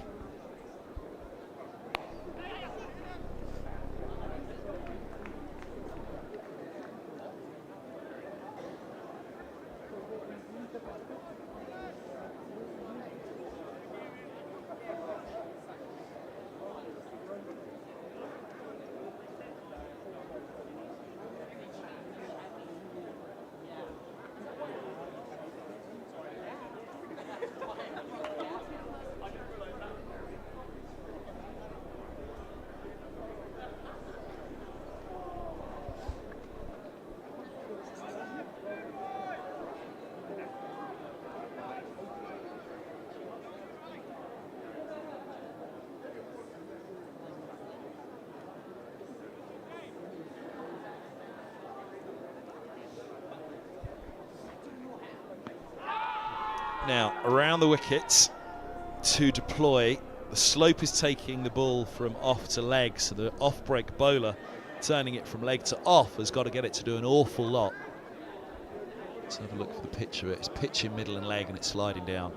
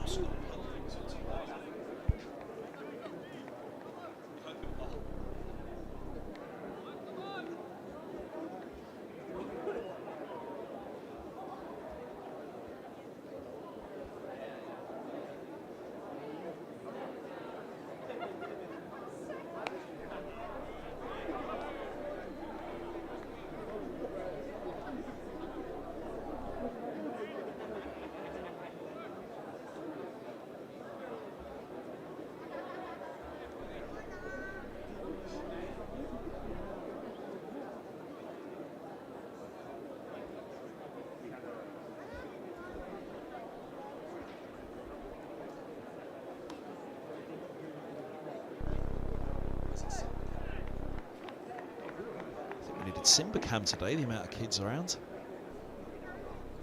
Nice family day out at Lord's on a Sunday.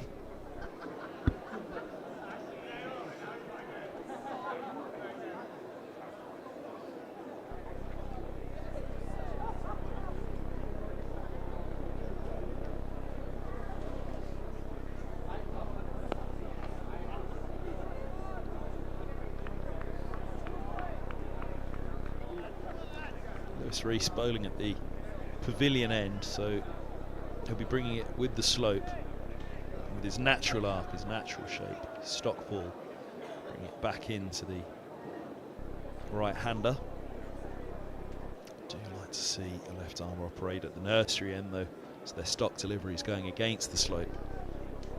Just feels as though it brings more variety, more variation into what the ball may do off the pitch. As a batter here, you should be able to line yourself up for that ball coming back in. Obviously cover your bases that it holds its line, but you're not really expecting one to go away off the surface, up the slope, left armour to the right-hander. The nursery end, that's fully in play.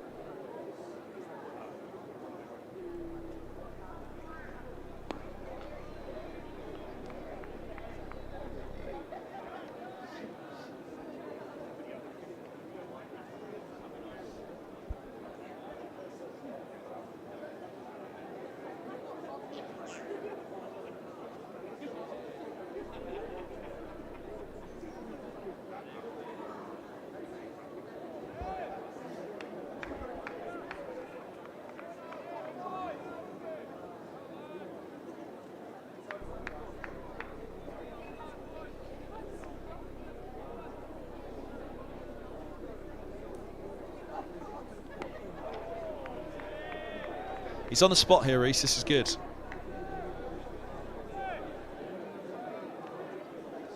What they'd really like to do is make sure that run rate doesn't get up over 3.2. It's been thereabouts for a while. If they can get it back down to 3 and even just below, that's got to be their target. If you're not taking wickets, you've got to be drawing up the runs.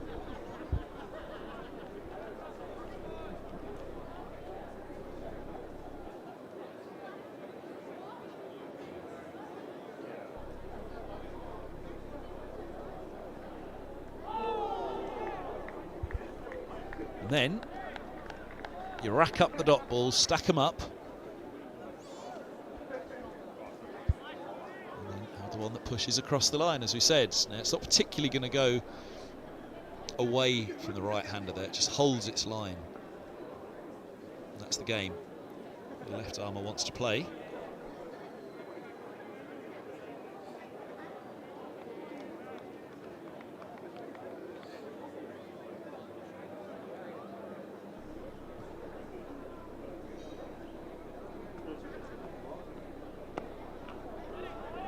Block hole delivery, dug out.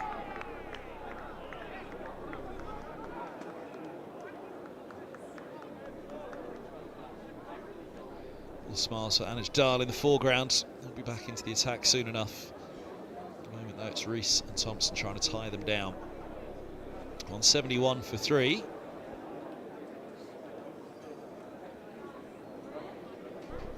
Wind today coming in from the wests.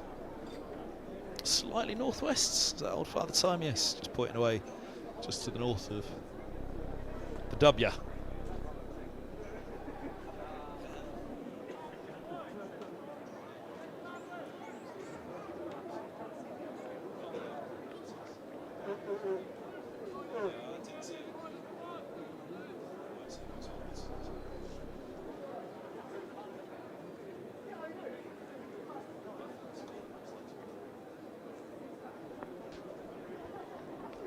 Oh, now has he got him? He has!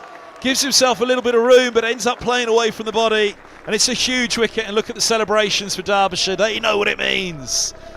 Plooy goes for 47. Fabulous knock to this point. Left arm spinner. The off spinner has got the left hander.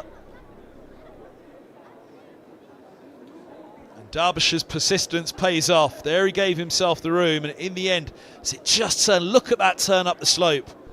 Out of the rough maybe, it did go. Let's have a look. Spinning it up the slope with a bit of bounce. That's what's done for Plooy. Middlesex 171 for 4.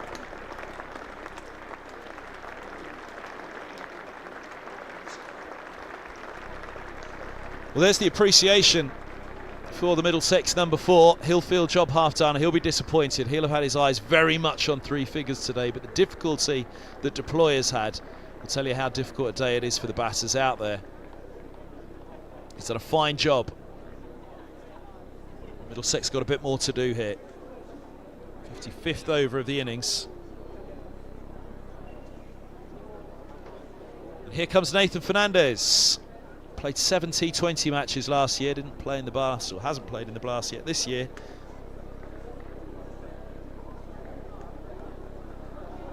But he makes his way out to the middle, because here's to Plooy. It's the turn that does for him. He'd have been happy with that, but watch that go off the surface there. It's really gone nicely for Thompson. 1 for 17 in his 8th. He'll rarely have taken a bigger wicket, a more important wicket. Time of this innings as well. Again, 171 for 4. It's just at 171 for 3. Getting to the point where Middlesex would have had aspirations. Could this partnership get it to 250? And the Middlesex are thinking of somewhere towards the 400. 171 for 4. Derbyshire can be greedy themselves. Put another one on the board now, and they'll be thinking Middlesex shouldn't be making it much past 250. 25 overs to a second new ball. 11 overs till tea.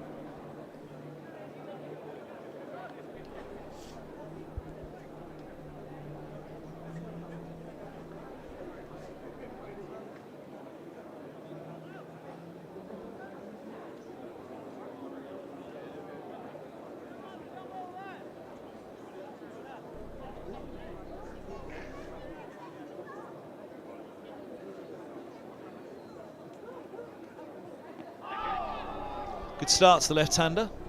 Very different approach from Fernandez, who's a calm, considered batter in the middle. He seems to have a lot of time. Makes himself astutely set. Bat tapped down a couple of times, and then he's poised there. He seems to hold an awful lot of times. Perhaps more apparent when it's the seamer bowling. He just sets himself up. Seems to get himself into a nice position on release.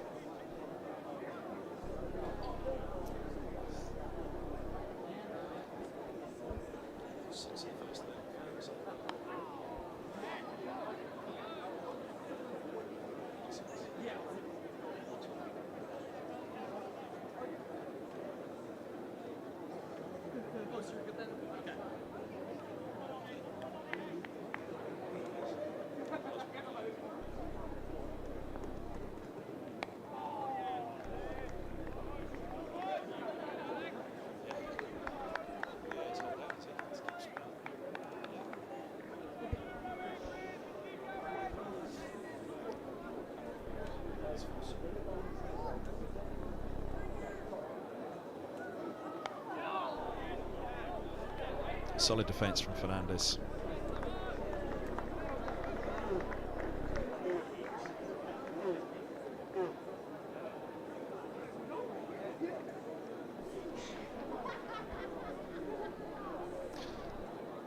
Was that meant to be me? Lucky I was behaving at that point. Thanks, Dan. Could have been doing anything. Have my back on the camera. Sorry, folks. Just getting curled up, snuggled up here. It's that mid-afternoon lull.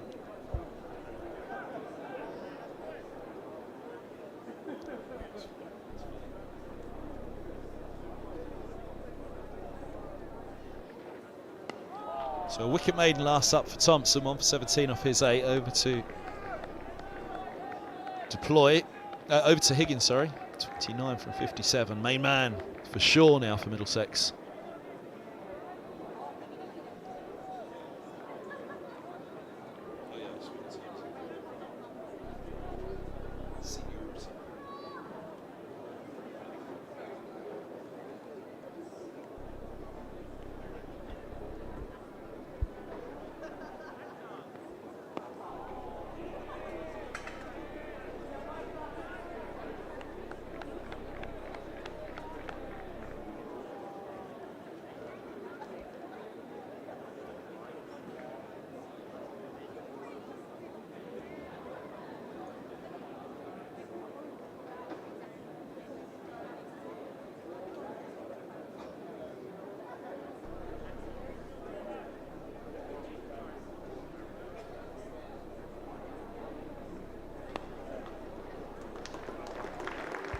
It's that one away, scatters the pigeons. Well, please, Carl, get the pigeons away off the square.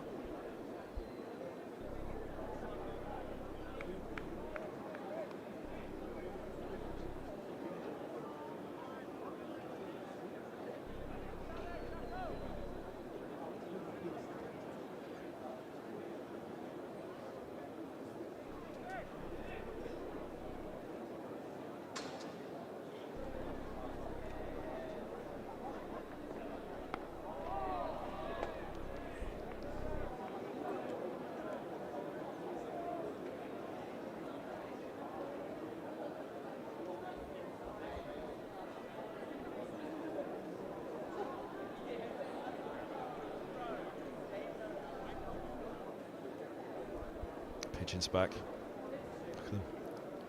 The brave few going first. Here come the rest, letting the others test it.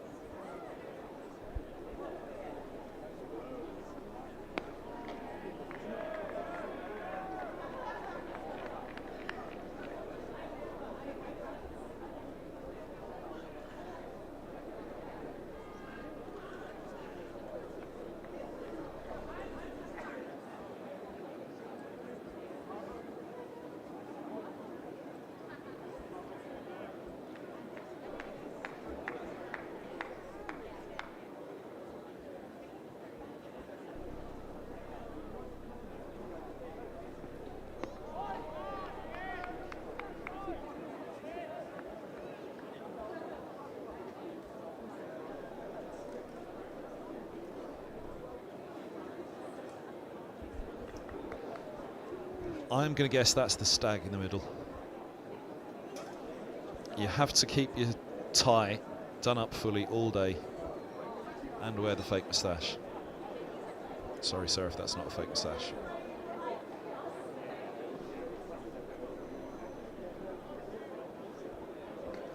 Lower Allen stand just in front of the Middlesex room. India shirt down the front there. What's the name on the back? Can you see? Into the P.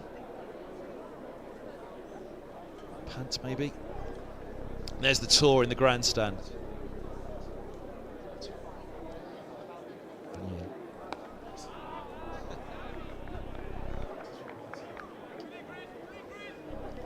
Top ball to start the over. Apologies, talking to my producer on the mic. Fortunately, I was agreeing with Dan at that point, yeah.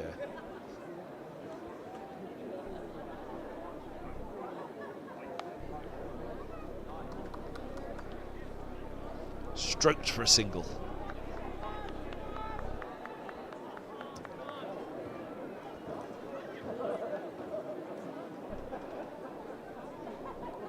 There they go. Fortunately, we haven't got any of the amorous pigeons with us this week.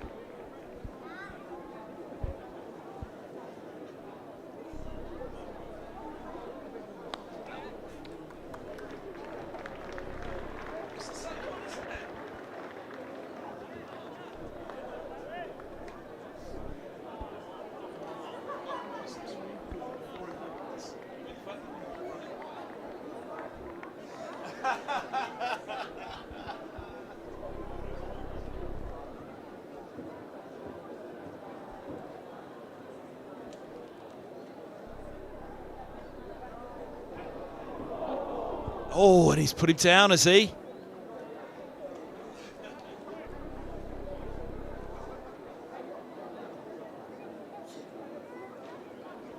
Yes. I mean, it's tough. It's hit at him. Really tough.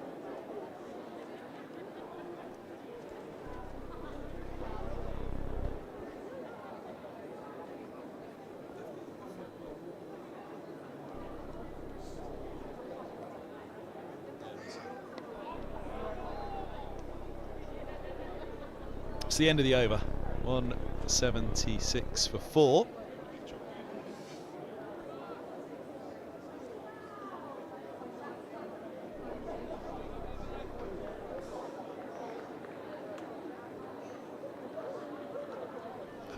see he's moved for it. He's premeditated, rightly so. As soon as he saw Higgins change, look, there he goes, starts to move. Oh, it sticks or it doesn't. Would have been a brilliant catch.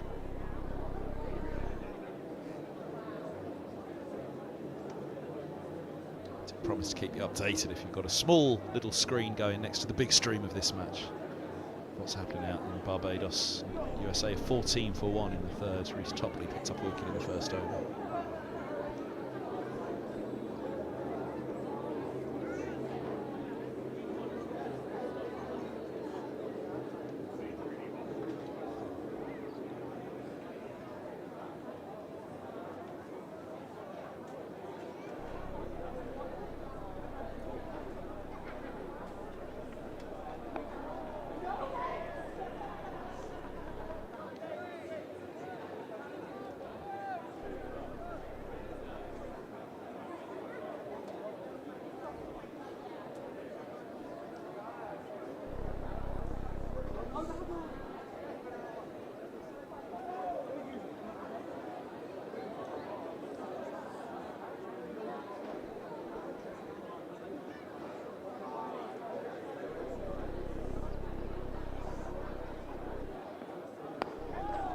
Had to check that, Fernandez. He was in position early. It was nicely played, but he had to really hold that bat behind him.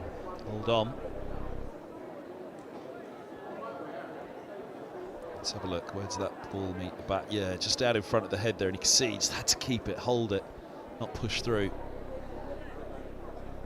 Always want to play it under the nose.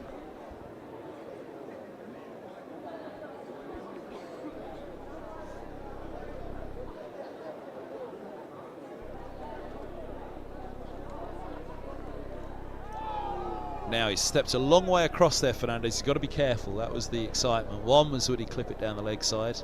Stoneman did earlier today, a strangle. But two, does that leg stump come into play? Not far away at all. Especially with the slopes it is, that ball could straighten and bowl you around the legs there.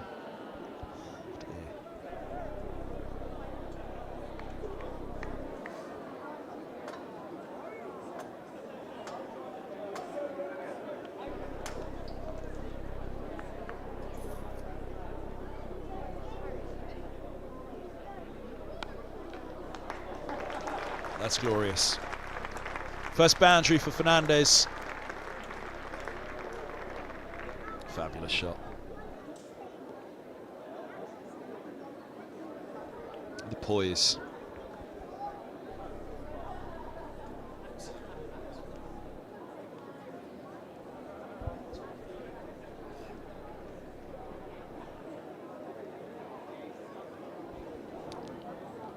Holds the shot, I think, afterwards. There you go. Oh, no, he's off, but he does. The poise as he played it.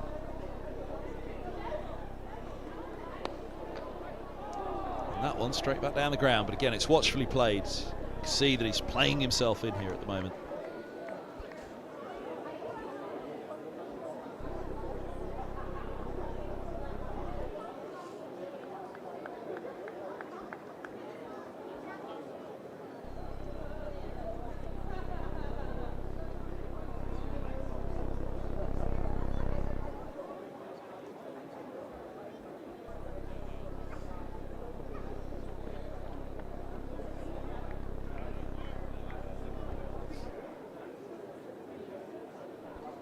.180 for 4 after 58. 6 overs to tea, 22 overs for the second new ball. Here's that side on of the boundary as well. So watch those eyes for that. Beautiful. Rocks back. He didn't hold it because once he'd rocked back, he had to push off that back foot where all the weight had gone to. That's what pushed his momentum then down the track. He certainly knew he didn't have to run.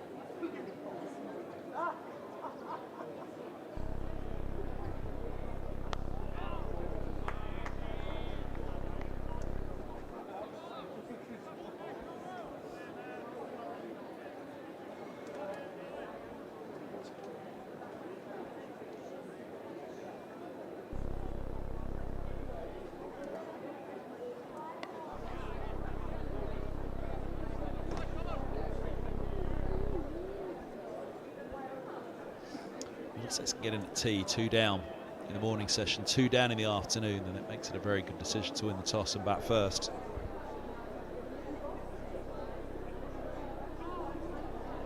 Crucial thing will be with this surface, I think, it's that grass covering. You can see it there. There's a greenish tinge on this surface. A lot of sun today, more sun tomorrow. Will it burn off that grass on the top, and will there be a little bit less sea movement? It's a short one from Thompson. It alleviates a little bit of pressure. 13 runs the partnership for the 5th wicket.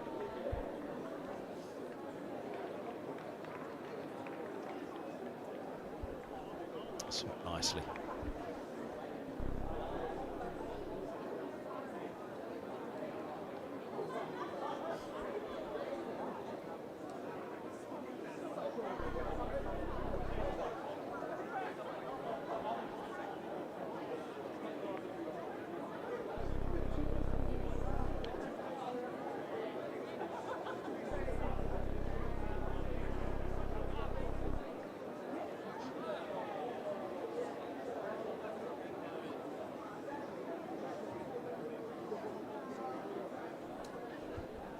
Five to tea on day one. 184 for 4.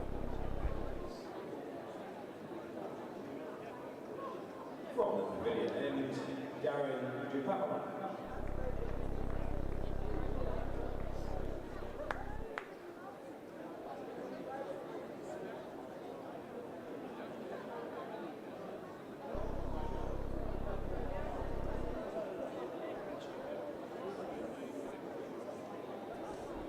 Fillon back on at the pavilion end.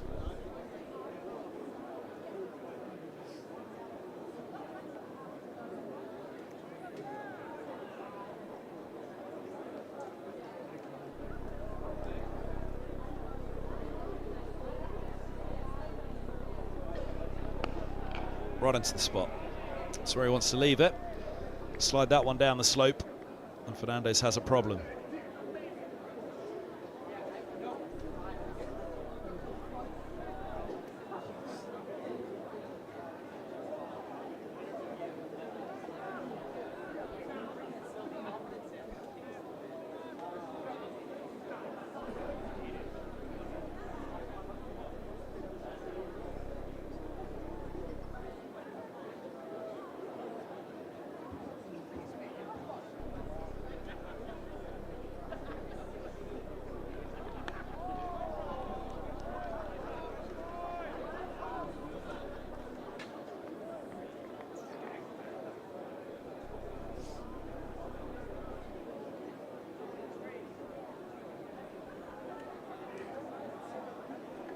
Mug of white for me, please.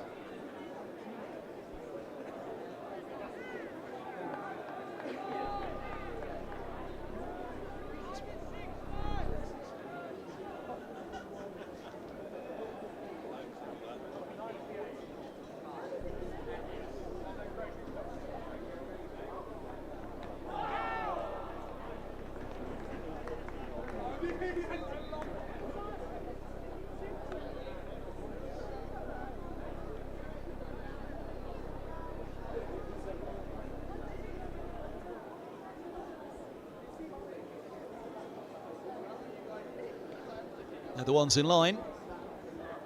There's our cameraman down below. Pete in the middle tier. Give us a wave, Pete.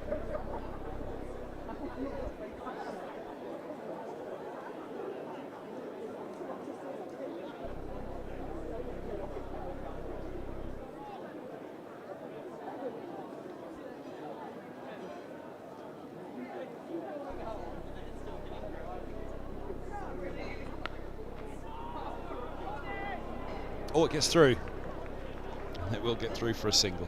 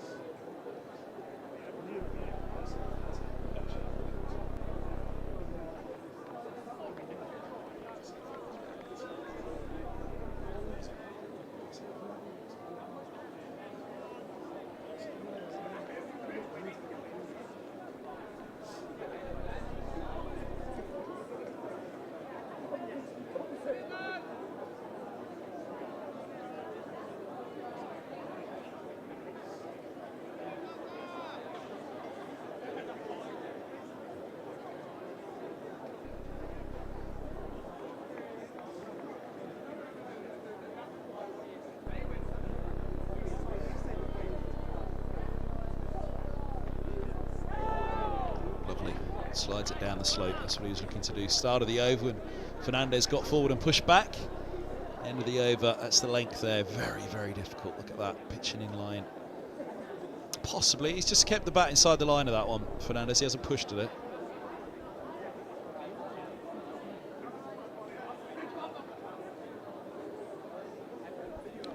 Four to tee.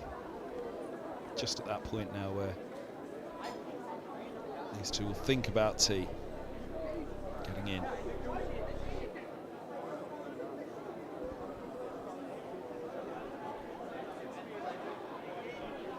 Back at the Warner. Is the restaurant open today? Anybody in there? Let's have a look. The seats are empty at the moment. Maybe they're only serving Sunday lunch. It's done for the day. Mind you, it's a little early still for Sunday lunch, isn't it? 4 o'clock. Prime Sunday lunch time, actually.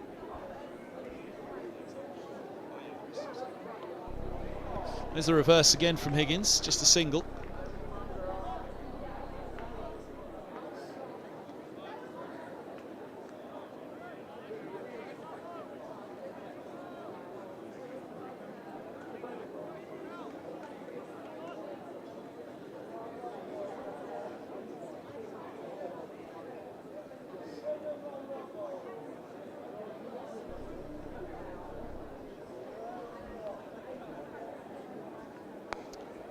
Nicely pushed back.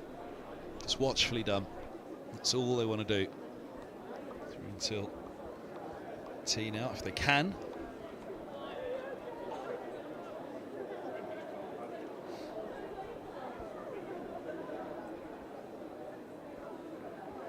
Oh, there's a little bit out there, isn't there? Well, Fernandez will have a go. This will deploy, but the wrist spinner, Luke Holman. Looking to have a fair bit of a go on this one. A 5 for here on Thursday night in the Blast.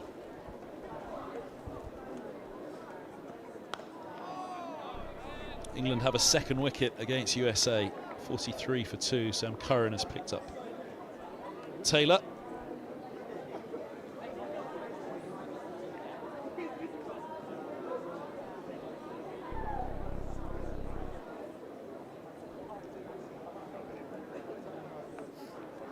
Is that edged? Is it taken? There's a long pause, and that's only for Fernandez to ponder. He's edged it through to slip, and that's another brilliant piece of fielding. Wayne Madsen with the catch this time. That's gone sharply at him from the cut. It's bounce again for Thompson.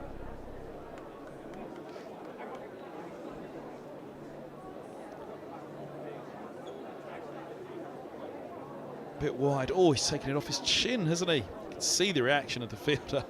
He knew if he didn't get fingers to that cleanly, could have been wearing that brave catch from Madsen. And he holds on. Fernandez disappointed as he makes his way back for 6. Caught Madsen off the bowling of Thompson. Middlesex 187 for 5.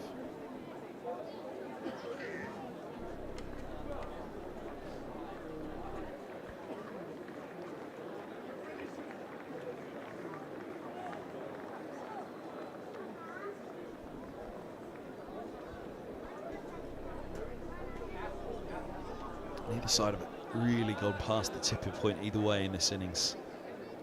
Just before tee now, there's a little bit of a danger zone for Middlesex. 5 down, they won't want to be 6 down at tee. I'm doing a lot of the hard work. Talked about the importance of deploying of Higgins. Well, Higgins is still there. Jack Davies comes out. Last of the recognised batters. Holman a genuine all-round. I guess it's harsh to say last of the recognised batters with Holman still to come.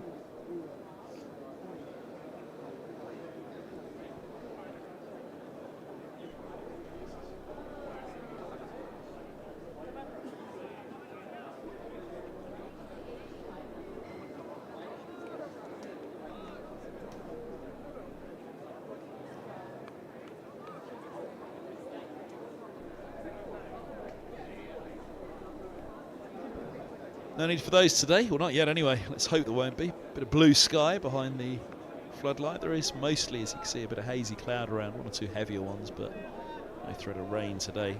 Goodness me, it'd be thunder if there was. Temperatures as they are today and tomorrow.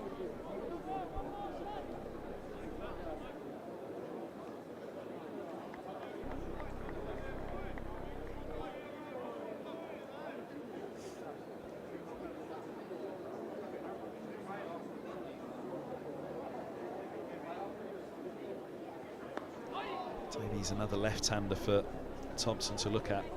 Single and a wicket off the over. Thompson 2 for 25 from his 11. He's doing a very good job for his side here. On day one, who said if it seems it will spin. At the moment, Thompson's having a little bit of fun with the over. 187 for 5.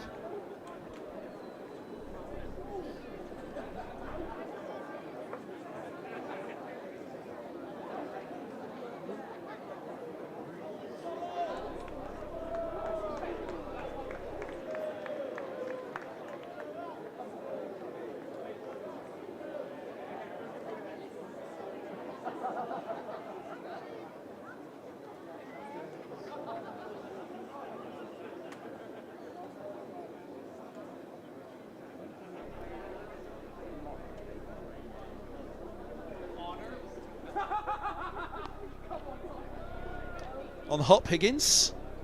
Hopping back and across.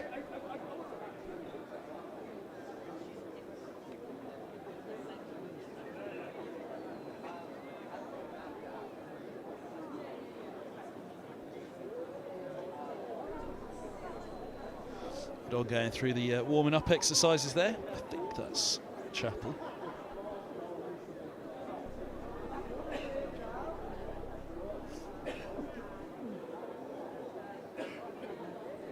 Panthers top in the background there, good to see.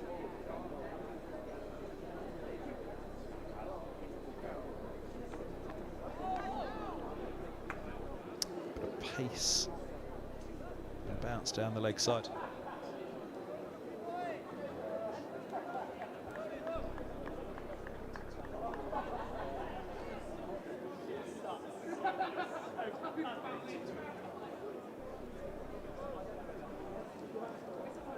There you go, top left, Panthers top.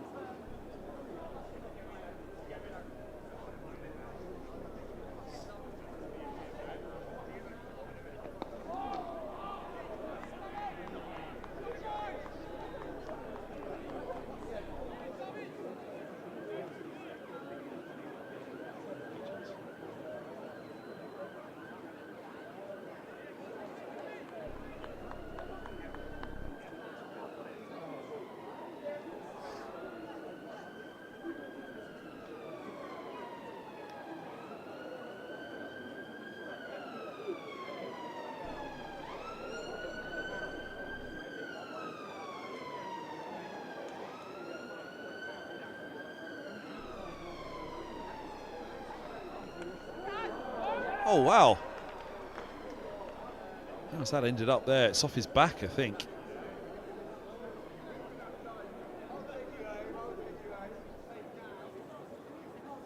Is he through the shot? Yeah, right shoulder.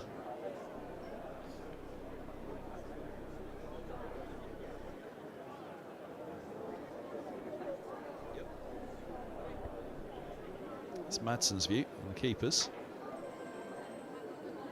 Oh, helmet, back of the helmet. So, physio's out, concussion check.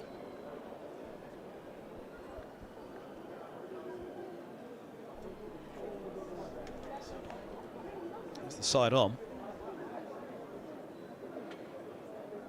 Just a glancing blow.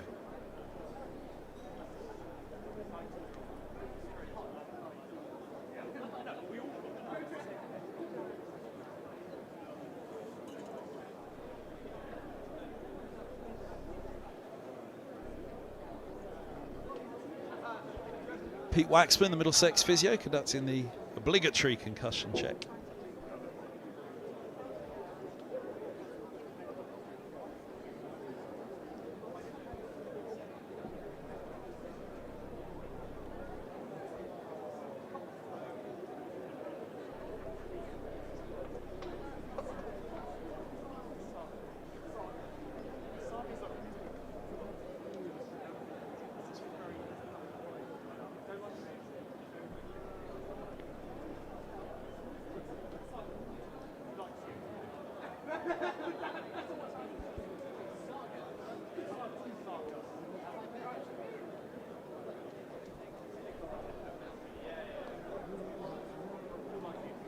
So, 3 overs to tea, 2.1 overs till tea on day 1.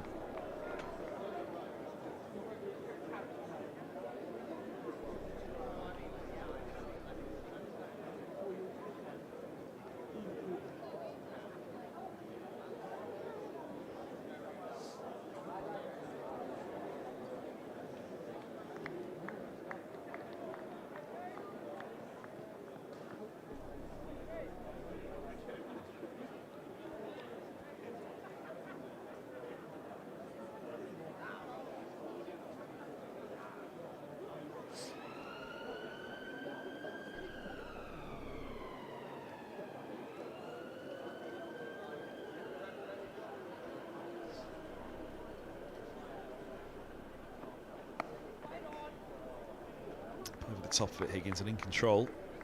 A lot of boundary to eye up on that offside, even if you're not reaching the ropes.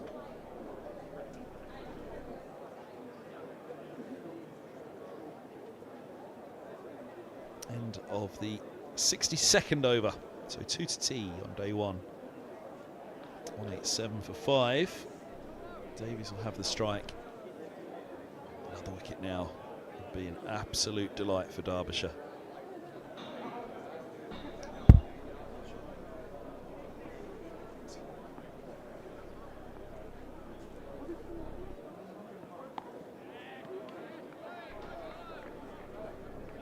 Sunny delight at Lord's on a Sunday.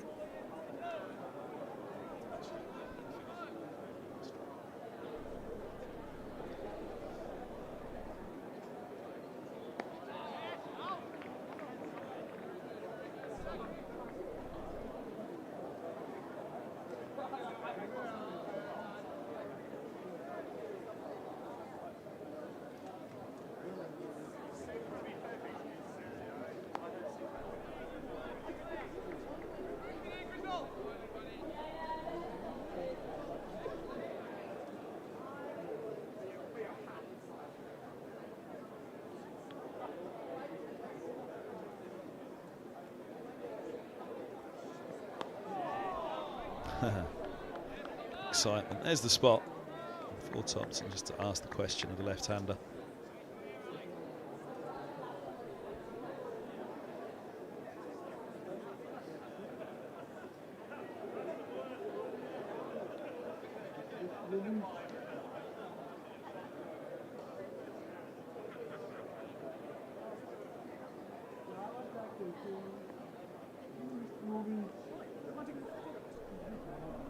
This just before lunch, taking the time, elongating the over. Short leg across to sealing it off.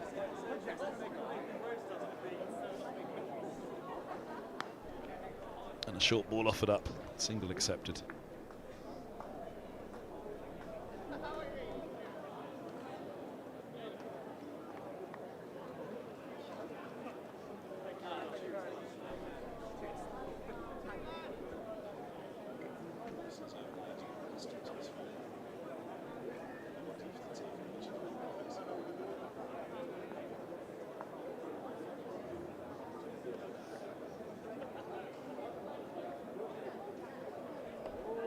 Reverse from Higgins again.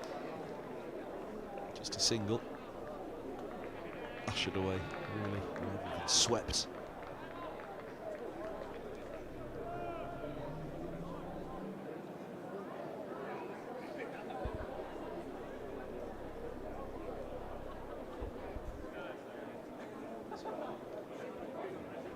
Oh, late night. Early morning, I'll say. Good to see the Middlesex cap on there. Nothing like a Sunday afternoon snooze. 10 past 4. The old fella's still going though.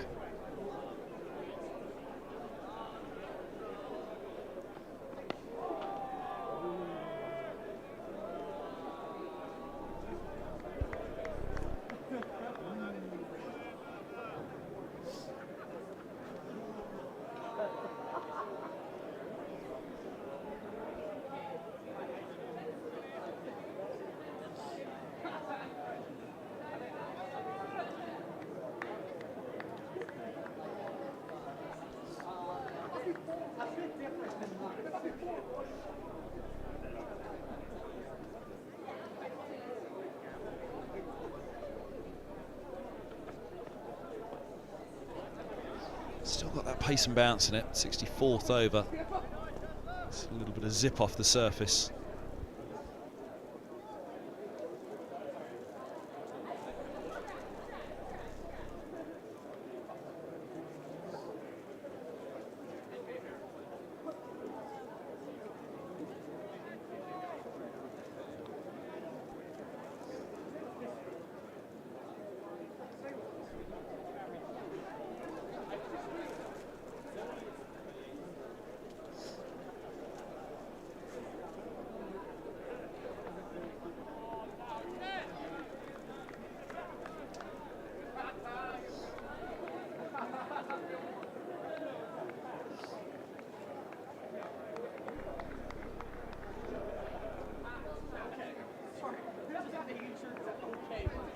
Three to tee on day one at Lord's.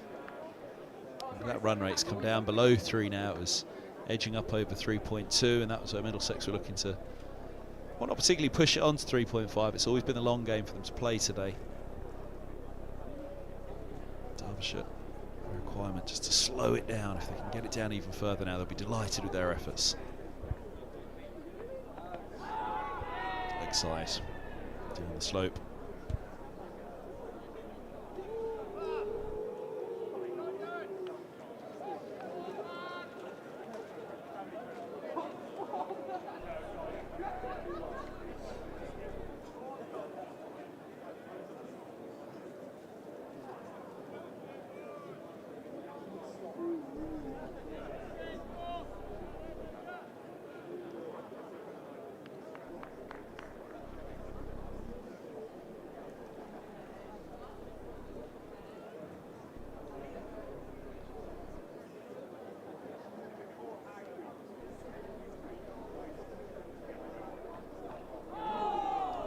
Well, that's a beaut.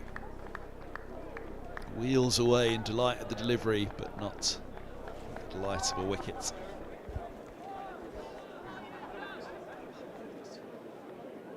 Drawing him into it.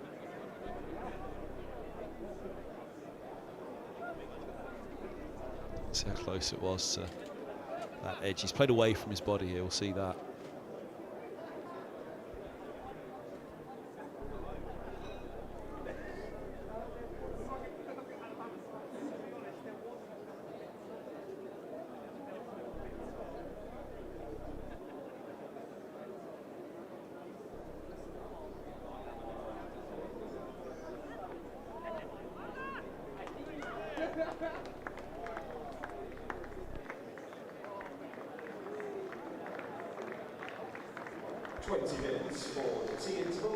Double to end. Maiden 1 for 33. Duperville on 189 for 5 at tee. Middlesex. Davies just the 6 deliveries to see through after Fernandez fell quickly after Leas to Plooy. Higgins still there on 40. He's the man that needs to steer it through for Middlesex now. They will want 300 on the board. It's still 111 runs away though. We'll find out if they'll get them after tea. Join us back. Play to resume at 4:33. We'll be back with the live enhanced stream here at Lord's from Middlesex in association with Dafferbet.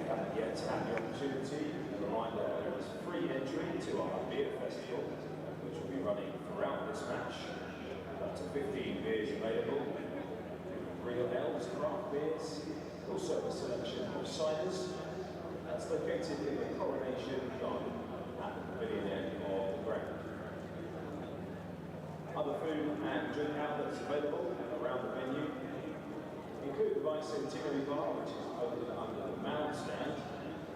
And our concession unit Scandalicious behind Edric stand. And behind the water stand you'll find Portland's Cafe.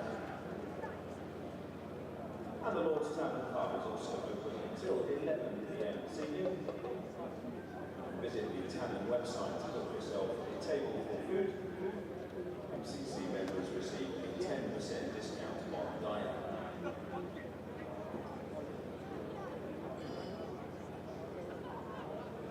Everyone is welcome at the home of cricket. Multi-faith rooms are open during the match. They're located in the video basement, opposite the members' shop, also the Edridge stand. And for those attending with small children, baby changing facilities are available. There are 2 fully accessible adult changing places for those who require it. Please ask the steward for more details on those facilities.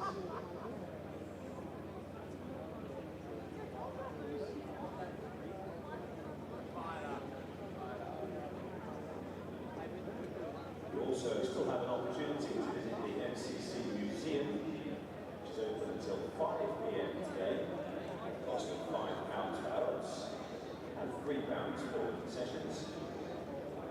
And the Lord's Shop, located at the Hayhoe Flint Gate, is open until 6 PM today. With a range of Lords, MCC and team merchandise, souvenirs and gifts.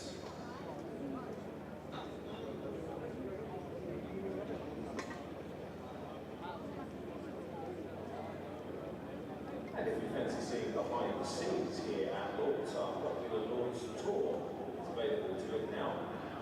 Our expert tour guides take you a fascinating look around the home of cricket, including the iconic Grade 2 listed pavilion, world famous locker room, players' dressing rooms, and the MCC Museum. You can find future tour dates on the Lord's website, lords.org/tours.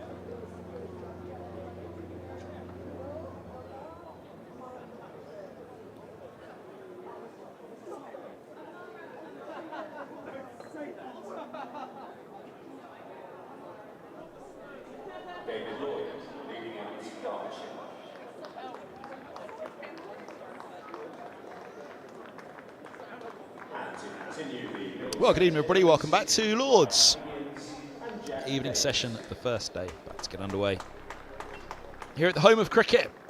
It's a good day so far. 189 for 5s, pretty even Stevens, I'd suggest at tea. Middlesex have runs on the board. Derbyshire would like a couple more quick wickets, especially Higgins, who can be dangerous. Holman and Roland Jones to come can score quickly. But Middlesex will want to do it as a top-down off effort. 50 from Plooy, they'll want another one of those from Higgins, and ideally somebody else as well gets up around that 300 mark.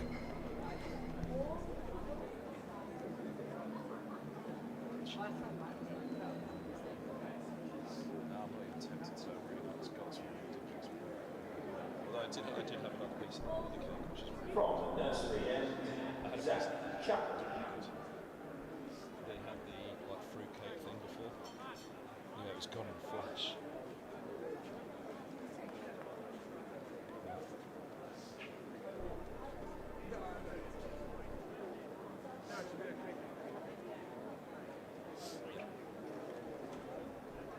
Chappell will open up from the nursery end as he did first thing this morning. 1 for 29 from 12. Good RPO. Obviously love to get a little bit more into that wickets column.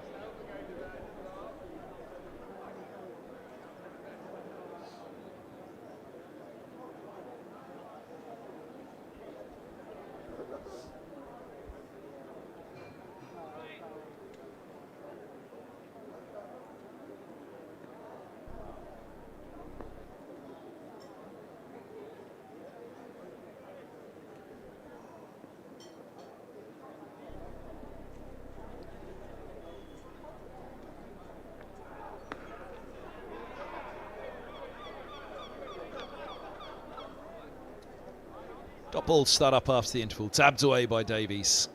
He'll want to settle in for the session. Oh, more USA caps. What is this red, white and blue? Is it something new at Lord's that I've missed out on the MCC? There's a kid wearing a Lord's top earlier that was red, white and blue.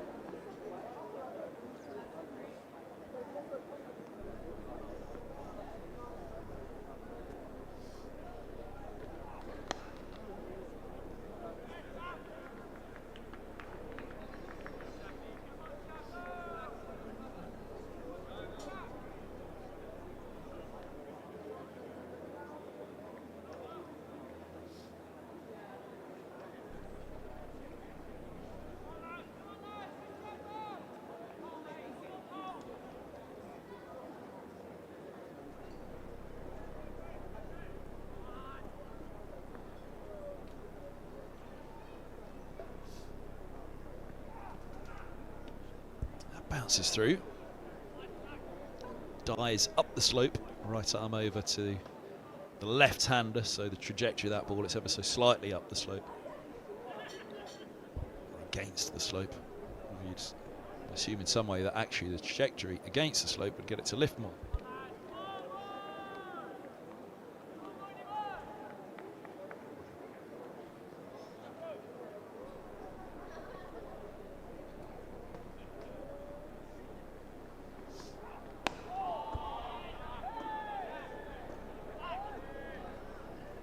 It's felt like a game of cat and mouse between the bowlers and the batters for some time now. That early zip that was there, swing. It's more a case of just keeping that ball on the spot for Derbyshire, waiting for a mistake from Middlesex. 2 of the 5 to go though on this first day where there has been seam and swing, have fallen to the spinner.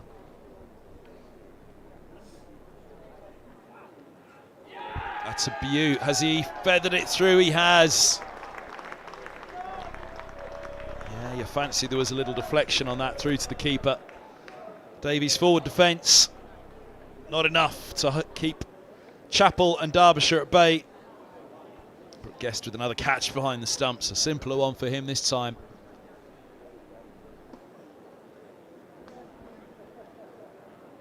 Yeah, just a little nibble at it.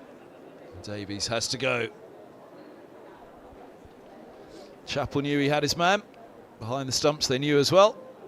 That's the appeal of a man who's very, very confident that the finger's about to be pointed to the sky. Middlesex 189 for 6.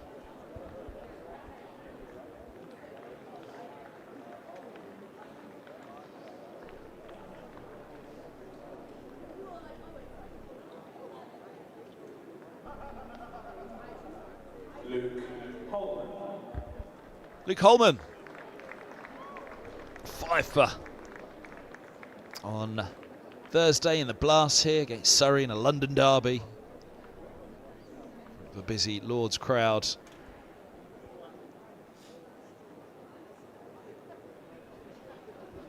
And he comes needing to make an impact with the bat for his side. Again, another 111 runs here for Middlesex, 300 on the board. I think they'll be happy.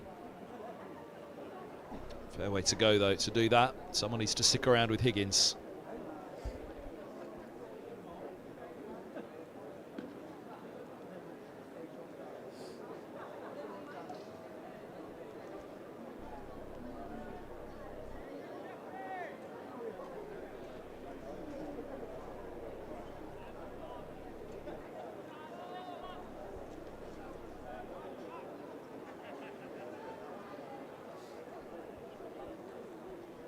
Mentioned the World Cup yet?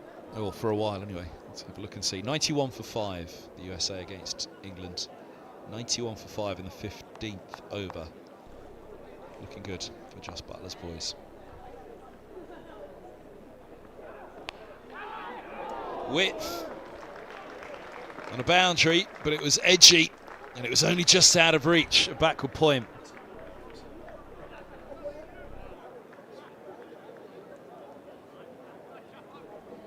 Scooping, stretching, really offering a chance to backward points.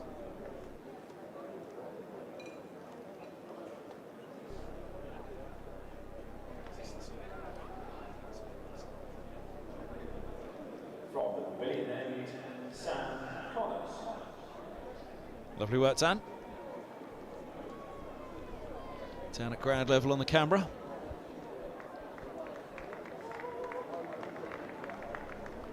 Off the mark, first ball, strike rate of 400.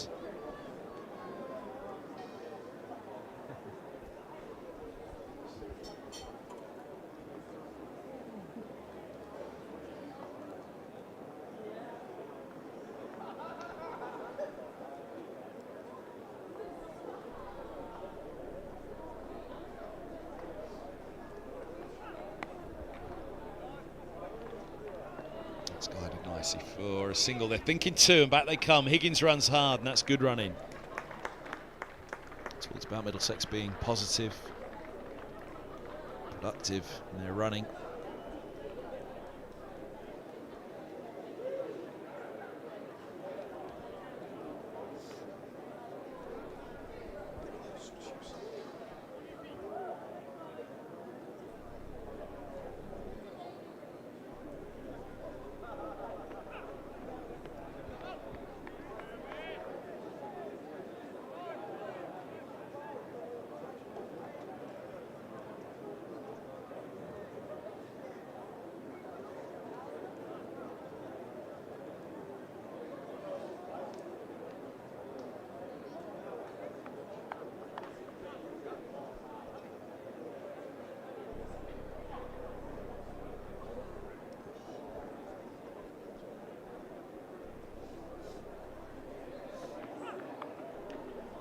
Chops that one into the ground, a little late cut.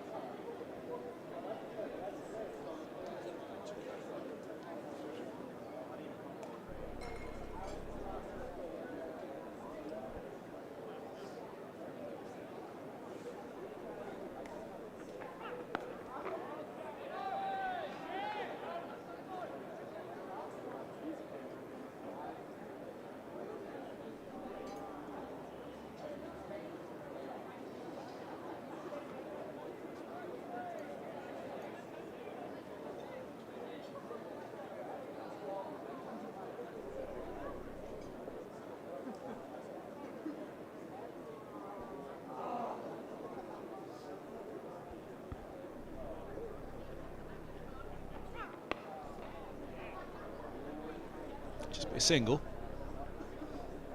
On to 43, Higgins.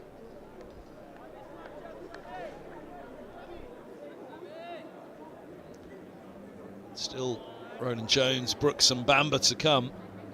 All of whom can bat. Varying approaches as well.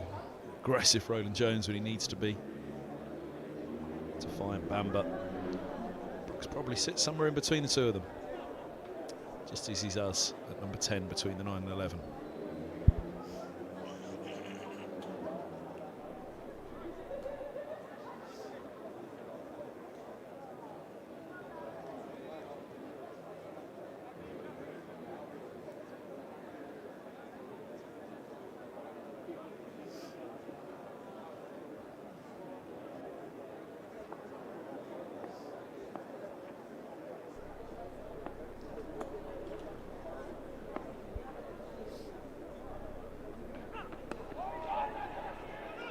Squirts away for a single. It's a good run. Single to end the over. 197 for 6. End of the 66th.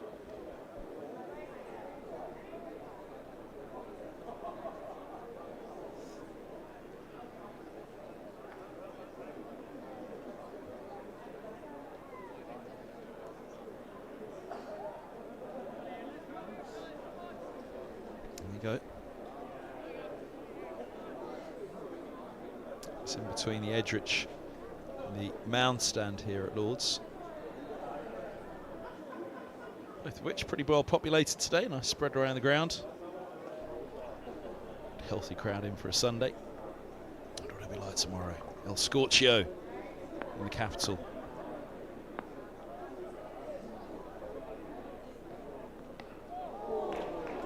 He's edged that nearly off middle and off.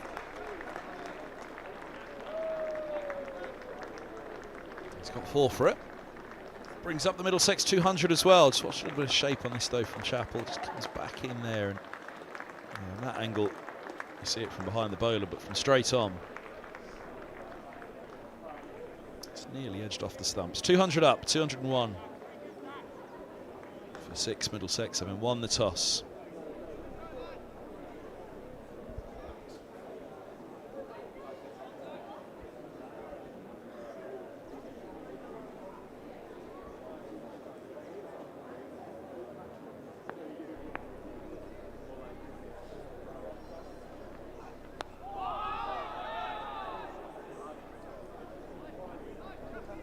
Here and there.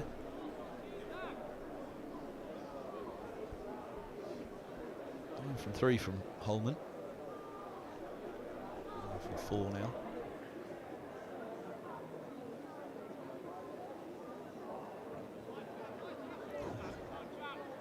Question was it boot first before bat? Would have been a very tough one for the umpire to give that.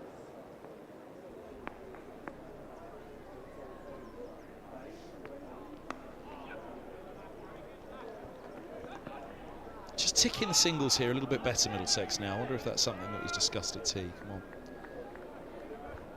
Turn the strike around, left-hander, right-hander. Let's take it back to the bowlers a little bit if we can, without dancing out of the crease.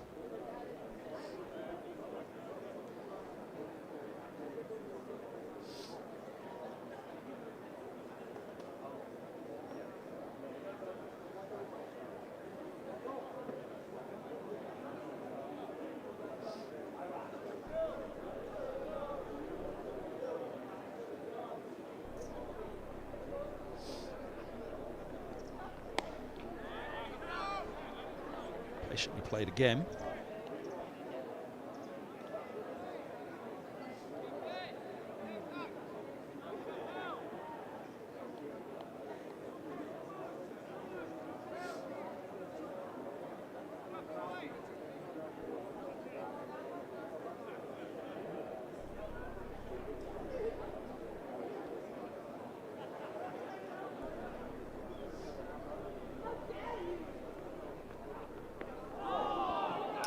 Hitting on the hip. Again, he's waiting. He's trying to play it late, playing it from within the crease, Higgins.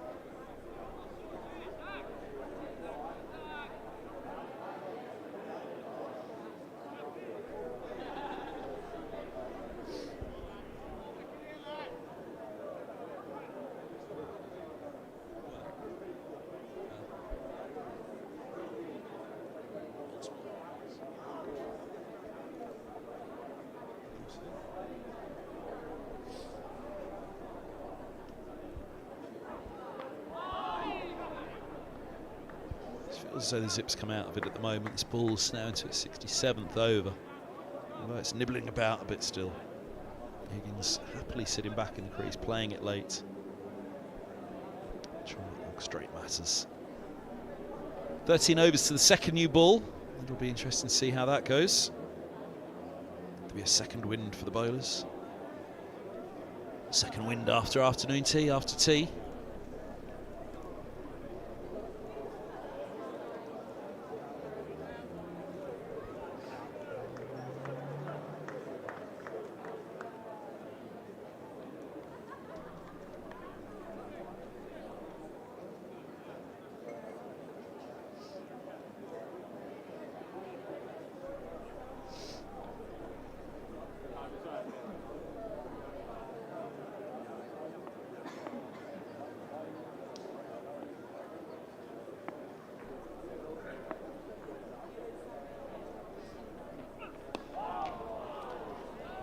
Kept honest by that one, Holman. He kept the bat face open.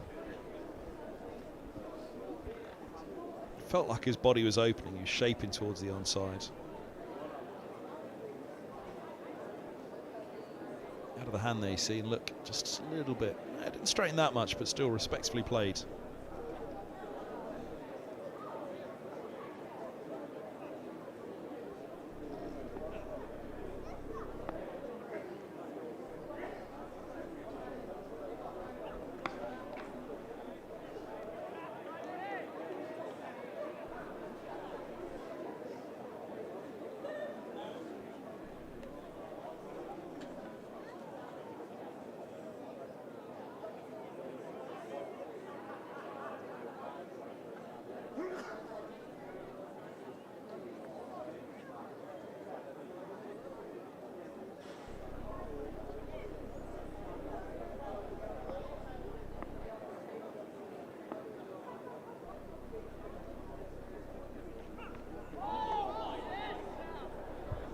Pace and bounce in it still. Connor's extracting it. Probably has more so than any other bowler today, actually, Connors. Yeah, look at that jag. Look where it's taken. It's off the ground, guests, as he leaps to take that towards slip.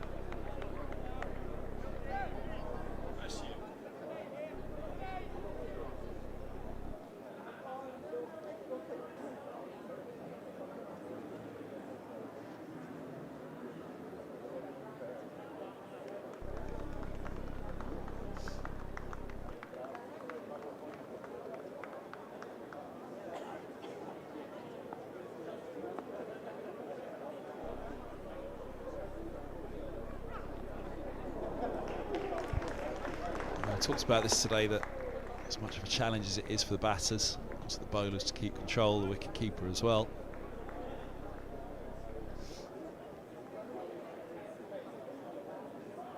Swinging away down the leg side.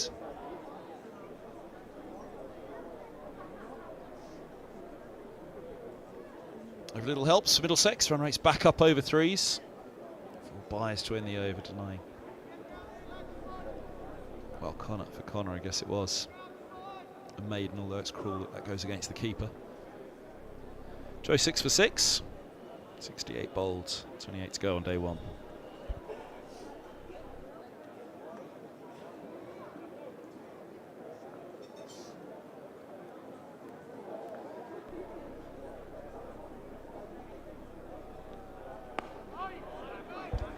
There it is again. It almost feels like it's floating up there to Higgins at the moment. He's not rushed by Chappell as Chappell was rushing them earlier today. It'll be interesting to see when that second new ball comes, how big a difference it is.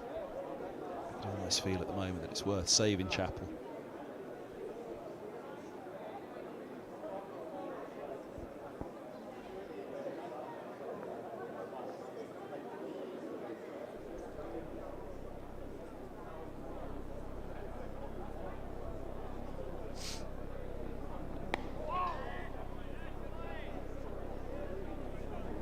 The ball, it's just not getting as much response from him at the moment, than save him. 11 overs to the second new ball.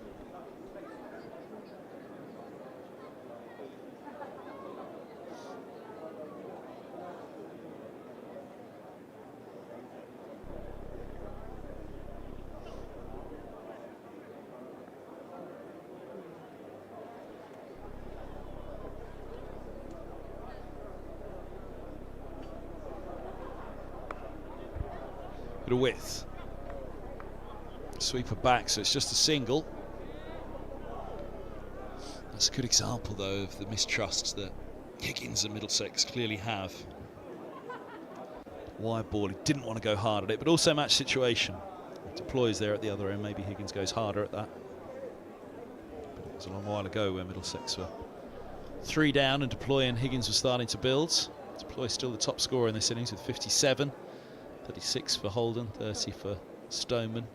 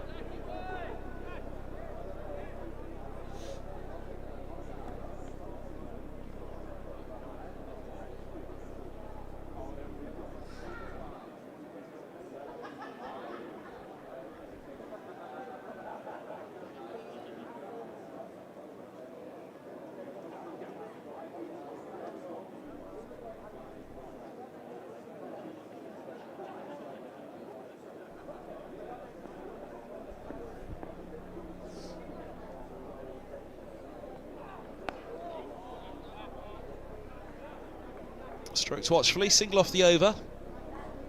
Does feel like he's bending his back needlessly at the moment, Chappell, but just asking a bit much of him. Another wicket in Barbados. USA are 115 for 7 in the 19th over, so England doing a good job of restricting the co-hosts. I need to chase it down in pretty good time and affect their net run rate ahead of the South Africa-West Indies match tonight.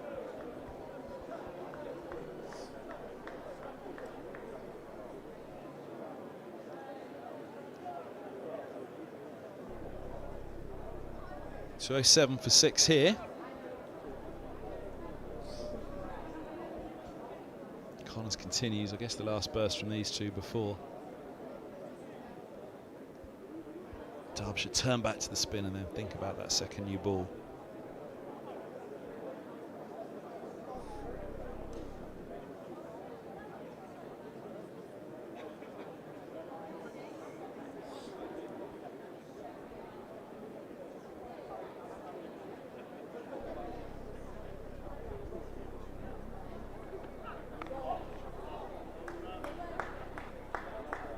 Thinking to, it's fine deep third. That's really good running by Higgins. He's on to 46. Six have their sight set on the horizon now, and a batting point, 41 runs away. 2 bowling points in the bag for Derbyshire.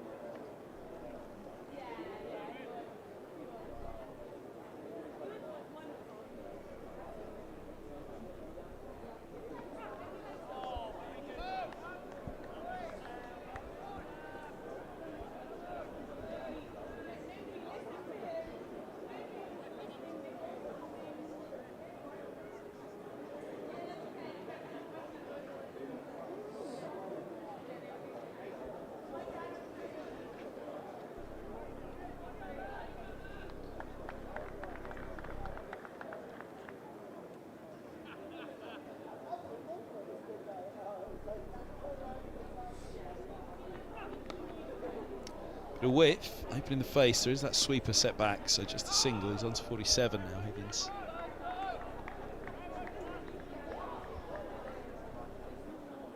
Big man they dearly love to get. They got double century in the first game of the season against Glamorgan. He got 75 unbeaten in the first innings at Cardiff against Glamorgan. He also got a century here against Sussex before the break for the Blasts, of which he played all the games. 44 he got against Kent. Other than that, not quite got him on the runs as he'd have liked to. A couple of 20s in there.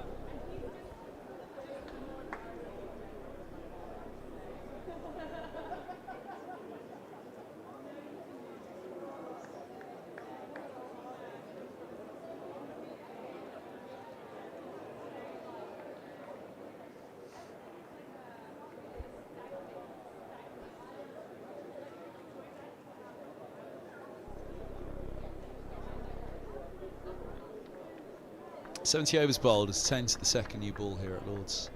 210 for 6. Max Holden in the middle there with Rory Coots, batting coach, and Salisbury the bowling coach, spin bowling coach. That's Tim Mercer today. Is he loitering with intent somewhere, I'm sure. Toby Rowland Jones padded up in the background there. Middlesex captain. Cheers, Toby. Tea in his hand, I'm sure. Next in.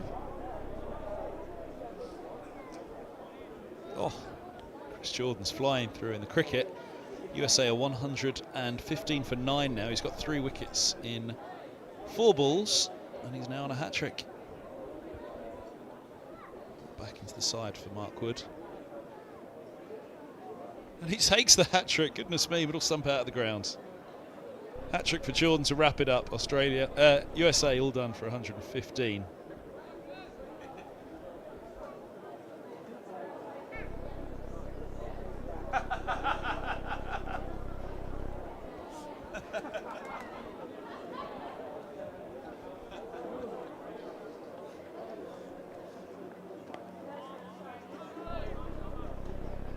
It's like Soccer Sunday here at Lords.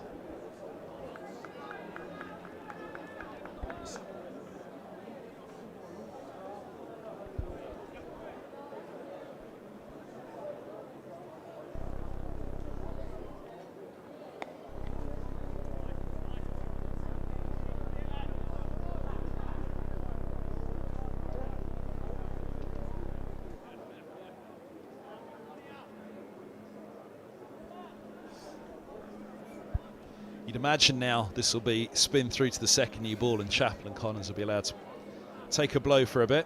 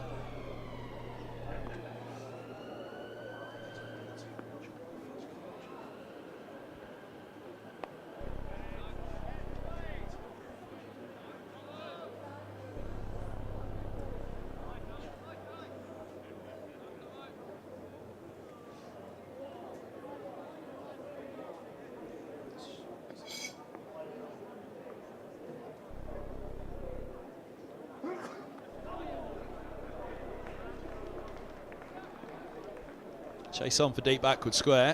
And a tumble and a stumble. And he's been rumbled.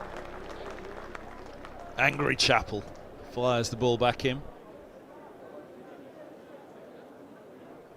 Swept fine by Holman, so he had a lot of work to do to get around, but having got there, he'll be disappointed. He's always running out of time and room. It's just that little jink in the fielding rope there, as you'd have seen the boundary rope. Or was it a sharp angle that just gave him the chance? Had it been a rounded rope, it probably would have already gone.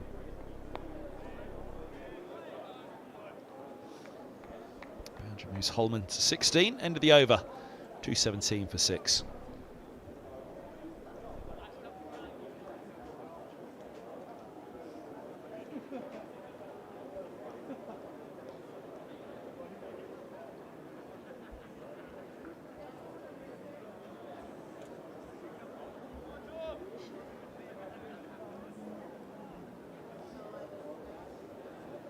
From Pavilion End, Darren Duvaplo.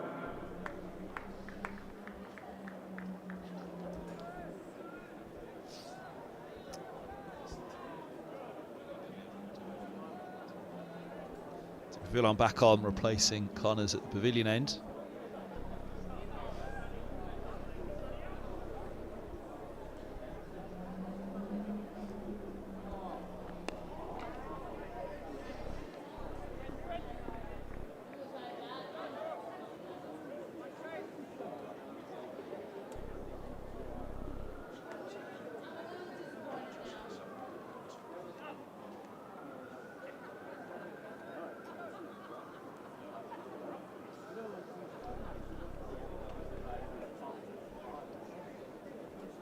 Run away. A well-deserved 50. It's been a good gritty innings from Higgins.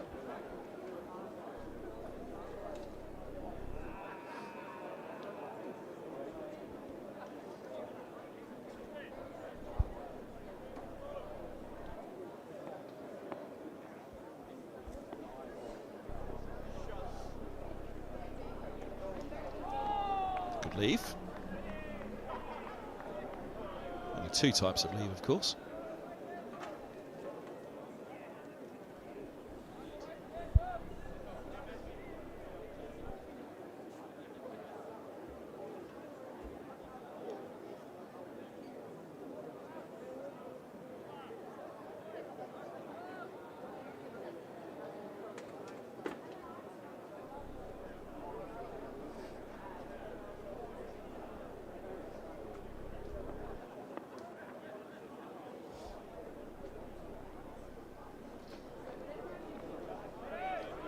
Another good leave.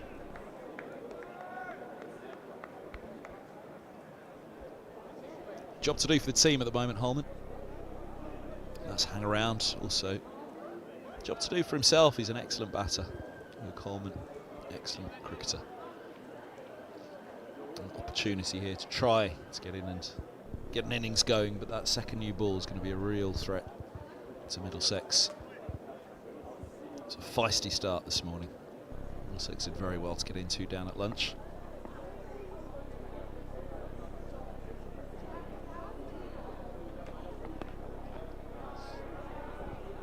Even a leg side delivery like that, the batters are still watchful.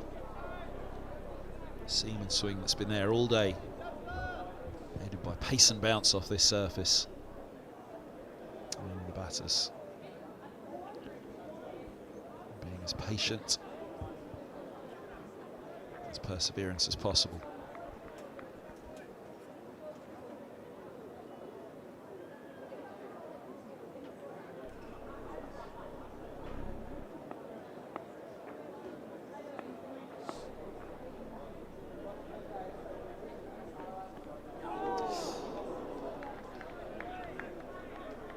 It's full enough to interest Holman. Not quite sure he was decisive enough in his foot movement. Wasn't really there for it.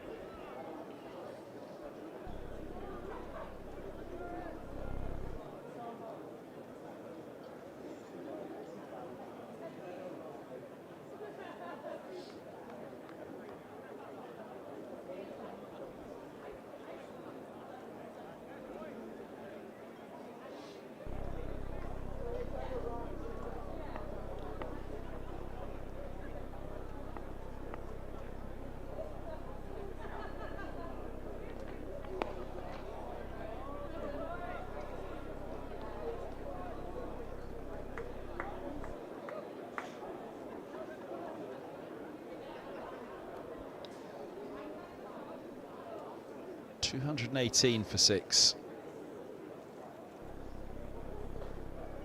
Higgins have strike on 49.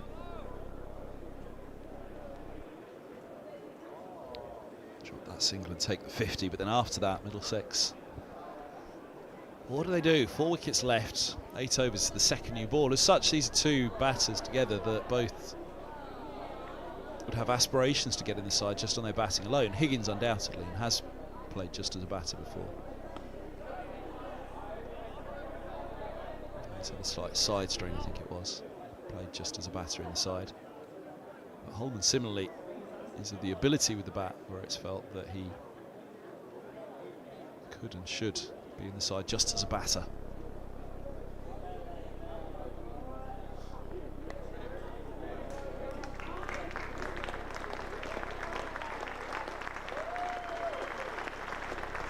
There's the 50. 107 deliveries, 5 fours, 162 valuable minutes for Middlesex. Adding together the middle of this innings. Second Middlesex batter to reach 50 after Plooy. The man who came in one above him, but had a fair old head start by the time Higgins joined him in the middle. Need somebody to go with a big 50 now, though. And somebody to stick with him. Can Holman be that man?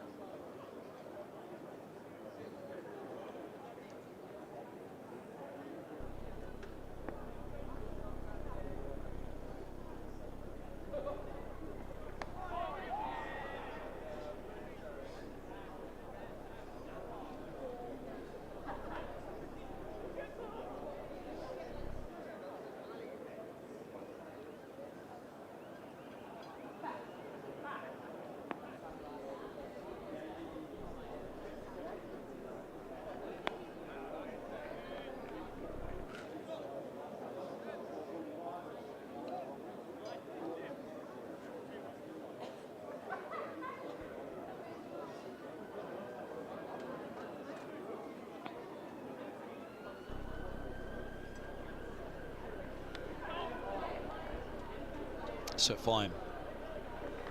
Chappell's just gone around a little bit. Right, Higgins 50 came in 160 minutes from 107 balls with 5 balls. Oh, sleeper at the front. Or is he on the phone? Is it head down on the phone or is it nodding? His mate's on the phone. Oh, he's asleep. Good effort.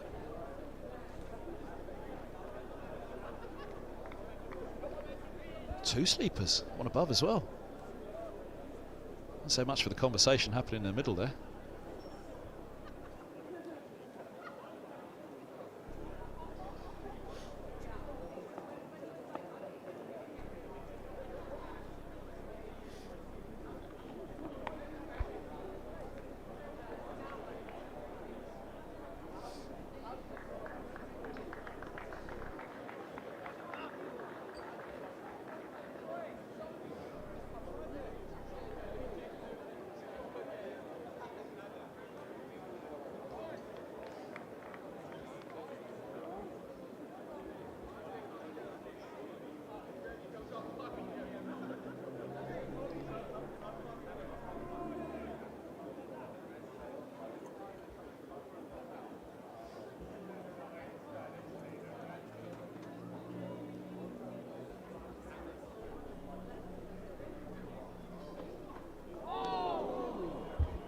Well, that's died. That's interesting. Middlesex be feeling pretty good with 221 for 6 on the board. There's been good pace and bounce in this. That's just not got up.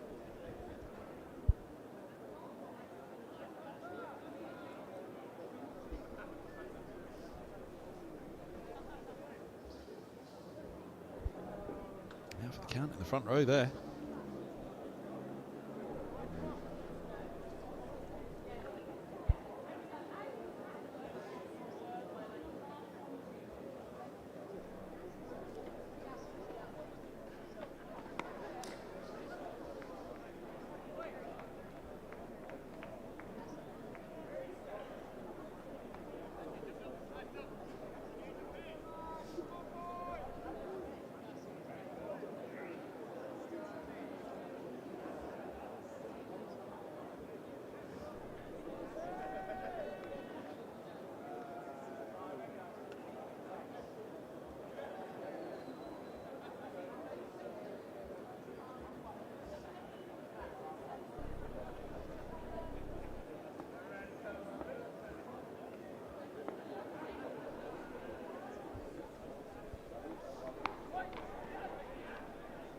Dropping a single again through the vacant point.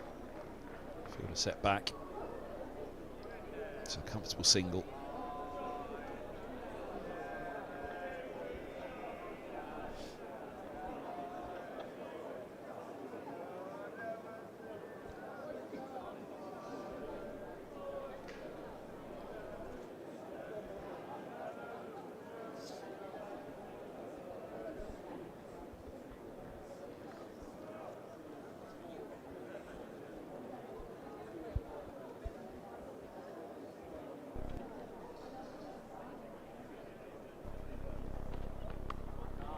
That's nicely done, late cut, big chase on here for deep backward point, he won't get there.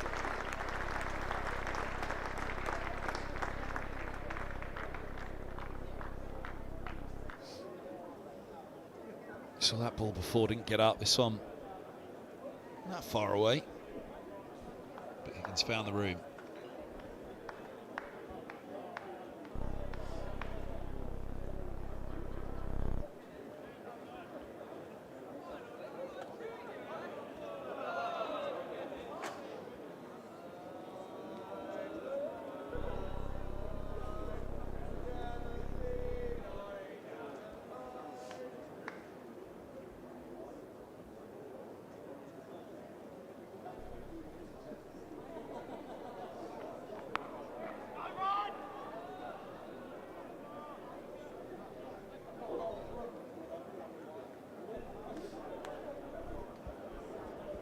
End of the 74th, 2-2-7 for 6.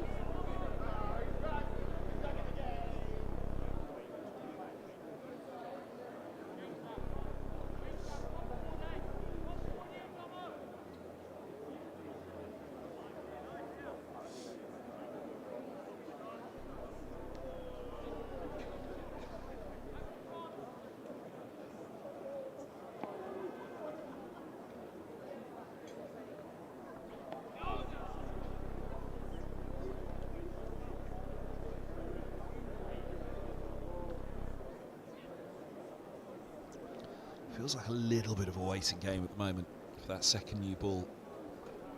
Four wicket standing, some decent batters to come in. Roland Jones, Brooks and Bamber. Has to be the thought, try and see off the new ball. It'll be Middlesex's thought. Derbyshire's thoughts will be very, very different.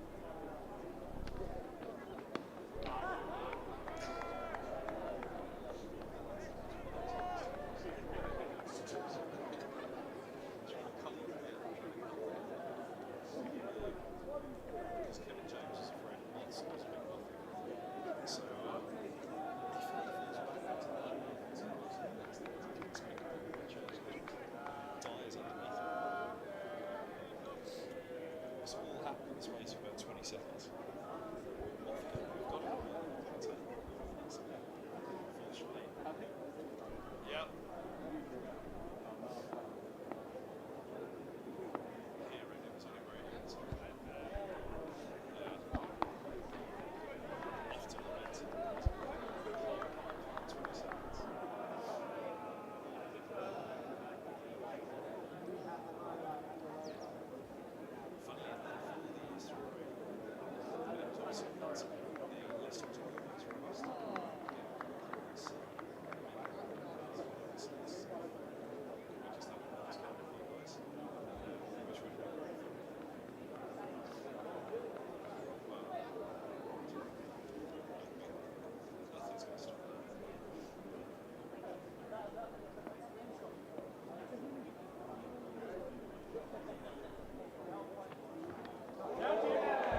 Edged and gone, taken at second slip.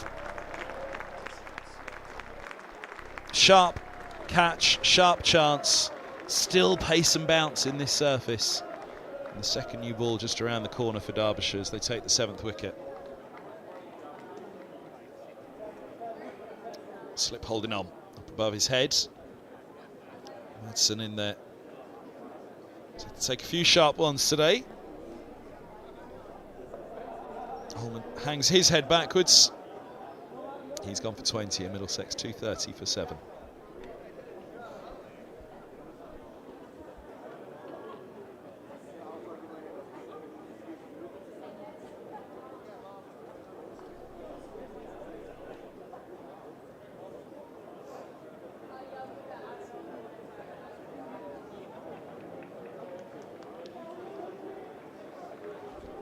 Shake of the head. Has been a pitch where the bowlers have been in it all day. They felt interested at all times. It was the end of the 76th and it was a wicket maiden. Here comes Roland Jones. Skipper's back. The break for the blast is over for him.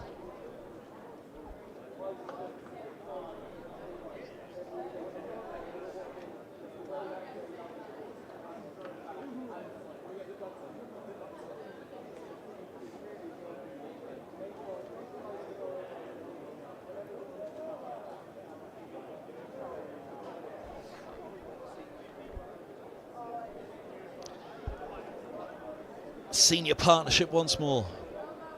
Roland Jones, a former opening batter as a youngster.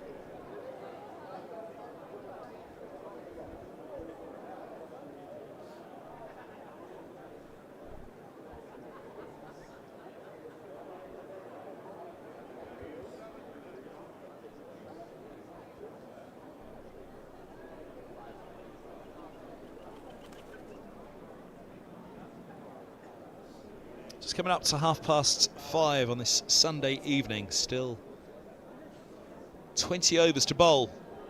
So we've got more than an hour. And 15 minutes. Well, 6:45 before stumps can be pulled for the day.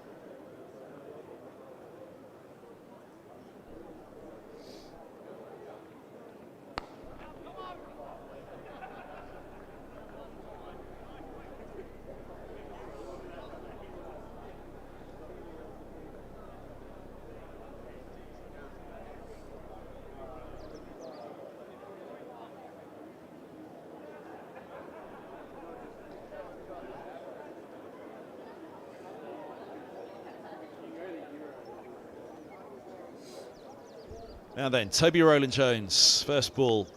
How does the skipper approach this?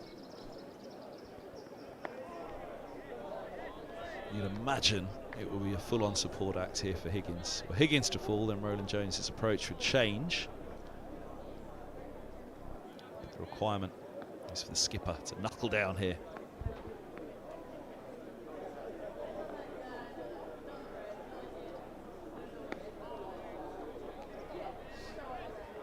Probably won't mind a little bit of the off-break bowler. Round the wicket to him, they're fancying with a deep square set back.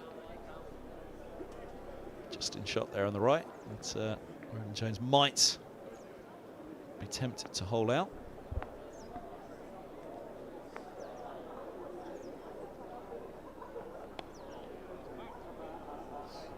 Field set back, he tickles the single to end the over.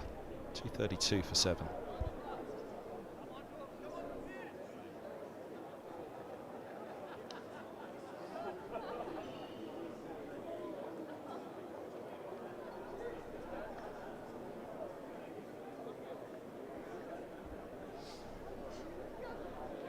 Sprinkling in today, it's not as packed as you may see on a Sunday. England's effectively in a... Well, it's effectively a quarter-final, I guess, for England. This match against USA, so that's to be watched. European Championships on as well.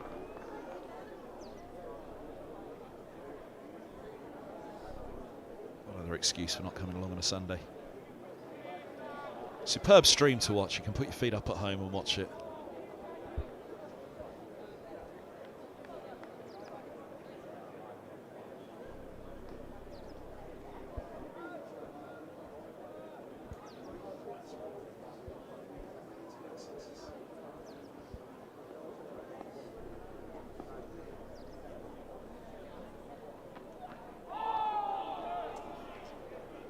This angle back in nicely down the slope.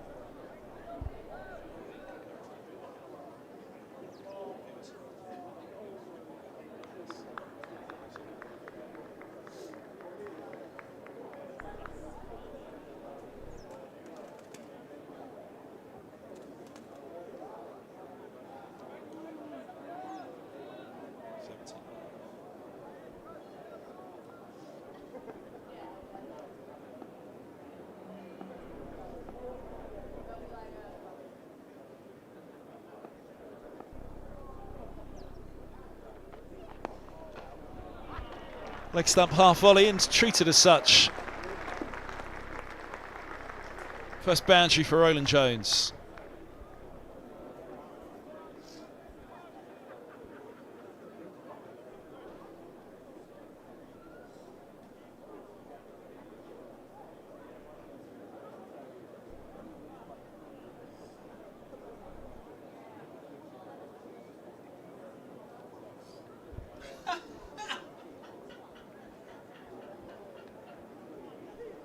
Somebody got that bucket hat through it past mum. She's not quite censored that one.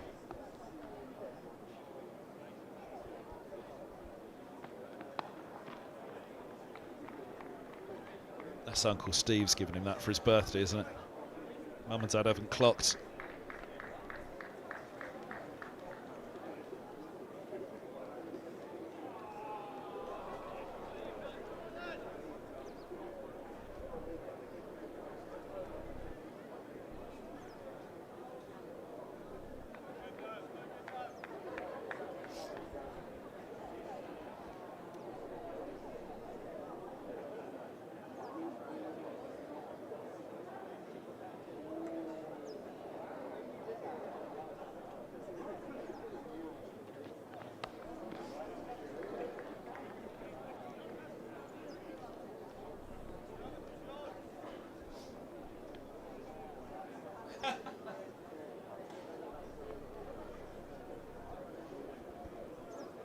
Here, I've got little Johnny a nice bucket hat you can wear to the cricket.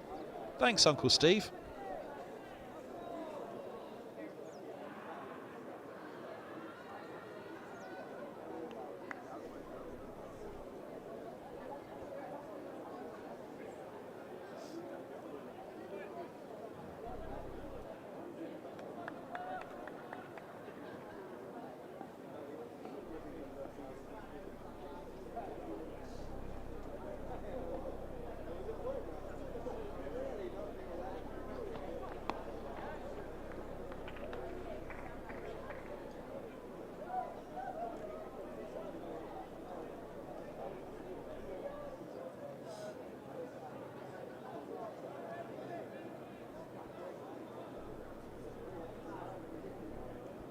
Steady. Steady. Steady. Have we got enough, lads? Not yet. No spillage at all. Good work.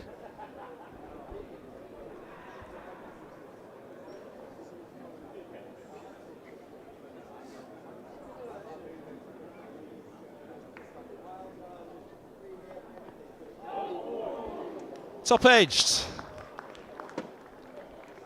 Indeed, is it? Yeah, no ball signals. Higgins looks straight to the square leg umpire. Well, he didn't get anything on it at all, it's just flown. Let's have a look at his helmet there, and passes over the helmet. 4 no balls. Middlesex close on a batting point.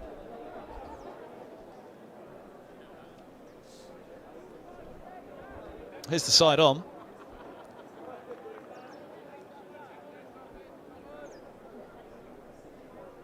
Flash of lightning.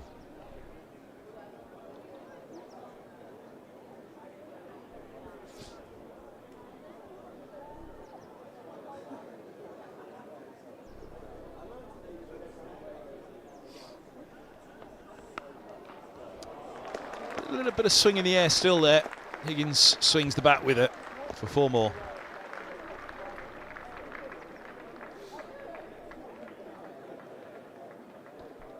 Just shaped away a little at the last, but Higgins slapping the bat through the covers.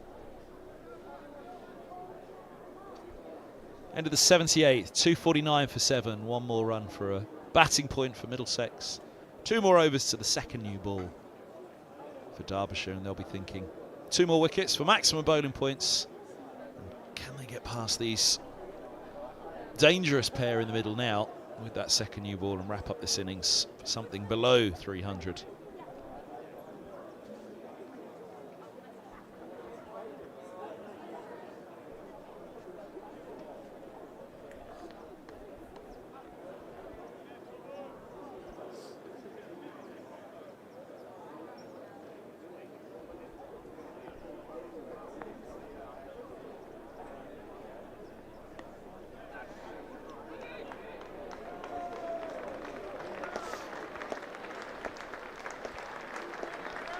And there is the batting point. 250 up for Middlesex, 250 for 7. They will want at least 1 more from this position. Second new ball, play a fair part in that though.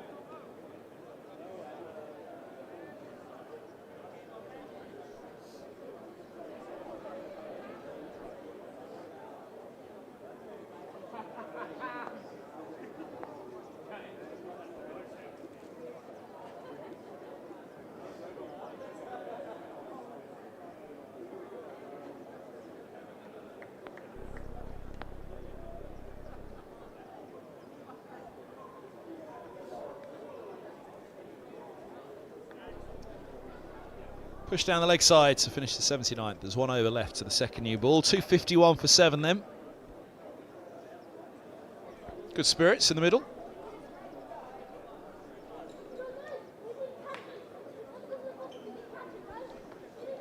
Middlesex being very good spirits if they can get up to 300, I fancy. Stoneman Holden dug in at the top to Plooy. Quite say cashed in. It was a really difficult innings for Plooy, as it has been for Higgins as well. The strike rates are good, around 50.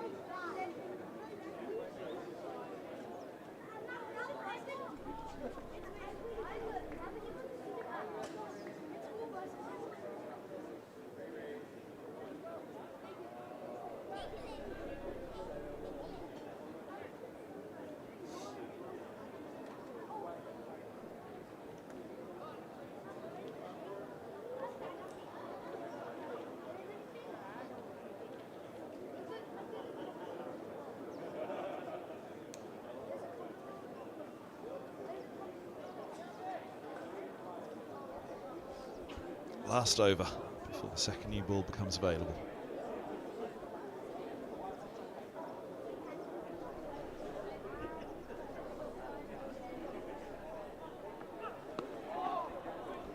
It's back in with the slope.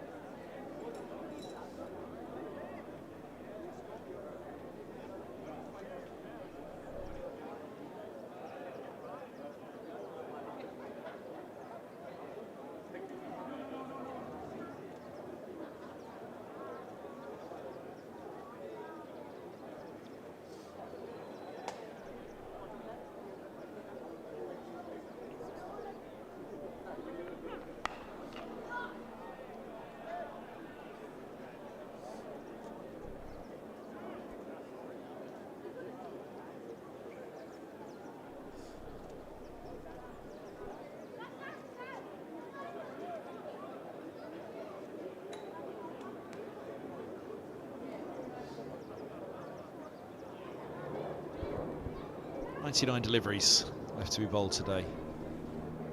16.3 overs.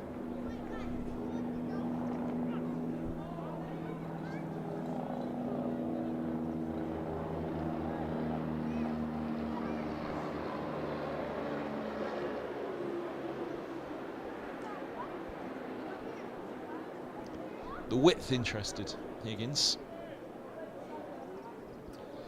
Police helicopter.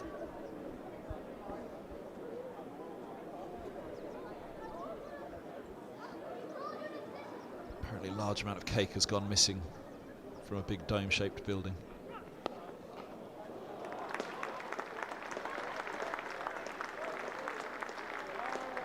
Four more. Higgins on to 69.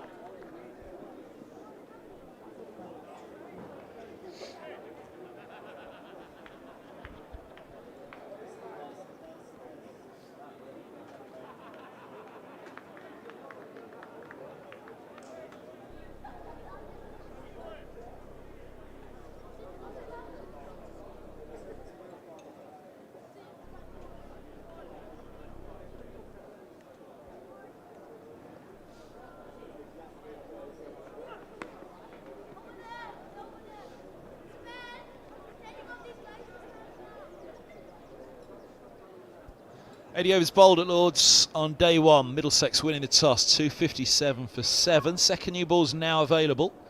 All eyes on the umps. I don't think there's any reason to wait. And there we go. New ball signal to the scorer's box.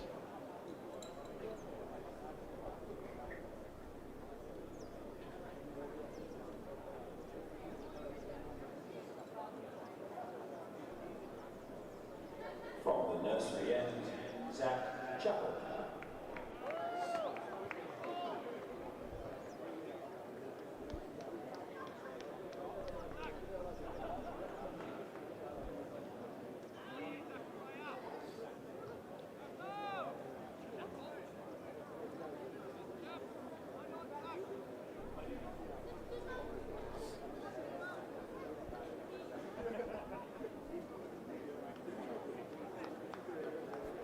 Chapel back with the second new ball, where he started with the first this morning.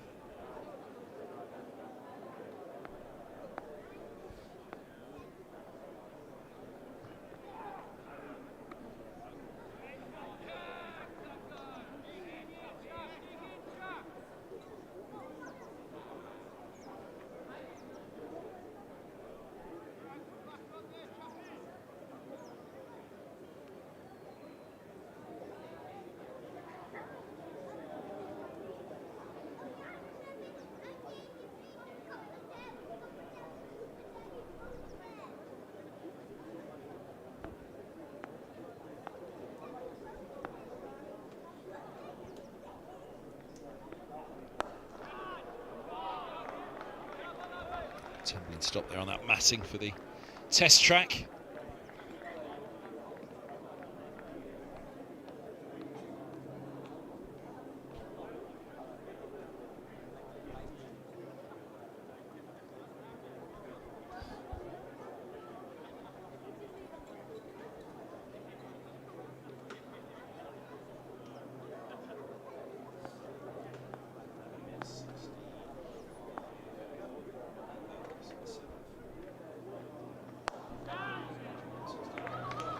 Scooped that somewhat there, Roland Jones, but scooped it into the gap. They'll get a couple.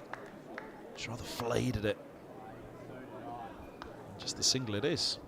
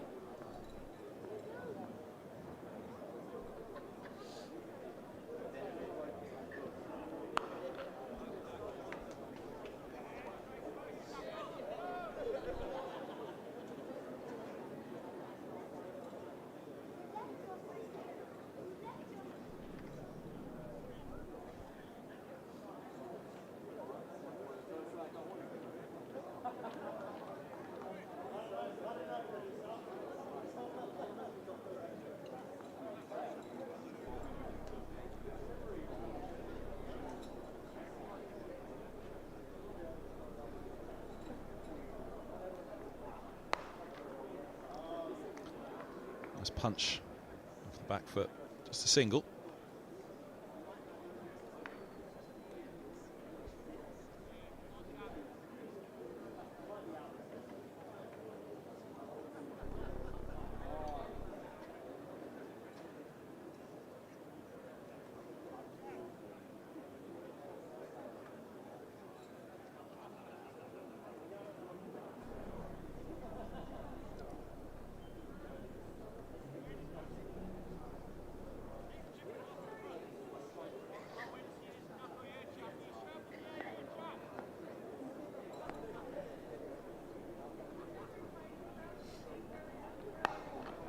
So got it nicely towards the top of off stump again from Chapel. Roland Jones as well, getting in behind it.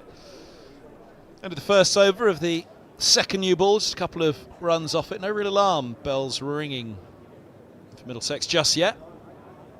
Not quite the first over that Chapel had this morning, 4 swinging deliveries and then a wicket with the 5th ball.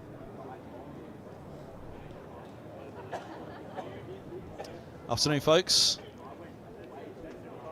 Give us a wave, tuned in on the stream there. Fetching blue and red t-shirts. There's a slight delay, of course, so any minute now. Gives the wave. Oh, it's TMS they're listening to, the England match out in Barbados, isn't it? England are nearly there, 70 without loss after 7.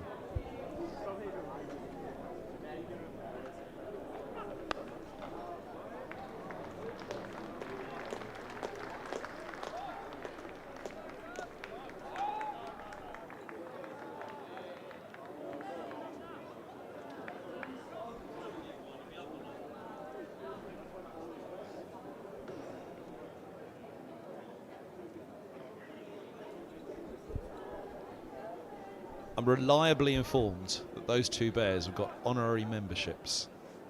Middlesex or MCC? Honorary Middlesex memberships.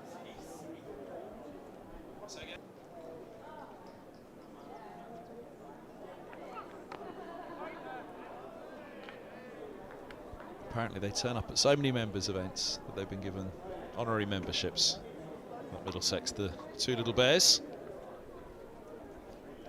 Do we know if they have names?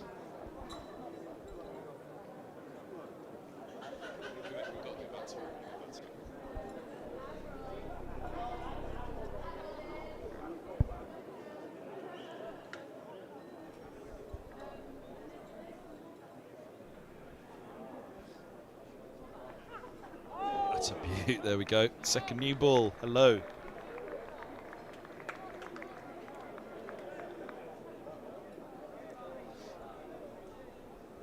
I'm reliably informed the bears' names are Gus and Gat.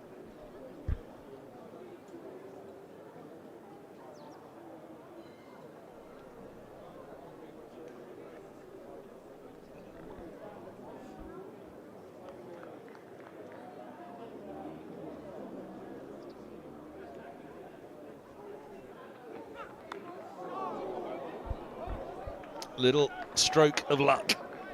A single. Oh, two indeed, taken down too long leg.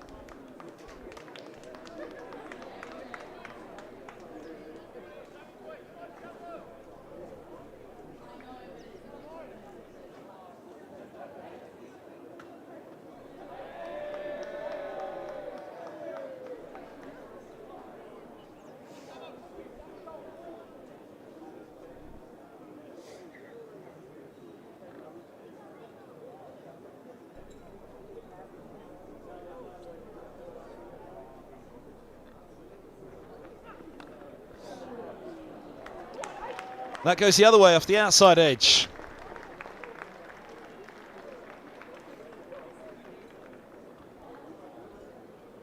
The new ball can depart just as quickly as it comes.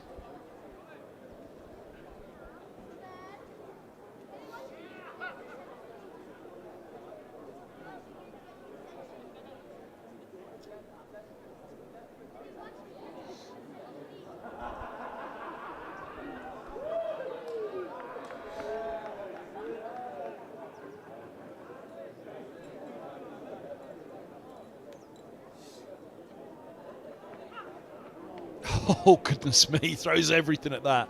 That's the most aggressive shot we have seen today. It looks as though there might be a little bit in it between Higgins and Connors there, the way that they looked at each other at the end. Watch Higgins. Higgins looked straight back at the bowler there. I don't know if there was a word exchanged at that point, but he was eyeing up the Castor sign in the background.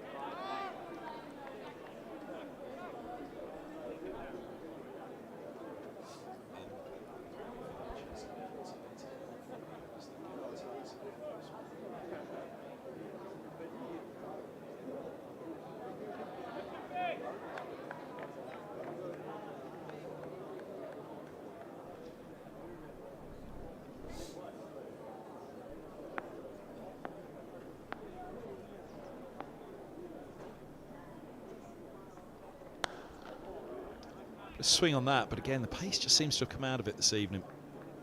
Hot day, of course. Chapel's run in 98 times so far today. 16.2 overs.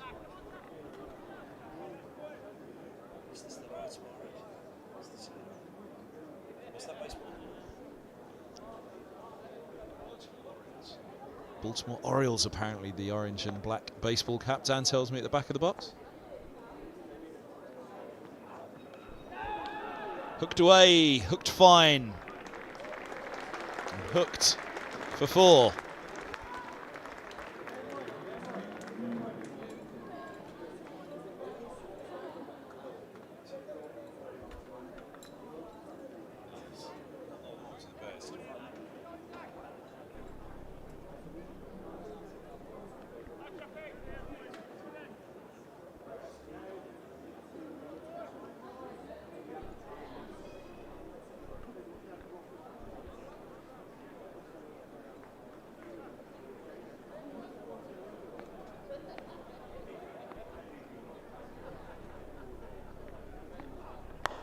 Oh, that was nice. Into the block hole.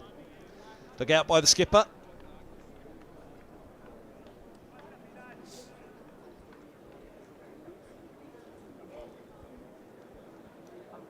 It's that foot out of the way. Big man, Toby Rowland-Jones. It's a big swing of the bat. Manages to get it down to that crucial spot.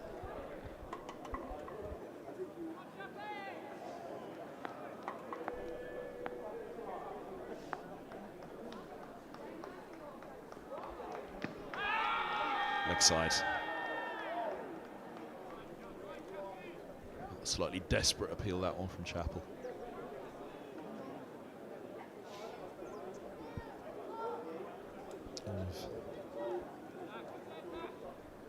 Off, most of middle on show. Stayed leg side of it.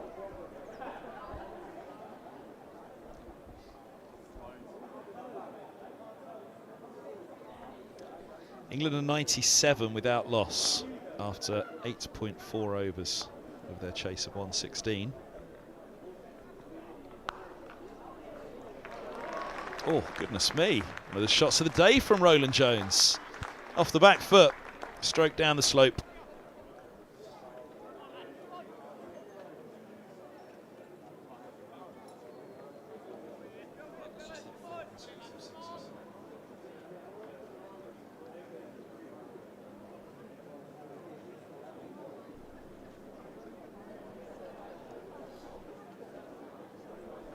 Young Tim Murtagh in the foreground there, with a bit of photoshopping.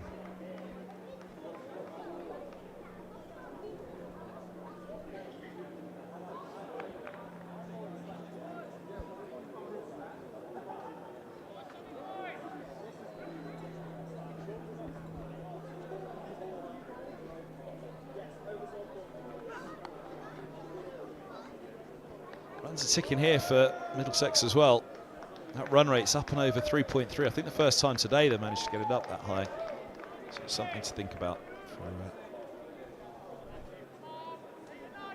Derbyshire here, just getting it back. England are nearly there, 110 without loss, chasing 116. The time they've done it, it means they qualify for the semi-finals of the T20 World Cup. That defeat by South Africa is not going to be too costly at this stage.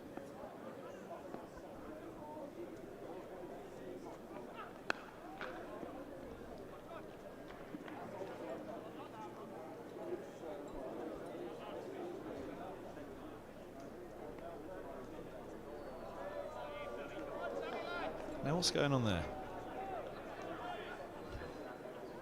I'd fly away as well if I was that grey pigeon, to be fair.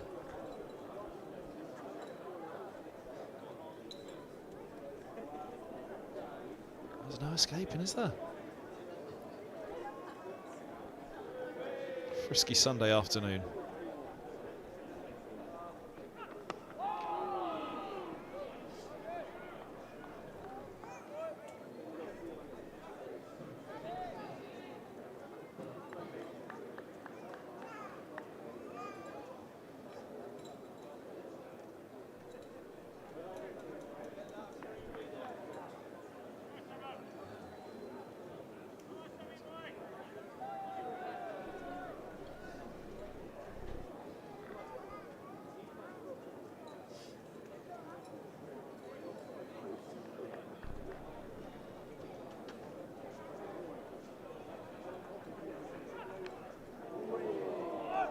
That's edged away. That's going to be 4 more. Higgins is into the 80s, and that means Higgins has scored 1,000 first-class runs at Lords. That's not a bad little milestone for Higgins. 50 partnership as well, 51. Of which Roland Jones has 19. Higgins is starting to motor a bit here against the second new ball. 1,000 first-class runs at Lords. When he hit 79, he's at 83 now.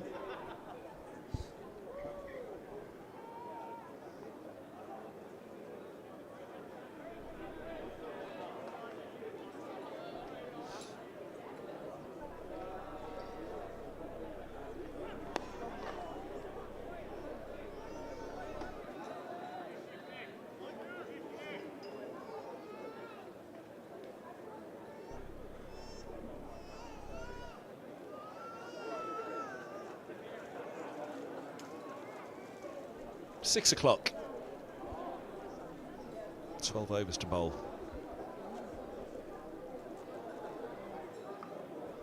No complaints up here. Where else would we want to be than watching the cricket at Lords?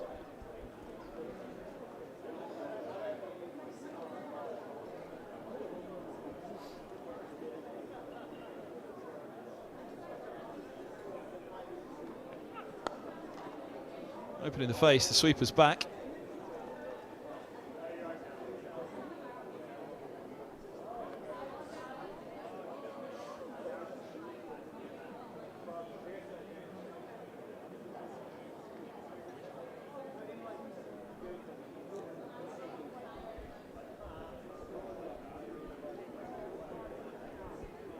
Pims on the right, Diet Coke on the left, or a Guinness.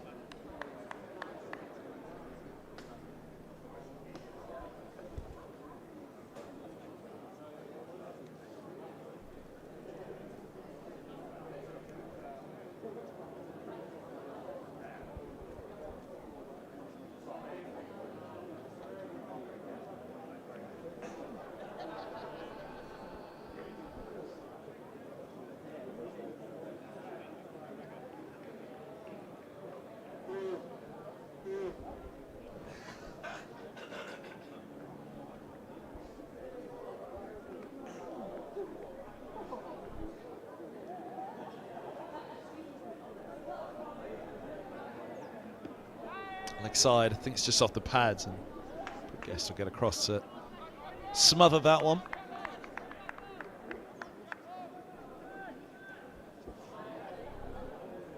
England have won by 10 wickets. They're through to the semi-final of the World Cup.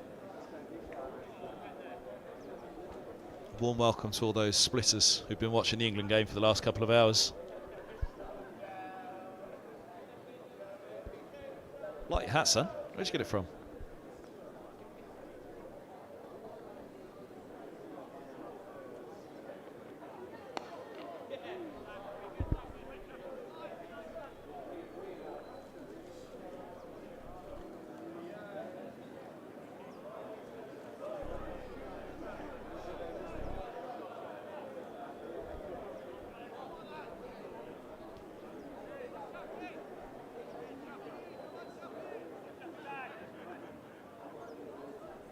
Joss Butler got 83 off 38 deliveries in that innings for England. Salt 25 from 21.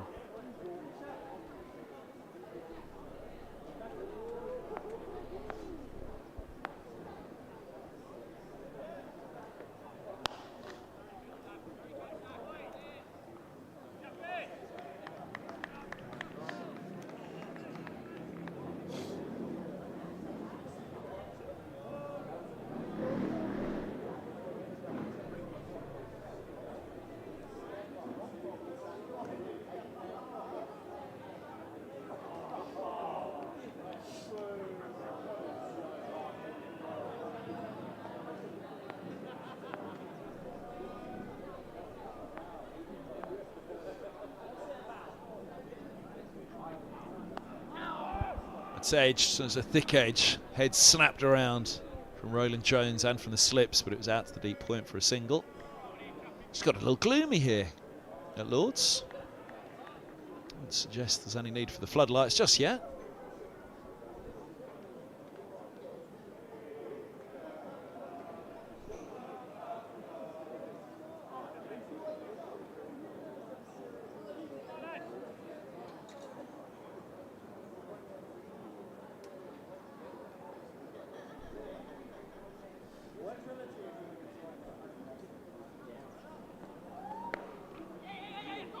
Oh, now he's cut it into the grounds and taken the single. Cover comes around to collect and get through.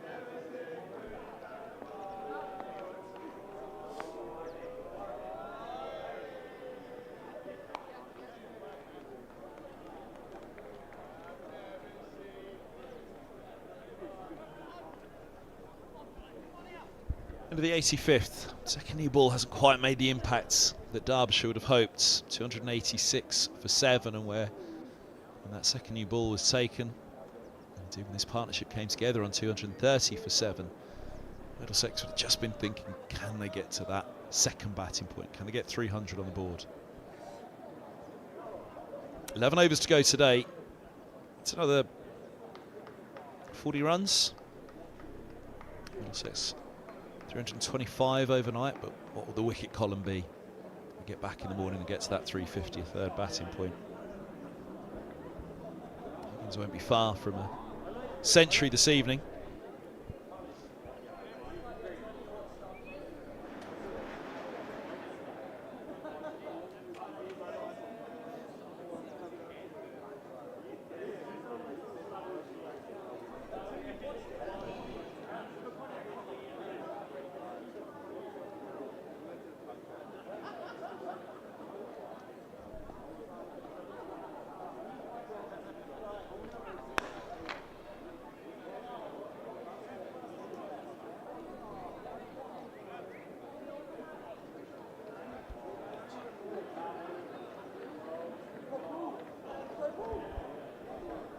Oh dear. Let's not zoom in on the bat maker there. I'm not quite sure this is the piece of advertising they want. What did that? Oh dear. Ha! Did it hit the ground?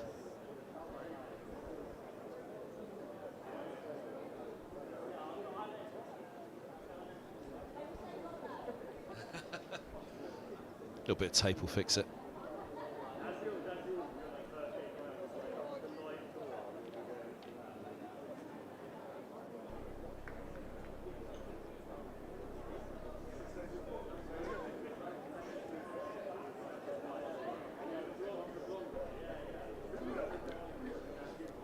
Have you got one that works? Yeah, that'll do.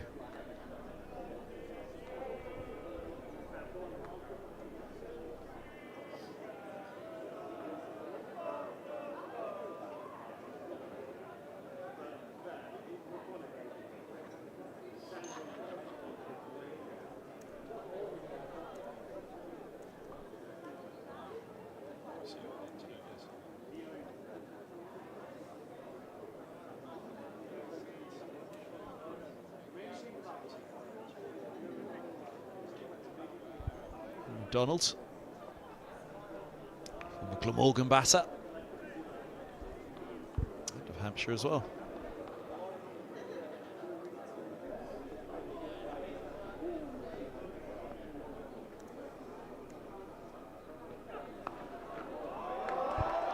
Wow, where's that gone?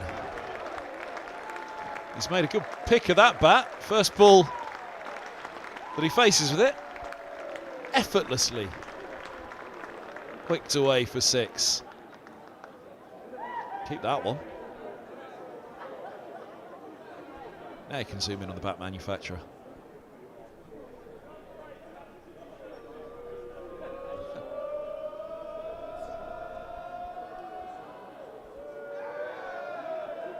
8 away from a second batting point. Jones might be thinking about 50 tonight.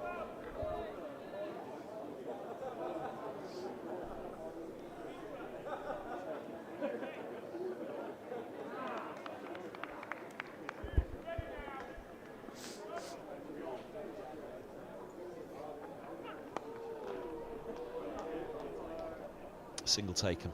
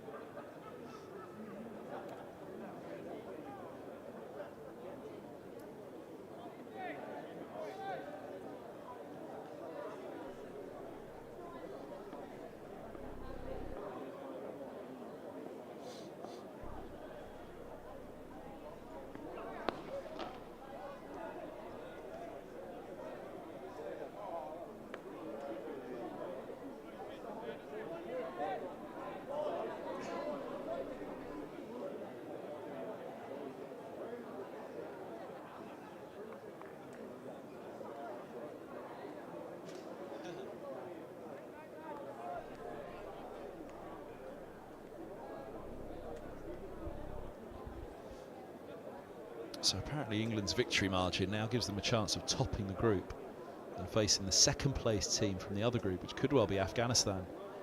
India see home victory in Group 1. All eyes on the South Africa-West Indies match tonight. Oh, now where's that gone? To cover. Roland Jones looking to work it to the onside. Leading edge, but safely to cover for Roland Jones.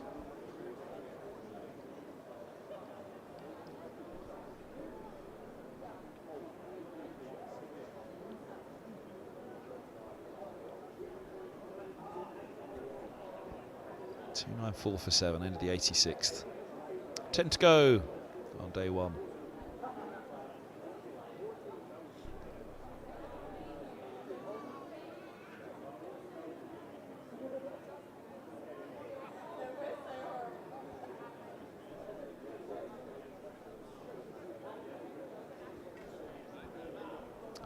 Hands on hips.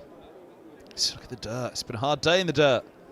294 for 7. This partnership swinging today that suggests heavily towards Middlesex at this stage if they can get it in 7 down tonight. Goodness me, they'll be thinking about 350 plus tomorrow.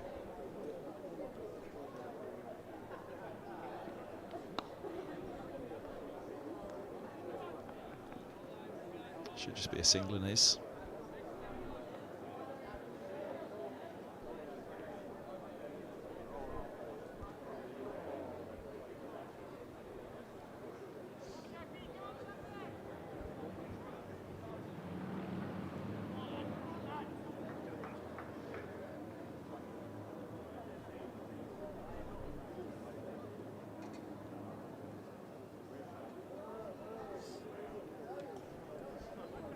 Roland Jones, 28 from 31. It's been an innings of significance already, I'd suggest, as Middlesex nudged towards that second batting point.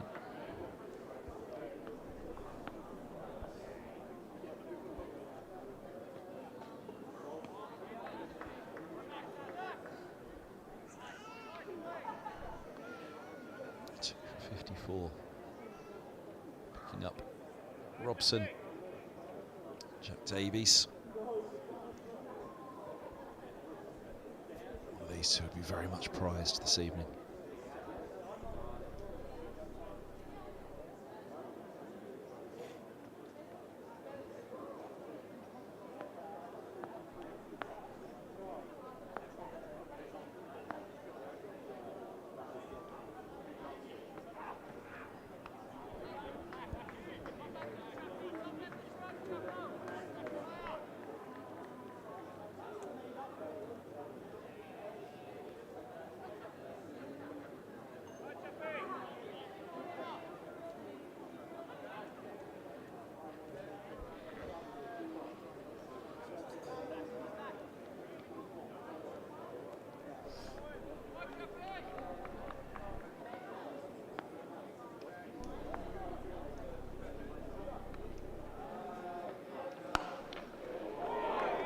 Brilliant stop. Thompson in at cover and down to his right.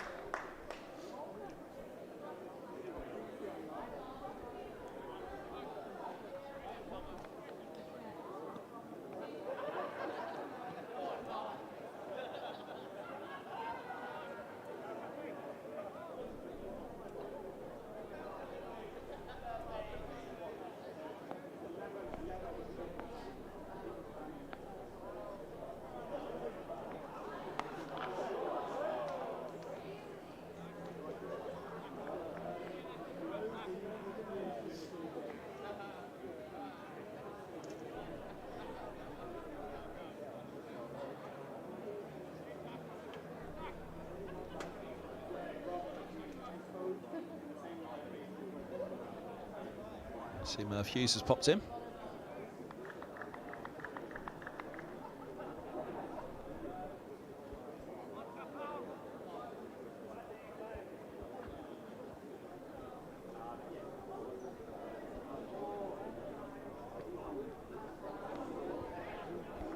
Into the over, 296 for 7. We've got 8 overs to bowl. On the first day here at Lord's. Day at the moment that belongs to the man who won the toss on the right, Toby Rowland-Jones. Fair to say 1 or 2 eyebrows were raised with a bit of grass around this morning when Robson fell to the 5th ball of the day. And the ball was swinging about a bit. I felt, uh-oh, this could be trouble, but half an hour to go. In fact, it's 9 overs still to go. My apologies, not 8, 9 overs. Just over half an hour to go. Goodness me. Nearly 7 o'clock. Lucky the overtime's good here.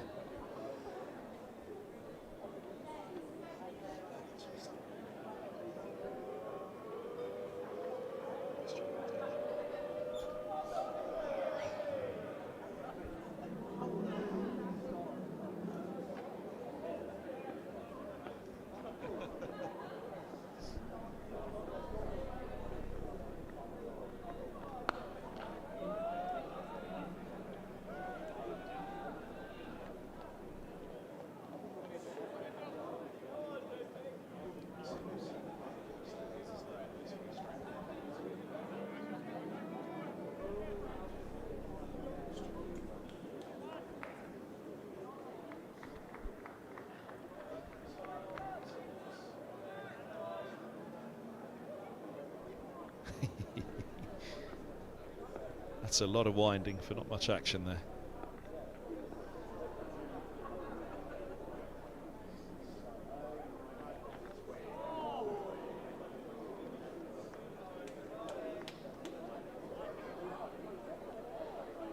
Don't you have to go to silly gyms nowadays to pay silly amounts of money for somebody to for you to pay somebody to do that? Works your lats. Go on, keep going.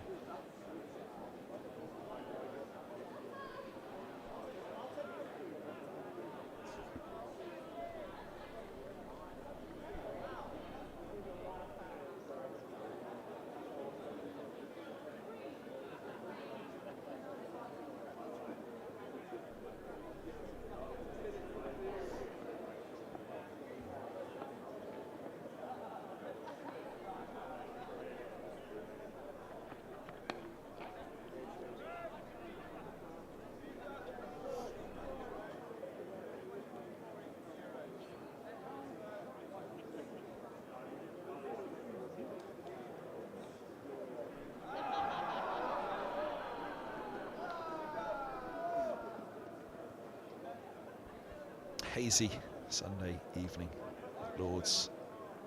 Feels as though the crowd has thinned out a little bit this evening.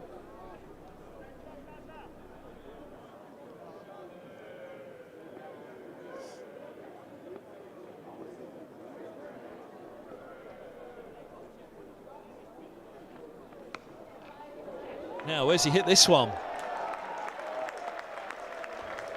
Halfway up the mound stand. 6 more for Roland Jones, 300 up for Middlesex. A second batting point. Quite the way to bring it up as well. He looks in the mood today. Has he spent the last month batting while Middlesex have been playing in the Blasts?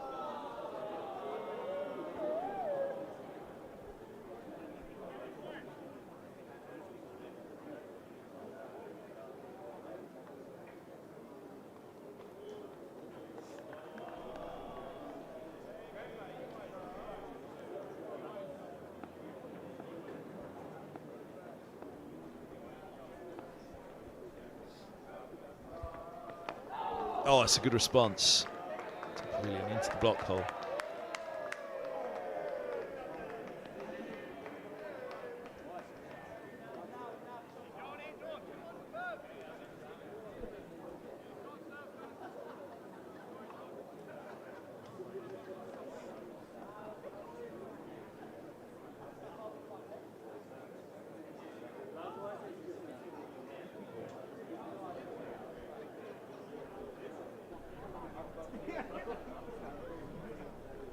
Going with the Merv Hughes sash or that one?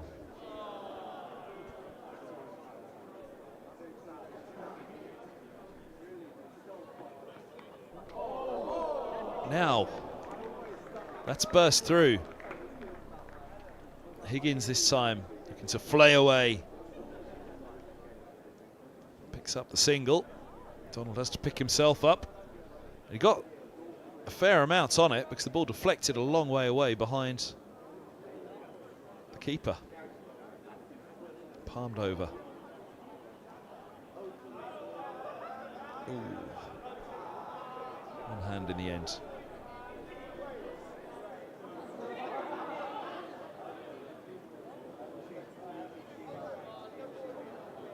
From the nursery end, Anuj Dar.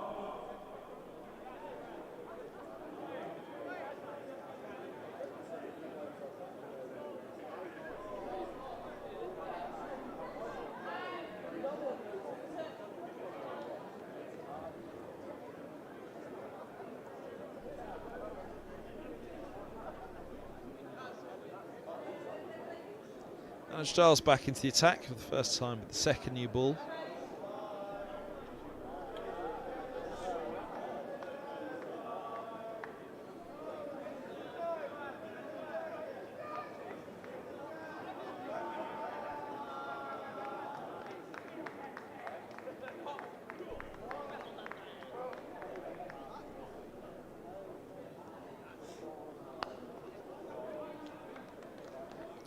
Two here, it's a big boundary and they'll get around for it as well. It's good running. Higgins into the 90s.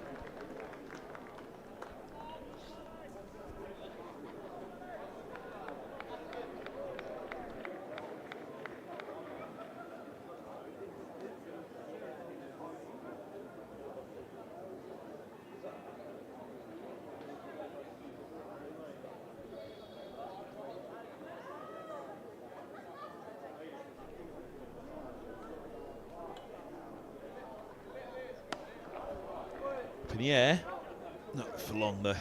He's actually ridden that better than I realise.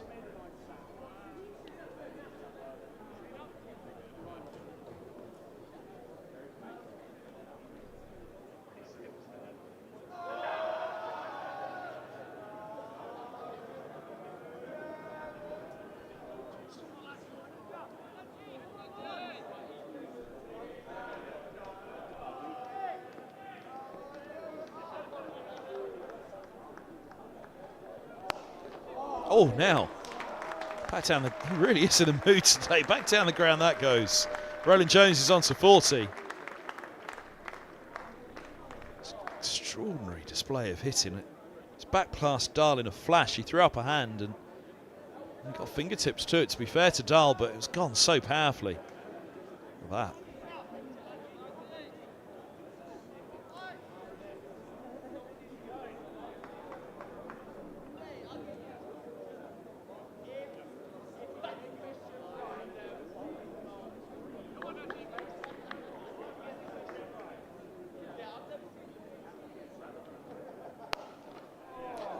Well, from brute force to pure brilliance.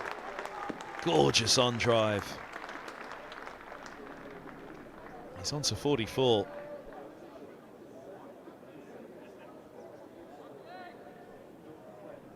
Elegantly stroked down the ground. The best of Roland Jones in 2 consecutive deliveries. Capable of absolute and utter destruction, but also the most elegant flowing drives as well.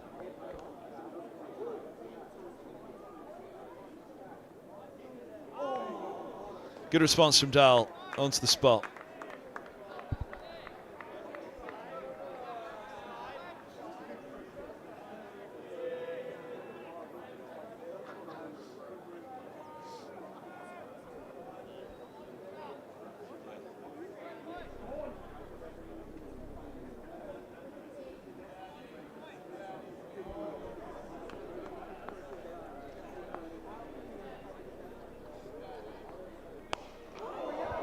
Now, how far does he get this one?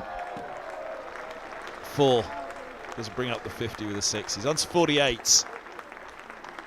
15 off that over.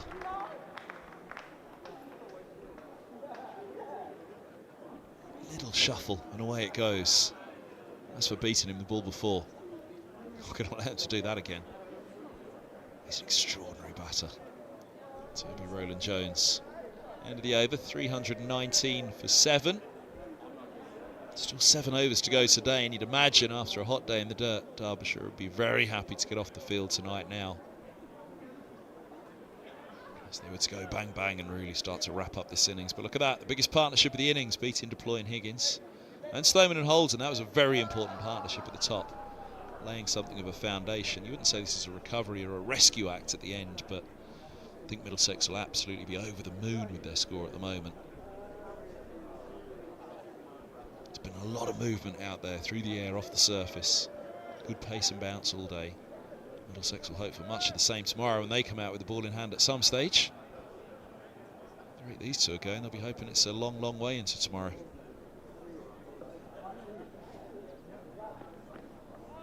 So Derbyshire need a breakthrough here. They need some inspiration. They need to break this partnership and finish this innings.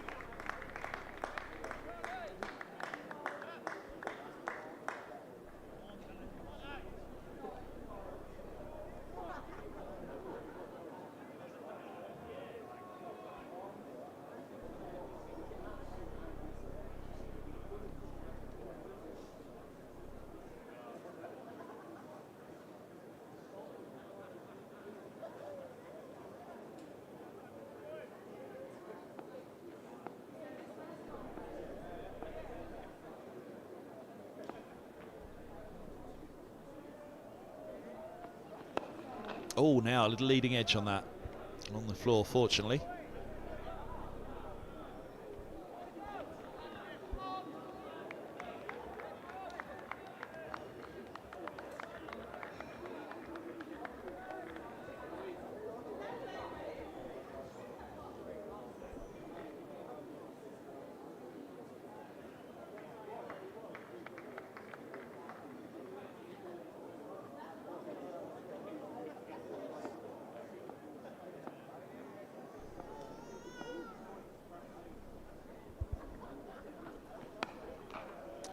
Punch a single, they move to 49.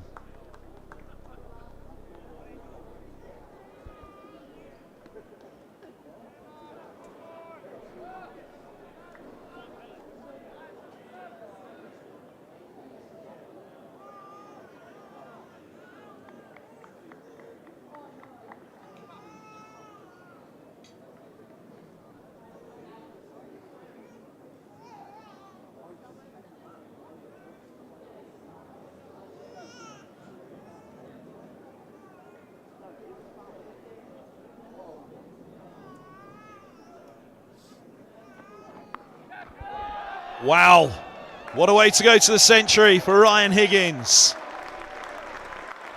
101 for the Middlesex number 5. Fabulous shot, fantastic innings. Middlesex winning the toss in a day that was pretty tricky out there for the batters. It's been going through the air, and I think Richard Johnson's little nod says it all. That ain't bad from Ryan Higgins. It's pretty good. Batters have been well tested today by Derbyshire. There's been movement through the air, movement off the surface. Been good pace and bounce. This one's dug in at him. And there's Higgins' response. Goes a fair way back into the mound stands. 152 balls. He moves to 101. The smile of his skipper says it all.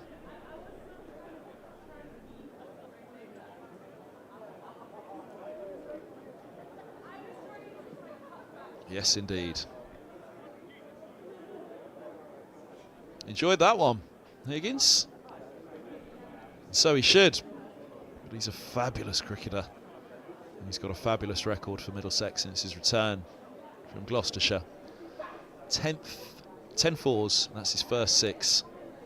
243 minutes where he's turned a solid innings into Middlesex, for Middlesex, into a very, very good one, it would feel at this stage. His partnership worth 99 now for the 8th wicket. Middlesex would have just been thinking, can they get to 300?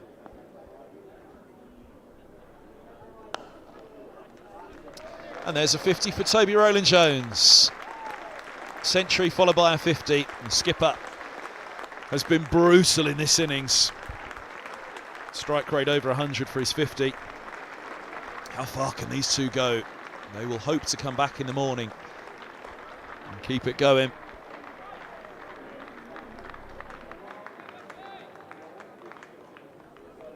It's looking a good toss to win right now for Rowland-Jones.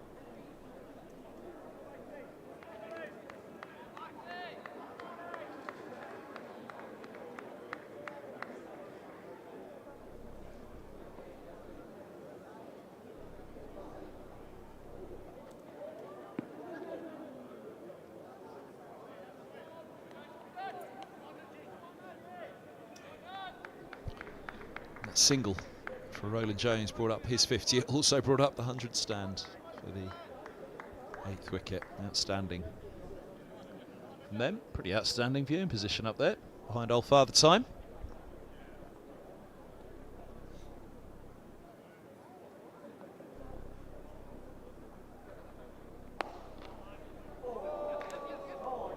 Oh, that nearly summed up the day for Derbyshire. Hopefully that's not an injury. Extra cover, sliding to his right, couldn't get to it. And then it was a desperate dive. Let's hope that's not too bad. That shoulder clearly hurt. Connors comes over to have a look.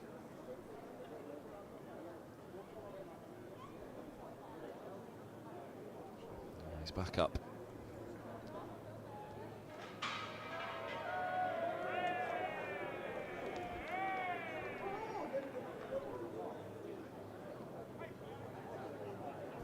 Two of them in there with the dive.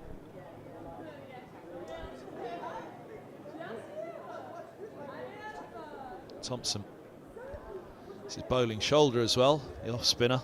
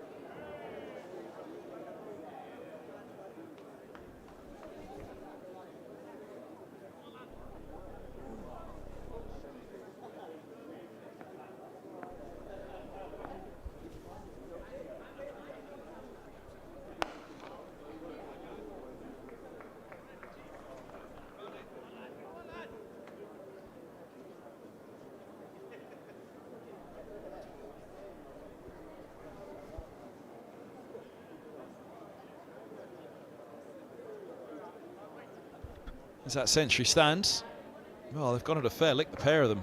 50 off 49 Roland Jones, 45 off 42 Higgins.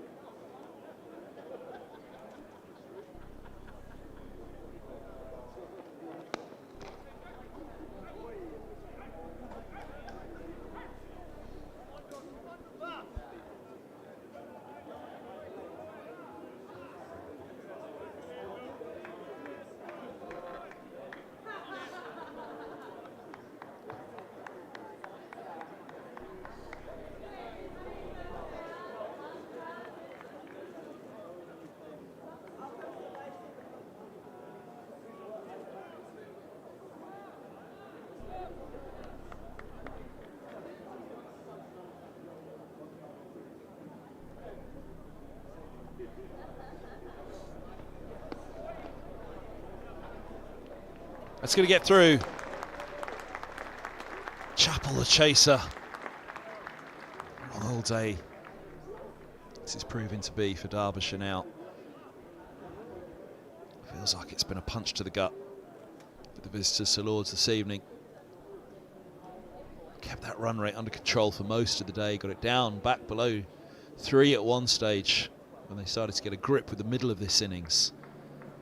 These two have battered it up to 3.7 nearly now.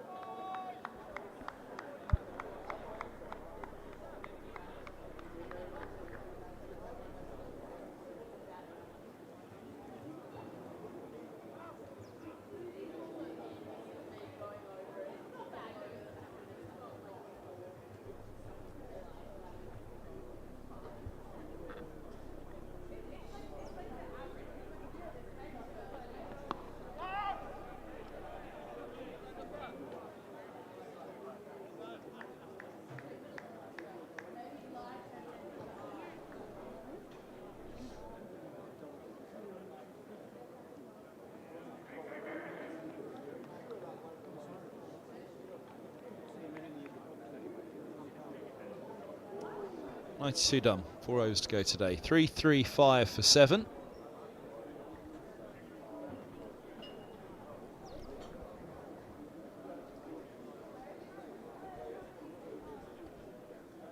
Do it all again tomorrow, Hugo. Sounds good to me, Toby.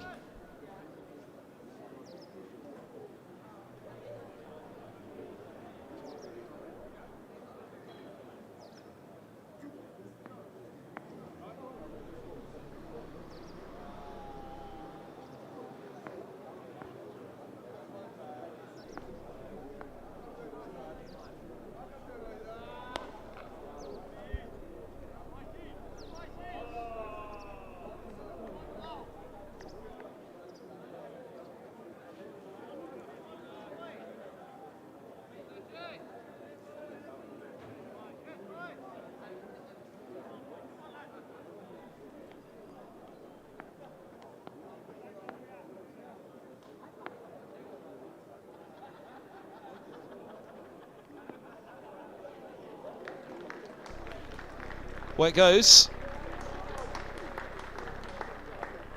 4 more for Roland Jones. Just double checking that wasn't leg buys. No, it was leg buys. 3-3-9 for 7. The partnership moves to 109 for the 8th wicket.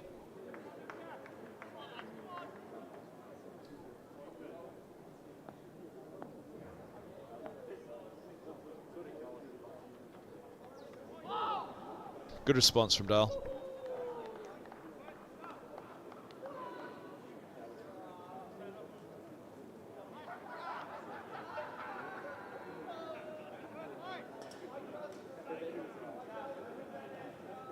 Wolf Slack and Colin Metzham had the previous 8th wicket partnership record for Middlesex against Derbyshire, which was set at Derby, and was 95 in 1981. This partnership ticks along to 110, so the record partnership for the 8th wicket versus Derbyshire for Middlesex.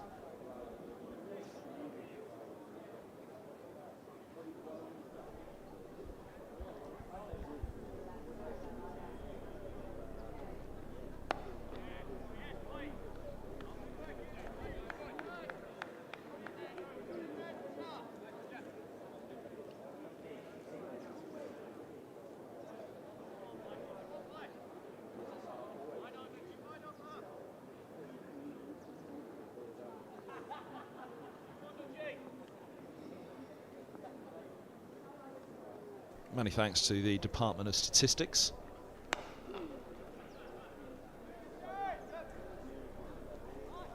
.340 for 7. The Department of Statistics and Analysis next door. Give us a wave, lads. Come on. Oh, it hasn't come up on their screen yet. That's why they're on a delay.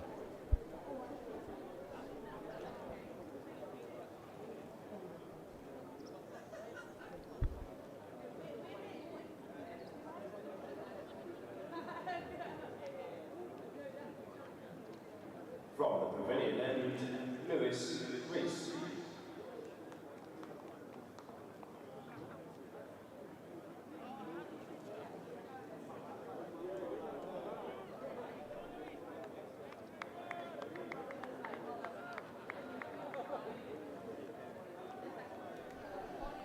.340 for 7. 3 overs to go at Lords. It's a good finish for Middlesex. It's a day that Derbyshire we want to see the end of, but they could still pick up a wicket or two before they're done. Lewis Rees back into the attack. See if a change of line, a change of angle.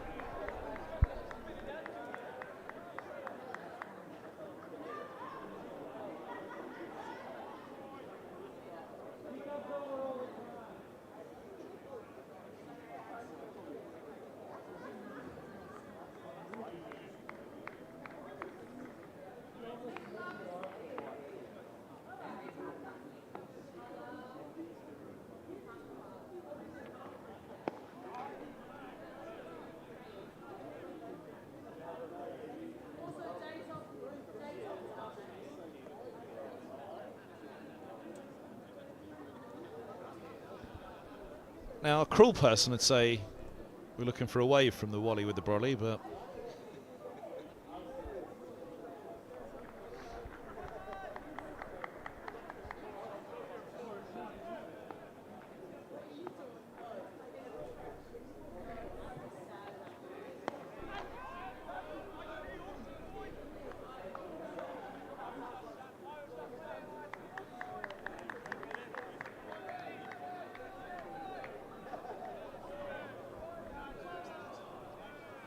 there's Pete at the other ends. The red corner and the blue corner.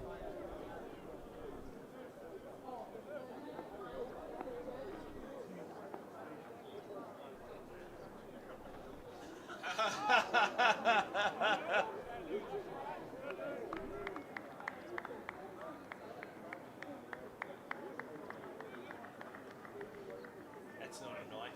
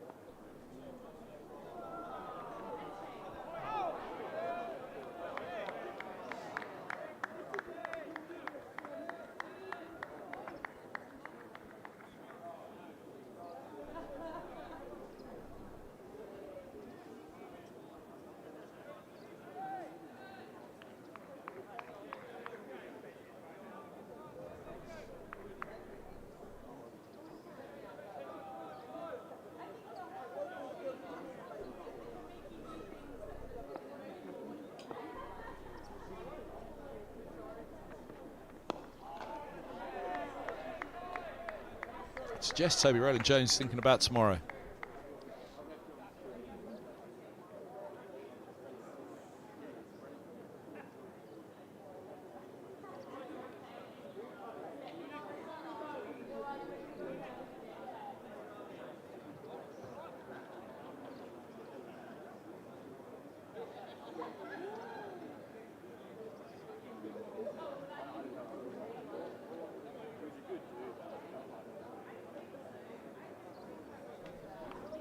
.340 for 7 here. We've got 2 to go on day 1.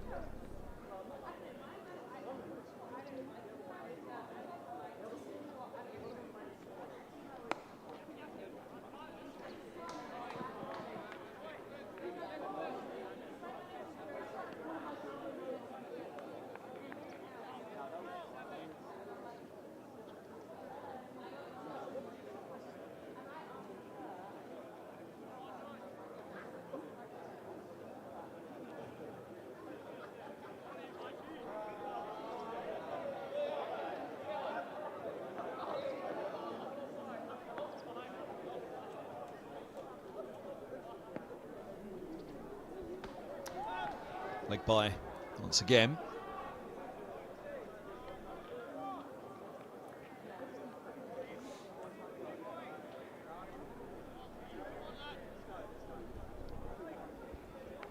Ten to 7 on a Sunday evening at Lord's. Sunny Sunday evening.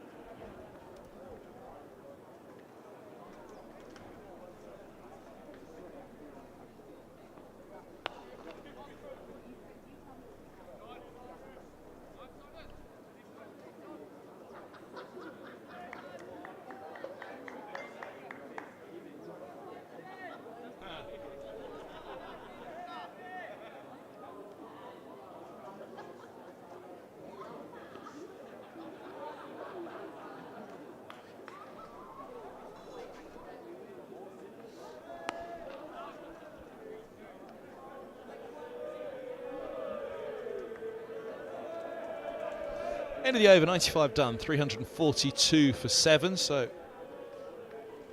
these two seem as though they're very much fixed on tomorrow. That bunch look as though they're very much fixed on tonight. Right, where are we going next? Sunday fun day. You get the Uber. XL.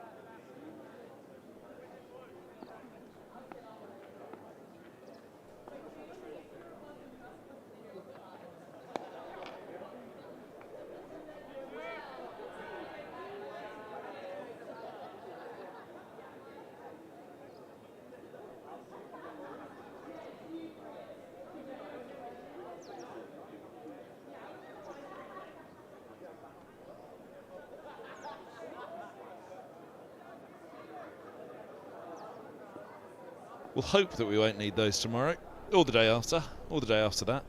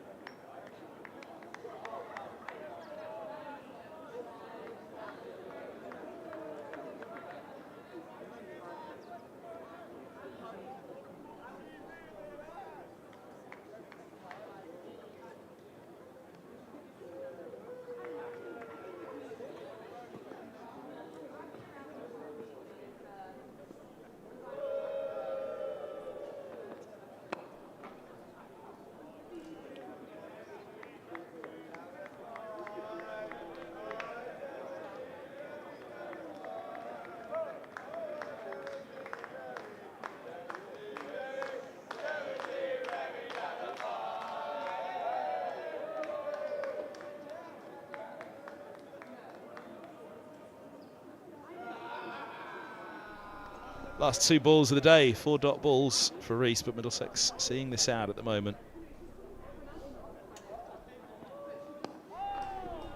Of course, never quite works that way. Derbyshire will come back and rattle through a couple quickly in the morning and it'll all be done. But these two clearly are thinking about going a lot bigger tomorrow. 51 and 107 overnight. Middlesex will hope that one of them are able to push on. Derbyshire will be hoping they can go bang bang in the morning with both of them and then wrap up Brooks or Bamber.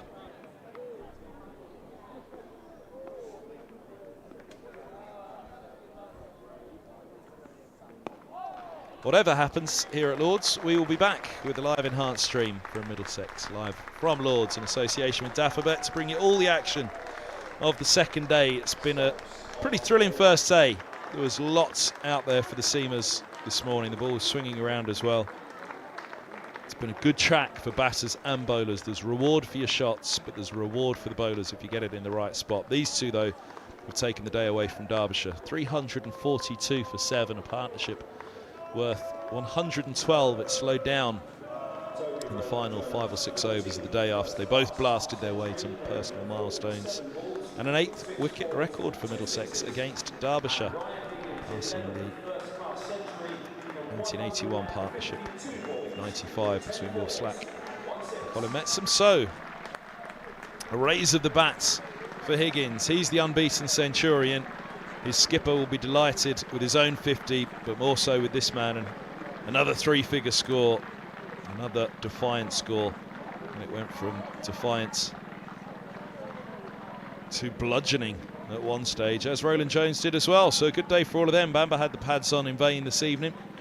To pad them up again in the morning, but it's going to be about the ball at some stage for Middlesex to back up what's been a very strong day here with the bat. Lewis de Plooy's 57 from 107, certainly worthy of note, as Max Holden and Mark Stoneman at the top. The ball was doing an awful lot of that, and you look at the figures there. Holden 36 from 111. He dug in hard.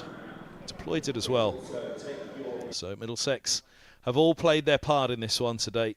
Poor old Sam Robson at the top. Got that fifth baller with the ball moving around. Middlesex would have known when in toss they were in danger. And certainly when that wicket fell and the ball was moving, you did think that that could have been a 3 or 4 wicket morning session, if not worse. But they saw it through.